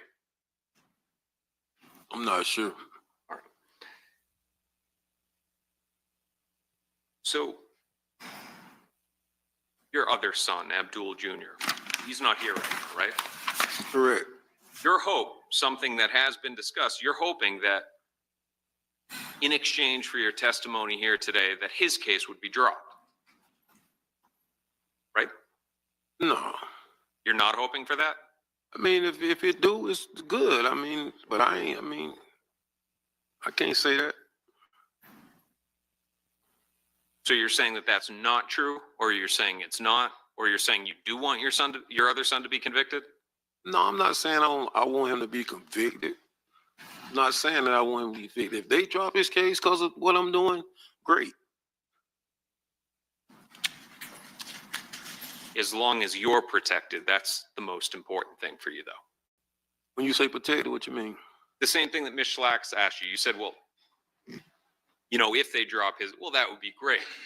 But your number one priority out of all of this is you. I think I'm number 2. Sir, you come in here as a 2-time convicted felon. Because of these other cases, you'll be convicted at least 2 more times, right? Right. Correct. A lifetime of crime, right? Objection, Judge. Sustained. You'll be a 4-time convicted felon. You've already spent 10 years in prison and approximately 5 in custody on this.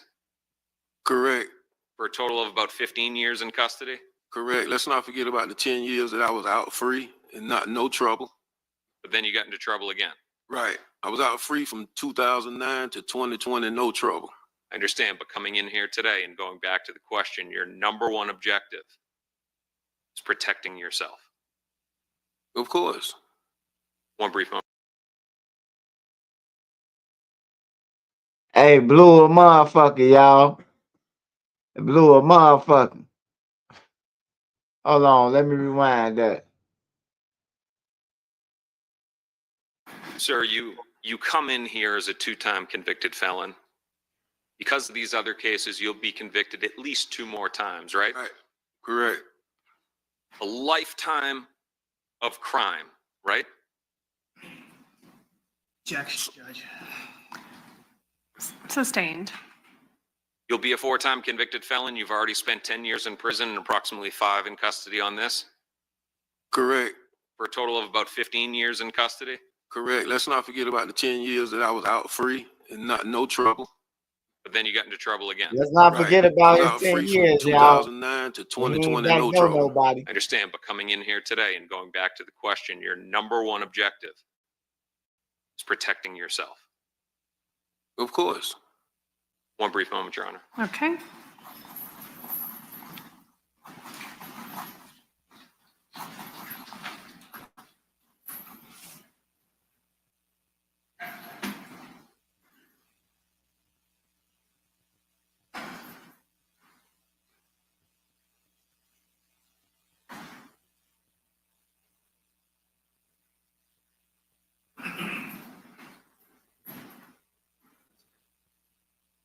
Mr. Robinson, one more thing.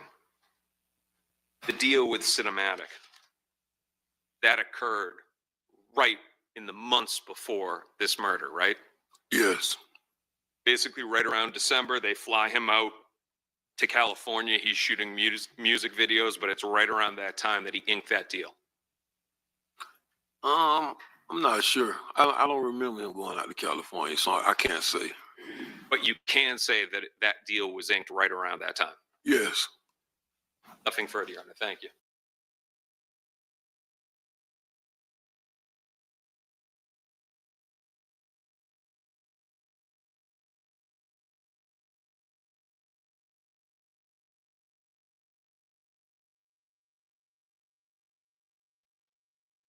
Hey, I thought we was gonna see Ksoo do what dude did to the judge. When the judge told him, I don't think the judge laughed at dude like, no, you're not going home. You're gonna get 10 years to the Department of Corrections. He did a Superman to leap over her desk. That's what I thought Ksoo was gonna do to the what's her name. Man, he ain't even acknowledged his baby mama up in that, man. He gonna look at his baby mama talking about some, I don't see no family. You see your family, nigga. They don't see you, nigga. You told on your family, man. I just don't get it, man. Like, Blue ain't used that bit Mr. Clean Head. He got a his, man, and say, man, if I tell on my sons, man, I ain't gonna see my kids, the grandkids, or nobody. Ain't nobody fucking with you. You got their brother locked up. You got their son locked up. Like, man, I'm like, damn. Hey, man, but like Blue said, man, Blue said one thing that's critical to this case. They blindsided them, man. They got them involved when they called them, man. They should never call Blue. They should have called Whitaker Daddy to come pick them up, man. Blue said it, man. Blue kept it real. They basically fucked up when they called Blue, man.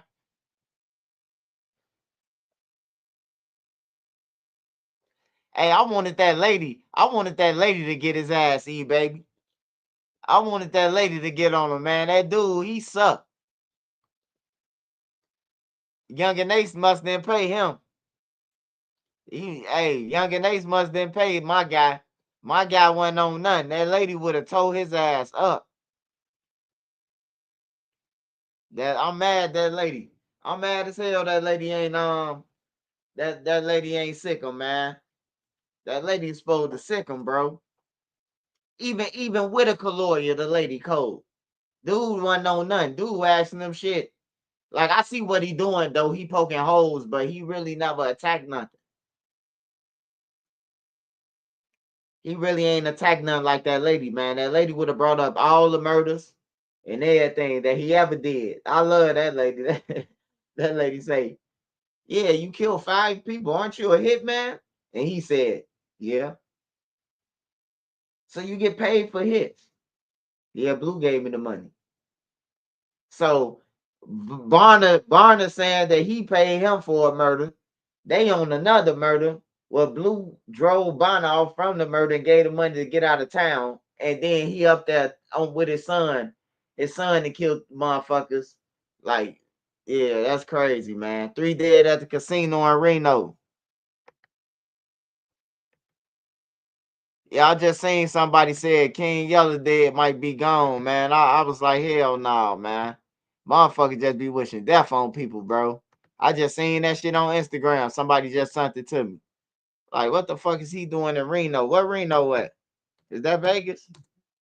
Shit, I don't think King Yellow could go to no more casinos. They say he's prostituting outside at the casino. I seen the cops are always on his ass. Hold on. Let me see this, y'all. Multiple shots. What took place here? Man, it look like a racist ass thing. What took place here this morning? Yeah, early this morning about 7:20. Them ain't no niggas, man. Ain't no niggas get shot out there. Them look like motherfucking sundown town. What took place here this morning? Yeah, early this morning about 7:25, we received a report of an active shooter in the Valley area of the GSR. We responded to the scene, and within 4 minutes, we had located the suspect, and an officer-involved shooting had occurred. The suspect was taken to the hospital. I don't have an update as to his status at this time, but I do know that it was an adult male that was involved. Officers then located several victims of gunshot wounds and other injured parties that they began providing first aid and medical treatment to. REMSA and fire and medical team at the GSR all assisted with providing first aid, and we have several people that have been transported to the hospital. We don't have an update yet on exact numbers of injured people, and we don't have an exact number of their condition yet, or an exact description of their conditions yet, but we will later on. And then how we 3 victims in the Valley. Downtown room, one was away, and then went like trees out of the. We're going to go to some more breaking news closer to us. A community in mourning and asking questions after a deadly shooting outside of a Reno casino and resort. 3 people killed and 3 more injured by a shooter right outside in the Valet area. That suspect also hurt after a shootout with police. It was this morning at the Grand Sierra Resort in Reno, the resort just a few blocks from the Reno airport. And at this point, police still trying to put this together and figure out why it happened. Well, authorities have laid out the timeline of events here. Little is known right now about the suspect, including his identity. Livecopter 3 captured some exclusive video of the scene about an hour ago. Here's what we know at this point. Police got reports of an active shooter at the casino at about 7:25 this morning. The suspect reportedly walked up to a group standing at the valet area and opened fire, shooting 5 people. 2 of those people were killed, and police say the gunman then ran through the north parking lot and opened fire on a security guard, and that security guard returned fire. The security guard was not hurt. The shooter then killed another person in the parking lot. In total, 6 people were shot, 3 of them killed.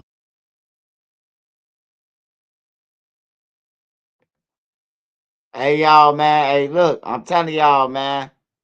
Watch when y'all in public, because a lot of y'all live in tourist attraction places and shit like that. You know, hey, be on alert, man.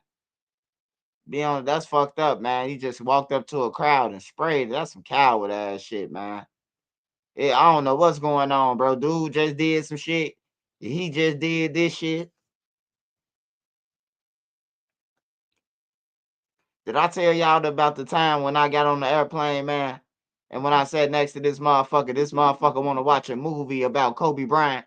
Man, I damn near flipped, bro. The first thing they showed was the helicopter crashing before they showed the movie. You know what I'm talking about? Like the aftermath of the accident. And then they showed the movie. Fast forward.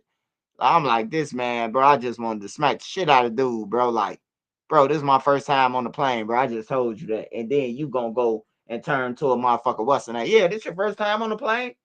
And then he gonna click the screen and to Kobe Bryant movie. I'm like, what the fuck, man? Like, for real. Then the plane go up and then it jerked back down and then it just went up. I'm like, oh. You know, shit. That first time on that plane ride ain't no joke.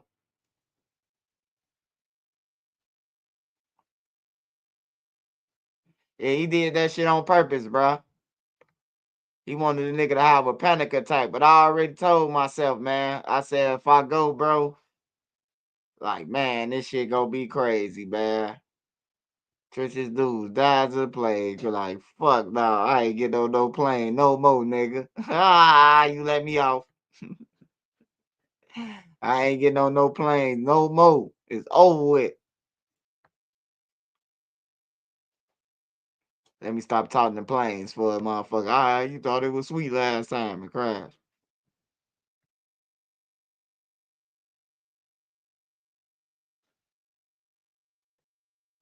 Man, I wanted the lady to cross-examining his ass, man. I'm mad than a motherfucker, man.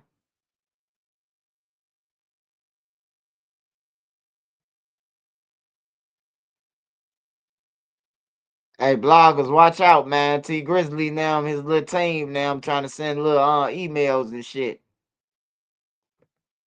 Trying to send little emails and shit. Hey, man, you got to take that down. Hey, look, you better go to the federal paperwork, nigga. Because, hey, you think I'm taking anything down, I'm going to make 10 more stories. You're going to have to keep on sending these motherfuckers on everything. Eventually, once we keep doing jumping jacks, everybody keep on reporting about your ass. You will be in jail, motherfucker, on everything. The fuck off my motherfucking page, nigga. They sending threats. Please take down that about T Group before we send it. That will send it, nigga. Send it. On everything. That nigga, he described the story. We reacting to his story. You see how niggas be though?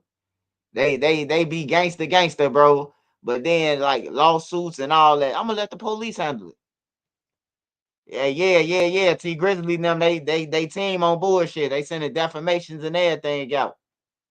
A so-called threat warning, what I call it. Send it, nigga. I told the pastor that. I told Pastor Brooks when he told me that. Send them. I'm gonna make a story about every woman that you slept with at the New Beginning Church behind a husband back, nigga. He got the fuck off my phone. You hear me? Like, I ain't ordinary, bruh. Like, when I was in the streets, I paid attention to everything. And when I see different women coming out the New Beginning with asses that look like they came from down south, and they skipping past the pool pit into the office of the pastor, I gotta get in on it. You know what I'm talking about? Especially when you serving the usher boy weed. The usher boy come get up with you.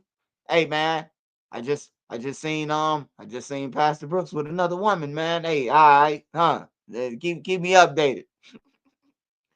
Keep me updated. You hear me? That's his conversation to a street nigga.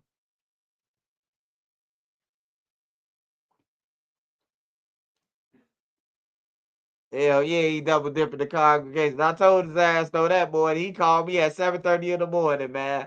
It was like the devil. He was the devil on the phone. Hello, you said something about me. I'm gonna send my lawyers. I snapped out of that shit like, ain't the fuck you ain't gonna send no lawyer, nigga. You gonna hey, I'm gonna be on Fox News, nigga, after they get my story, nigga, off YouTube. Mr. Johnson ain't nothing that long in there. Who you talking about? You talking about the guy with the glasses, Norbert? Man, fuck Brandon Johnson, man. Brandon Johnson be with this bullshit. He instead he making a curfew for the kids that's killing people and running downtown. Hey, bro, look, this one thing about Chicago, bro. Hey, look, when I was growing up, bro, we it's like to go downtown was like to go somewhere foreign, bro. We was going downtown for girls, the taste of Chicago, you know, shit like that, bro. We never got into it with nobody. We seen a lot of group of kids from everywhere. What's up, y'all? Ooh. We down here trying to get the girls. That's what we on, you know. Like they going to meet up to shoot, bro. They getting online saying everybody meet up on State and Lake. And they meeting up 1,000 deep to shoot. You don't think that's no fucking problem, bro? Like it's a lot of innocent people down there. Whether they all white, some black, it don't matter what they is, bro. They pay that high ass money to stay down there. They don't need that shit, bro. Just say if your mama stayed down there, you wouldn't want no niggas shooting outside your mama building that you paying 8 stacks for a month. Like, come on, man. They going downtown to shoot now. More than ever, bro. Like, for real. And he with that shit. Brandon Johnson, he with that stupid shit, bro. You can't, what they say? You can't demonize the kids, the youth, and all that, man. These motherfuckers killing people, dude. Fuck what you talking about. What the fuck is you been at? He need to turn up them Back to the Future glasses he got on, man. Cause he ain't talking about shit.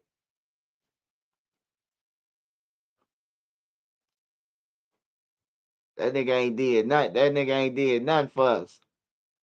But have some illegals.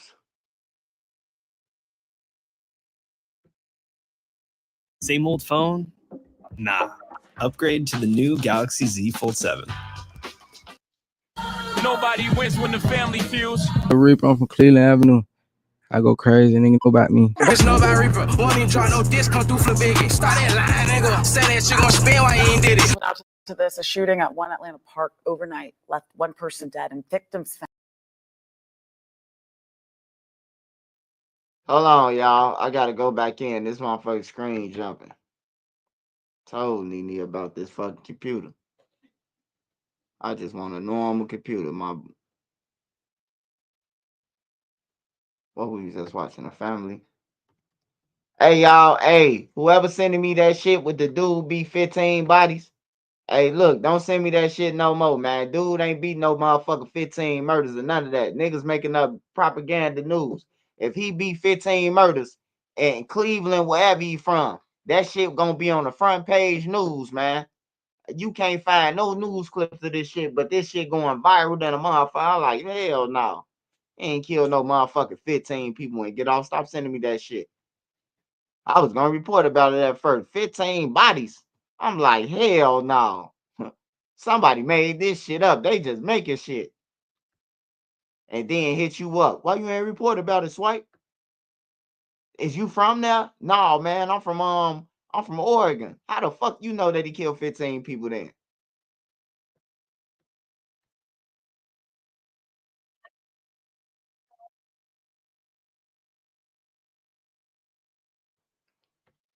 Hey, the family, man. I know you probably watching it when you watch it or something, man. Hey, man, you need to clip out that bullshit ass music, man. That music is bullshit that they kicking, man. These niggas be dying over some lollipop music, bro. I refuse to get killed behind some shit that a nigga talking about that's irrelevant, bro, on a mic.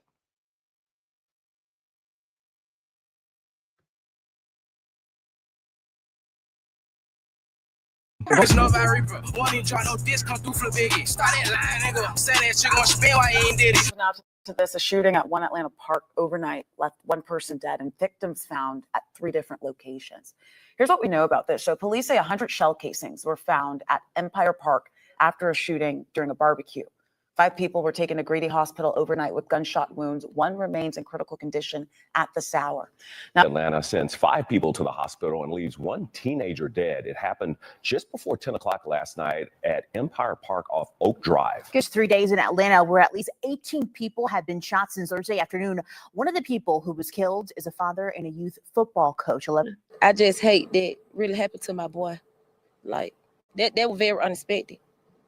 That was very unexpected. Like, to lose someone that didn't harm no one. He was a father to the community. He was an uncle to the community. And most of all, he was our neighborhood hero. My family members in the A. What we doing? Fine. Atlanta was on fire this weekend, but not in a good way. In just 48 hours, the city saw 49 shootings, leaving 5 people dead as of now. One of them was a young rapper who had just dropped a song saying fuck his ops. And within 3 hours, he was gone. Another case hit even closer to home. A local rapper's cousin A respected football coach from the West Side got gunned down. And the wild part about that is that the same dude had just caught another body earlier that day who was responsible for his murder. This ain't just street drama. This real life, retaliation, and families are hurt. Atlanta turning into a war zone, not just on the weekends, but every day. One of these shootings we later discussed involved a local gathering. And some people will tell you right now, going to parties in the hood is probably a no-go in 2025. You're making yourself an easy target. So in today's video, we're breaking it all down, step by step in chronological order, from the first shots fired to the last victim being taken too soon. We're telling their stories, paying our respects, and praying for some peace in the city. But before we go over this one, I want you guys to remember, I won't give you no angle. I just give you the story. So with that being said, make sure you like, comment, and subscribe. We're gonna jump right to it. In the last 49 hours, 18 people were shot across Atlanta in a violent stretch that left several injured. At least 2 are dead in the neighborhoods from Edgewood to Vine City. While most of the shootings appeared to be unrelated, police believe some may be connected. While police are still investigating many of the shootings, only one arrest has been made. A suspect is accused of 2 separate shootings just hours apart on Thursday. On July 24th, 2025, the violent stretch of shooting span just before noon on Thursday until Saturday afternoon, involving victims ranging from teenagers to adults. Fam, meet Deshaun Johnson. He 18 years old. He also go by the name Lil Reaper as his rap stage name, as he's an aspiring rapper. My name Lil Reaper. I'm from Cleveland Avenue. I go crazy, nigga, know about me. Boy, I be known. Boy, about Reaper, moment, no post. That nigga die, can't run that corner. That's no horse, call me this stoner to get up on him. Talk about real street. I think I'm playing, but I'm dead ass here. Oh, God. A little like me, though, I be talking that real shit.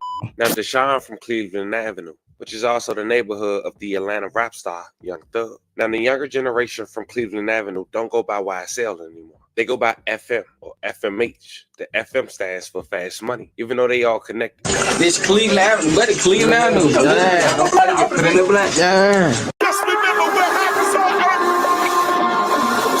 Some say FMH started with just Cam, a young teen who lost his life at a Metro Atlanta subway station, which we covered, who happens to be the younger brother of Ola Runt, Tim, and a few others, mainly Renegade henchmen members. Then they grew up over time. Nonetheless, July 24th, 2025, Thursday night at around 10 p.m., Deshaun, aka Lil Reaper, was at Empire Park alongside a crowd of over 100 people, celebrating, barbecuing, and having a good time. Until suddenly, 6 people were shot, but only Deshaun lost his life. May he rest in peace, and loving condolences to his family. But apparently, victims were scattered out within miles apart. Officers responded to multiple crime scenes, beginning shortly after 9:40. The first call at Empire Park, as we just mentioned, on a 200 block of Oak Drive Southeast, where Deshaun had lost his life. A 21-year-old female was also shot in the shoulder and taken to the hospital. Moments later, police were dispatched at Glen Rose Apartments, located at 50 Mount Zion Road Southwest, where at least 3 people were reportedly injured by gunfire.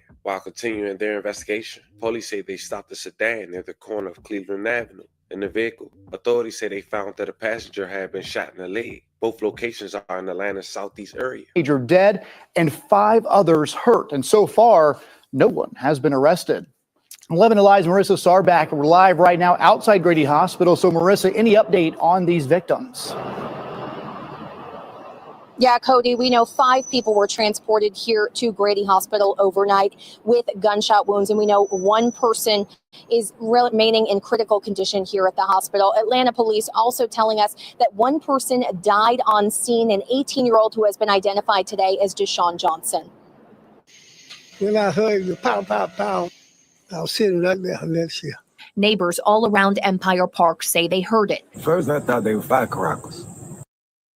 Grip, stability, precision. That's the essence of driving. Lawfin. Until I just heard multiple of them. I heard about 100 and some shots. Just before 10 o'clock last night, gunfire erupted at a barbecue in the park. APD confirms more than 100 shell casings were found. Remnants of the barbecue remain, including hot dogs and plates scattered as people scrambled to get out of harm's way. 1 bullet went through a home nearby. These are photos showing the walls it continued traveling through. The homeowner tells us thankfully no one inside was hurt, but 6 people were shot at the park and 1 person died, 18-year-old Deshaun Johnson. Victims were found at 2 different locations, all within a 2-mile radius of the park. It was a sad thing. There are multiple surveillance cameras in the park, and after shots were fired, APD Captain Childers gave an update on scene. We are reviewing witness statements and video, hopefully, and hopefully we get something out of that. But right now, we don't have any suspects. But neighbors say the cameras aren't enough. It's a nice park, and I would hate to see this park closed. It's just that I don't see Atlanta patrolling like they should be in here. Evening time is when they gather up, and that's when stuff go. But you don't see Atlanta come through here. Again, no one is in police custody, and police have not identified any suspects in this case at this time. We'll keep you updated as we learn any more information. Reporting live tonight outside Grady Hospital, Marissa Sarback for 11 Alive News. And of course, Atlanta Police asking for anyone with information to come forward. There is a cash reward being offered. Marissa, thanks so much. Now, Lil Reaper was good friends with the well-known rapper from Atlanta named Baby Kid. After his demise, he went to Instagram and said the following: "Who would have known this would have been our last picture together?" But that park shooting set the tone for how Metro Atlanta will be experiencing a weekend, because the murder rate continued to rise. But by Friday morning when news hit, Metro Atlanta was at all again when a well-beloved football coach, 33 years old, Aaron Hines, also known as Meatball, who happens to be the cousin of the well-known Atlanta rapper Rollo, was also shot and killed inside a townhome, leaving a community in shock and mourning. Officers have responded just after 2:30 p.m. to the Schuyler at Hill Street community, located along Schuyler Way Southeast. According to the Atlanta Police Department, officers found 33-year-old Meatball suffering from an apparent gunshot wound. Medics arrived at the scene and pronounced him dead. May he rest in peace, and loving condolences to his family. The perpetrator was caught 2 days later. He was 36 years old, identified as Tarvis Williams. When he was arrested, authorities also said he was accused of killing the unidentified man at a Shell station on Memorial Drive at around 1 p.m., just an hour and 30 minutes before allegedly killing Meatball. Scene of a deadly shooting in Atlanta. It's at least the 4th homicide in the city in less than 48 hours. Good evening. I'm Cody Alcorn. We do want to get right out to 11 Alive's Gilad Malamed. She's live from the Crossroads Shopping Center there on Lakewood Avenue off Metropolitan Parkway. Gilad, the shopping center is home to a handful of businesses, including the Lakewood Diner. What's happening out there now? Yeah, Cody, and for much of the evening, people could not access those businesses. This parking lot was blocked off as Atlanta police investigated this shooting. It actually only opened back up just about an hour and 20 minutes or so ago. And a lot of the focus of the investigation was actually right behind me, around 2 cars that were in this parking lot. Atlanta police say that the man who was shot died on the scene. Officers responded here shortly before 6 p.m. It appears this happened in the middle of the parking lot, not in front of any specific business. Several family members and friends of the victim stayed here for much of the evening, saying this was a close family. One of the friends I spoke to says this involved 2 family members. Atlanta police, though, have not said what led up to the shooting. Police also have not said whether they are looking for any suspects at this time or any information about those suspects. This is an ongoing investigation, and we will keep you posted when we have more details. Live in Atlanta, Gilad Malamed, 11 Alive News. Gilad, thanks so much. And as we mentioned, this is at least the 4th homicide the city of Atlanta has had in less than 48 hours. The first happened around 1 p.m. yesterday afternoon at a Shell gas station on Memorial Drive. That's in the Edgewood neighborhood, and where police say Tarvis Williams shot and killed a man. Tonight, that man has not been identified. Not even 90 minutes later, police say Williams shot and killed 33-year-old Aaron Hines at a townhome here on Schuyler Way. That's just about 10 minutes from the first shooting on Memorial Drive. These are new pictures of Hines his sister shared with us this afternoon. She says everyone knew him as Coach Ball, a father and a youth football coach. Right now, 36-year-old Tarvis Williams is in custody, accused in both of those shootings. He's facing several charges, including murder and aggravated assault. Well, there is still a search underway in Southeast Atlanta for the person who shot 6 people at Empire Park. One of the victims did not survive. He's been identified as 18-year-old Deshaun Johnson. Now, of the 5 remaining victims, we know 1 remains in critical condition. We know another victim is a 21-year-old woman shot in the shoulder who is in stable condition tonight. Police are asking anyone with information on this shooting to please come forward.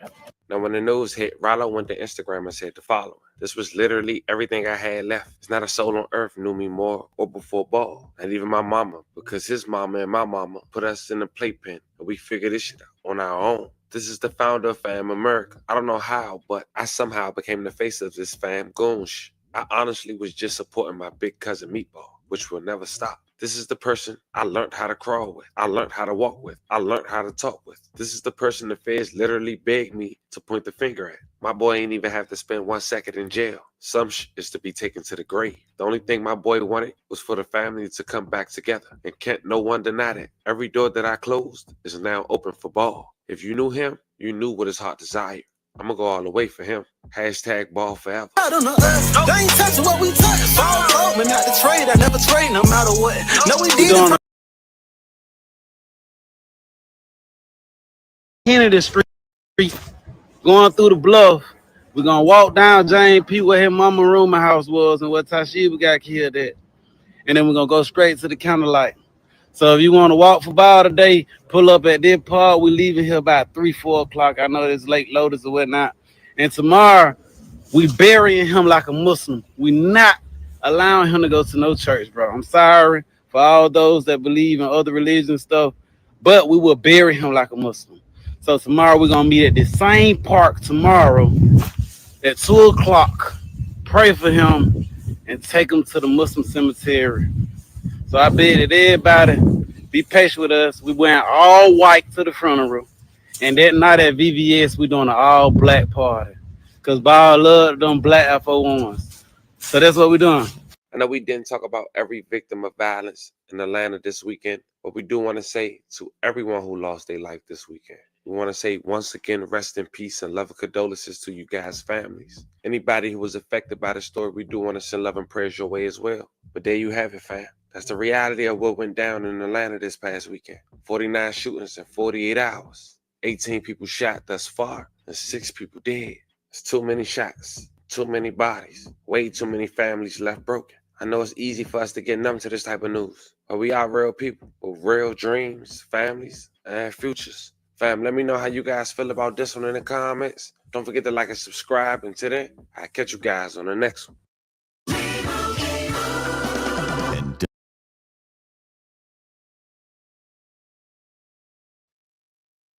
Shout out to Family TV. Shout out to Family TV. Smash that like button, y'all.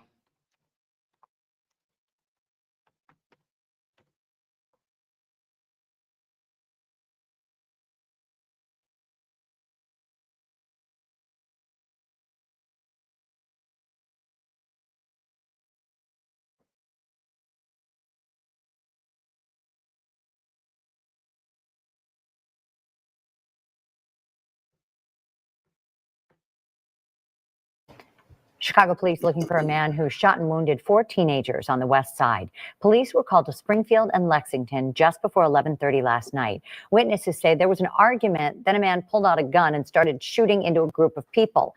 Church members of Greater Rock Baptist Church say and a violence prevention group held a joint press conference earlier today. They say there's a lack of resources in the Lawndale neighborhood.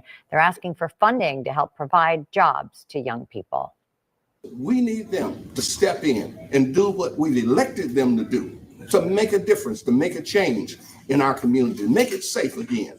Give our young people jobs, give them resources, give them the things that's necessary that help them to be able to be what they ought to be. This community deserves everything they got on the north side, the south side, the south suburbs, and the west suburbs. How did we get left out? How did we get left out? And we're talking about we talking about this community. Our job is to make sure this community get everything that's available like any other community that is thriving. A 14-year-old boy was hit in the chest and is in critical condition. 2 girls, ages 15 and 16, and a 13-year-old boy also suffered gunshot wounds. They are in fair condition.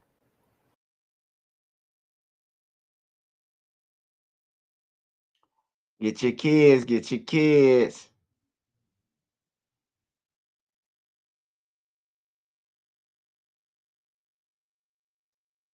Get your kids, get your kids.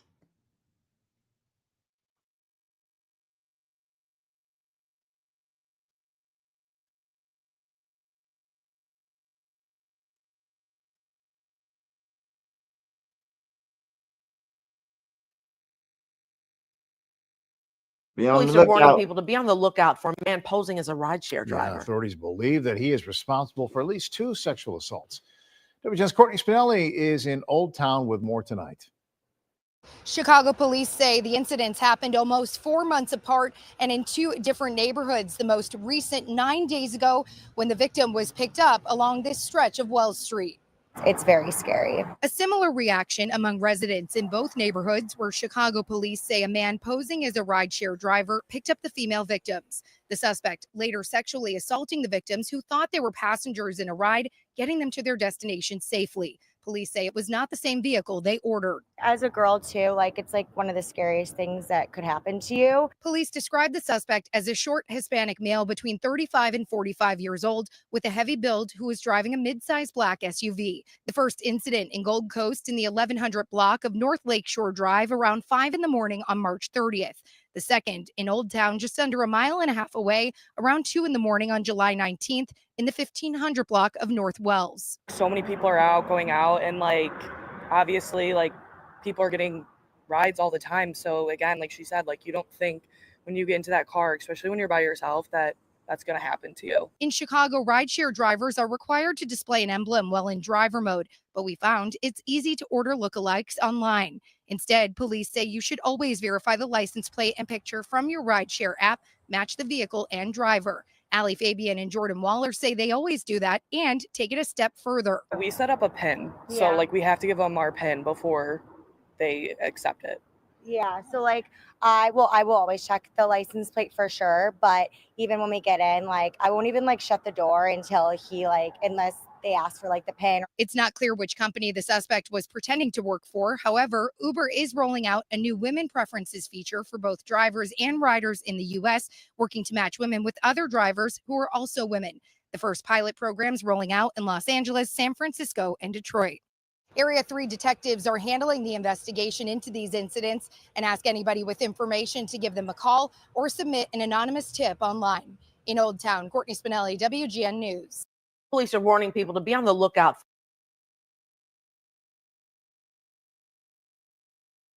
Performing on the biggest stage in the world was just one step in my journey.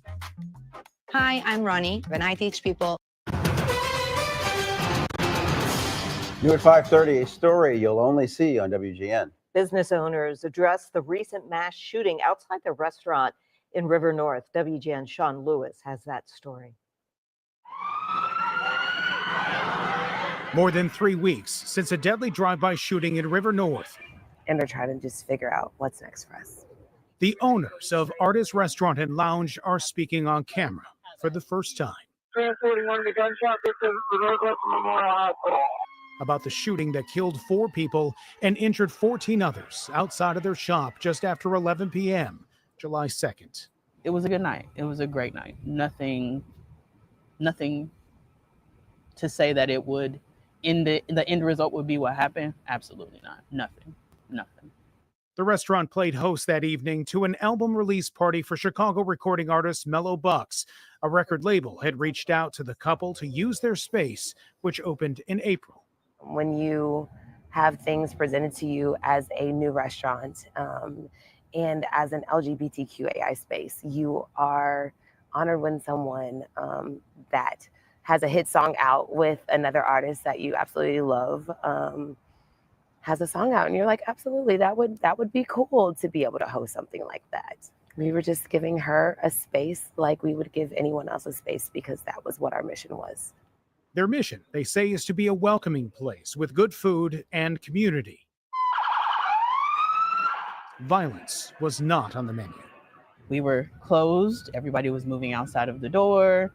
We were just cleaning up. The bar was cleaning up. So when I heard it and the proximity, that concerned me. And I saw the bullets fly by. I saw 4 or 5, and I said, "Get down." And she kind of turned around to look to see what was happening. And I yelled at her again, "Brandy, get down." Scary. say the completely least. traumatic. Completely traumatic.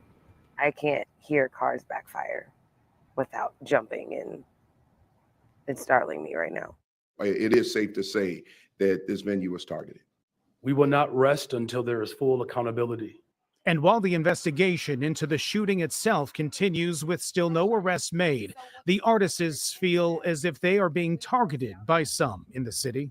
If you're planning to operate a restaurant, you don't host rap album release parties that are catering to known gang affiliates. Unfortunately, we weren't surprised we knew at that all. it was coming from that particular person. We knew it wasn't surprised. We knew it weren't was coming. surprised. We appreciate Mayor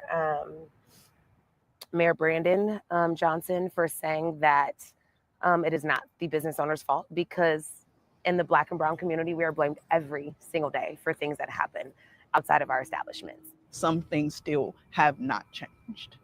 And it's very evident and clear from the statements that were made. Some things just haven't changed.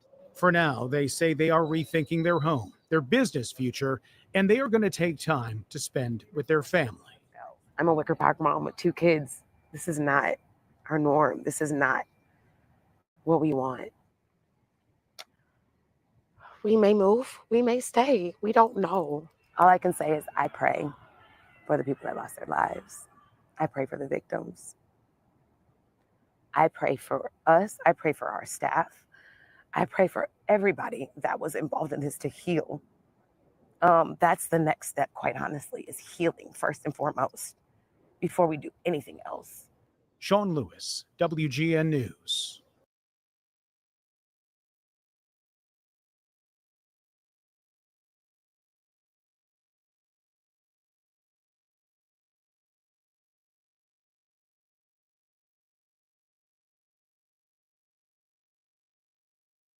Police are warning people to be on the Chicago police looking for a man who shot and wounded 4 teenagers on the west side.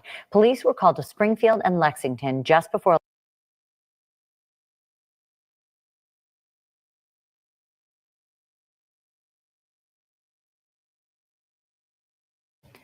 Chicago police looking for a man who shot and wounded 4 teenagers on the west side. Police were called to Springfield and Lexington just before 11:30 last night. Witnesses say there was an argument, then a man pulled out a gun and started shooting into a group of people.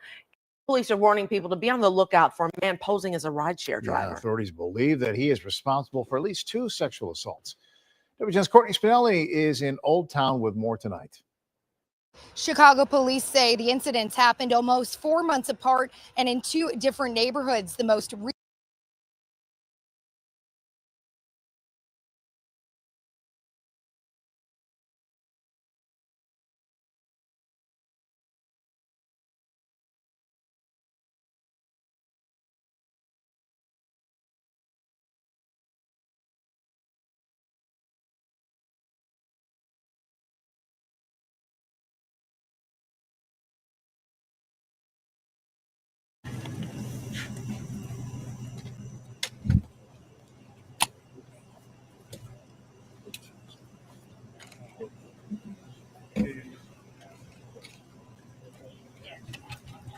Alrighty. You guys ready? Not yet.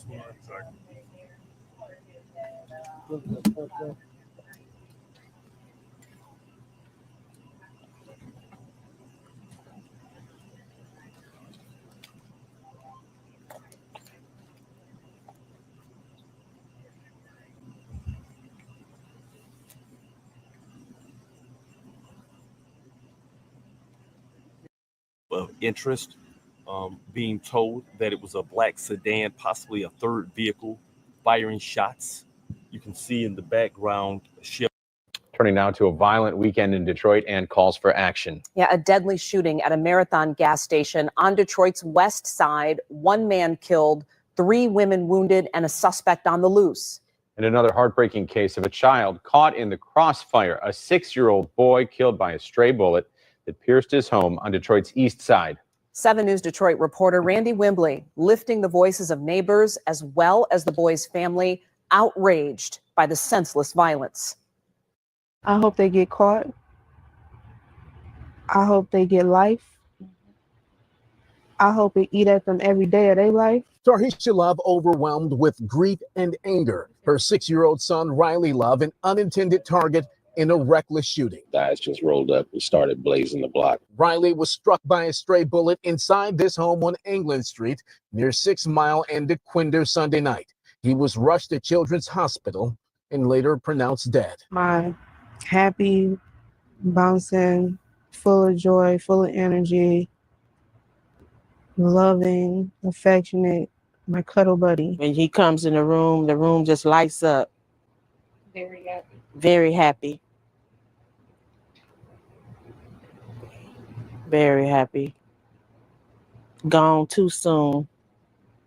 Just taken from us. A Michigan State Police K-9 unit and detective assigned to the Joint DPD Homicide Task Force combed the scene of the shooting Monday as they assist DPD in its investigation. Detroit Police Chief Todd Bettison says they're pulling all stops to get Riley justice. Rest assured that we're utilizing every aspect. My detectives have not slept last night. They are out there on the case, and so we're utilizing technology.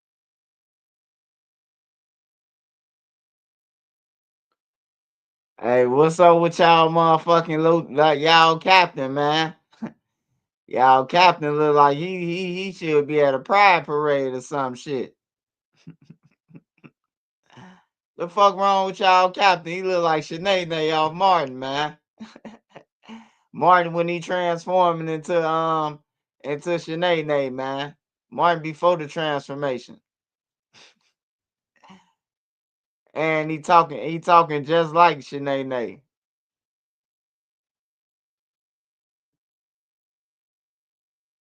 Hey, Detroit, man.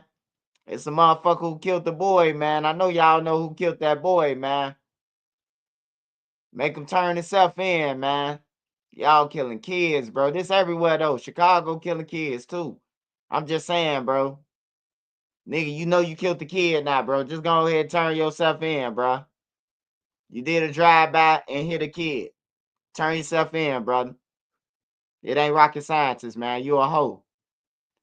Hey, man, I just seen something. It's a video that say target of drive-by shooting that killed the boy apologized to the victim. You still on the scene, nigga, and they was looking for you and they killed my son? Like, bro, I apologize to you. I was the target, man. They tried to kill me, but they killed your son. Like, why the fuck is you still that, dude? Like, these dudes crazy, man. That's what I'm saying.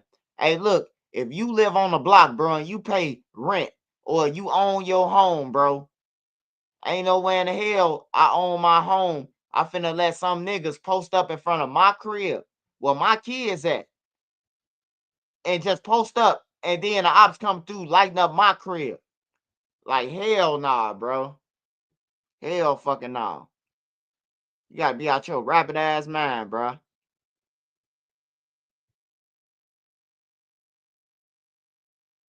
We're utilizing communities, we're taking in tips, and we will not stop until we get the perpetrators that are responsible for this. The shooting left homes and cars riddled with bullet holes and sent neighbors like this man who did not want to be identified ducking for cover.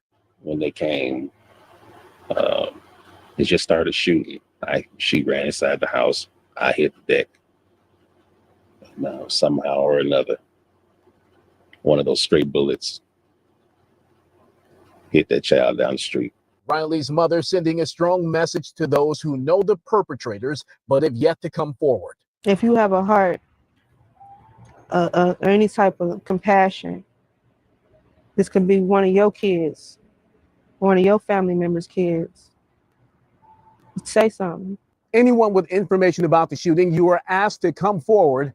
You can call Detroit Police or Crime Stoppers at 1-800-SPEAK-UP. Your actions could get justice for Riley, closure for his family, and get killers off the street. There's a $5,000 reward for information that moves the investigation forward. I'm Randy Wembley, 7 News Detroit.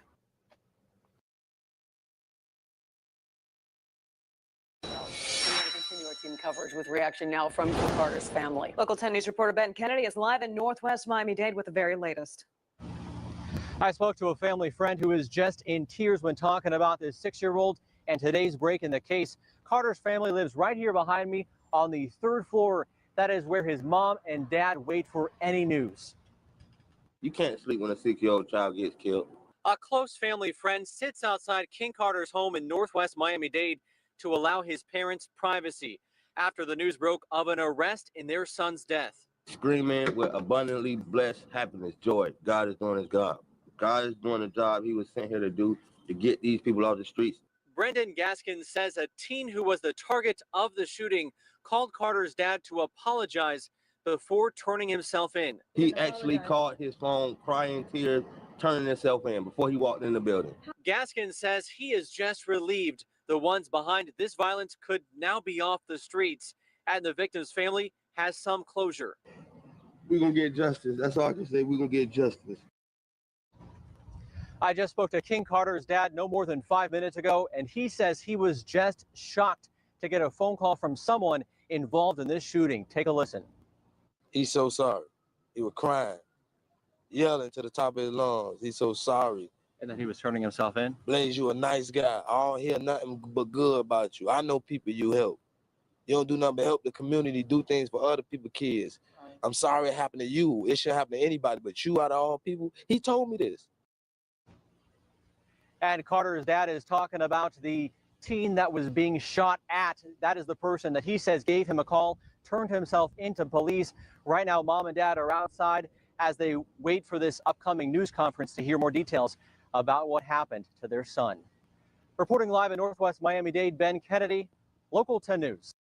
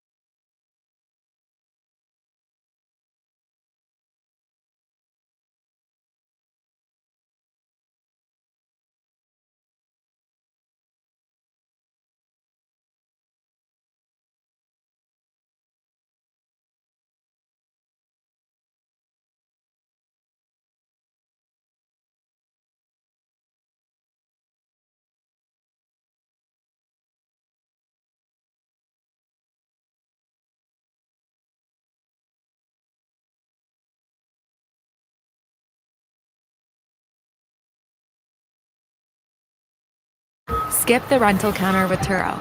Rent just about any car, just about anywhere. Friends and family desperate for answers tonight after 2 people were found shot to death in downtown Miami. Good evening, and thank you for joining us. I'm Trina Robinson. NBC6's Lorena Inclán is live from Miami Police Headquarters. Lorena, we understand one of the victims had recently moved here and the other had only been in town for a short amount of time.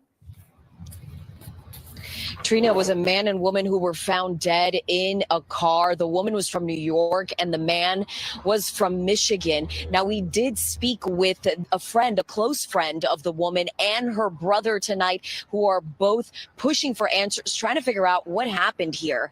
Now, today in New York, family and friends gathered for a mass in honor of Chastity Charlotte Rodriguez. The 35-year-old mom was found shot to death inside an SUV on Northeast 4th Street and Northeast 2nd Avenue, along with a man named Darius Kuhn. Now, the disturbing discovery was made the morning of July 19th. Rodriguez's friend tells us that she tried to report her friend missing after multiple calls to her cell phone went unanswered. The last time she spoke with Rodriguez was just before 2:30 a.m. Thursday. She tells us Rodriguez was in Miami for a few days to work at a strip club. NBC6 spoke with the victim's brother and her friend. Neither one wanted to show their face on camera, but here's what her brother had to say, followed by her friend. She was fun, good friend, good sister, good daughter, good cousin, and yeah, good with everybody around her life. But I will say that she was a better mother. She was a good mom to my nephew. Right now, at this moment, I cannot tell you how I feel. I cannot tell you because this new for me. I'm inside of this thing because I can't believe this.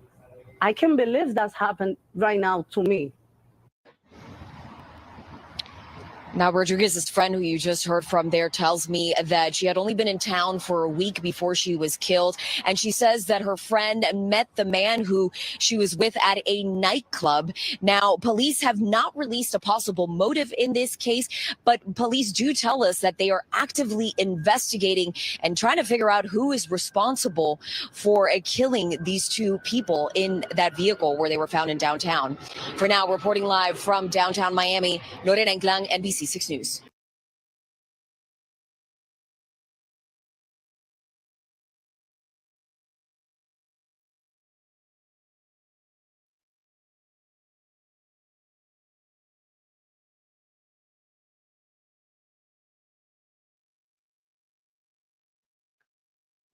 Shout out to everybody who was on here tonight. Appreciate it. Appreciate all y'all love support. I will be going live tomorrow and dropping more content.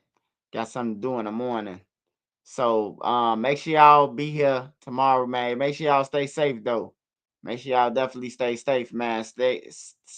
Be aware of your surroundings and know who you're around and watch everybody, man. It's sad to say, man. They killing people, innocent people dying, drive-bys. If you know you stay on a hot block, don't let your kids go outside, man. Take them to a park.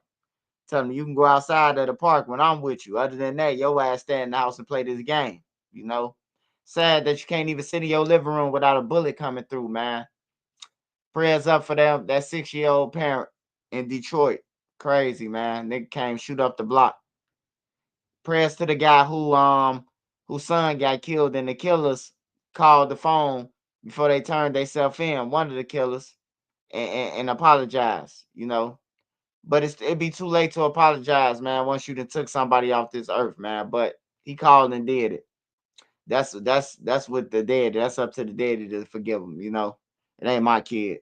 But yeah, man, y'all just be safe. I can't wait to see Ksoo trial tomorrow. Hopefully, the lady, the Jamaican, Indian, Russian lady, whatever she is, I hope she cross-examining blue. So at least it'll be kind of fun and amped up. You know, she make it fun. She make her job fun. That's why she good at it. It's boring when you just doing it for, you know, the pay. She doing it for, you know, to build her legacy. So I just like that lady, man. She one of the coldest motherfuckers I seen on the law side. But yeah, shout out to everybody on here. Make sure y'all go and follow my mom. Shout out to Paul Barksdale. Shout out to everybody who supported the channel. Leak Mosley. Shout out to you. Shout out to Leak Mosley again. Shout out to Anthony Jordan. Appreciate your love, support. And Paul Barksdale for sure, man. Shout out to all y'all. I appreciate it. I will be live tomorrow, man. Y'all be safe. Y'all make sure y'all safe, man. Good night to everyone. Make sure y'all go smash the like button to catch it on the rewind if you didn't. And go smash the like button on my other videos. Watch my other videos, man. But I'm up out of here, man. Nene said good night too, y'all. I'm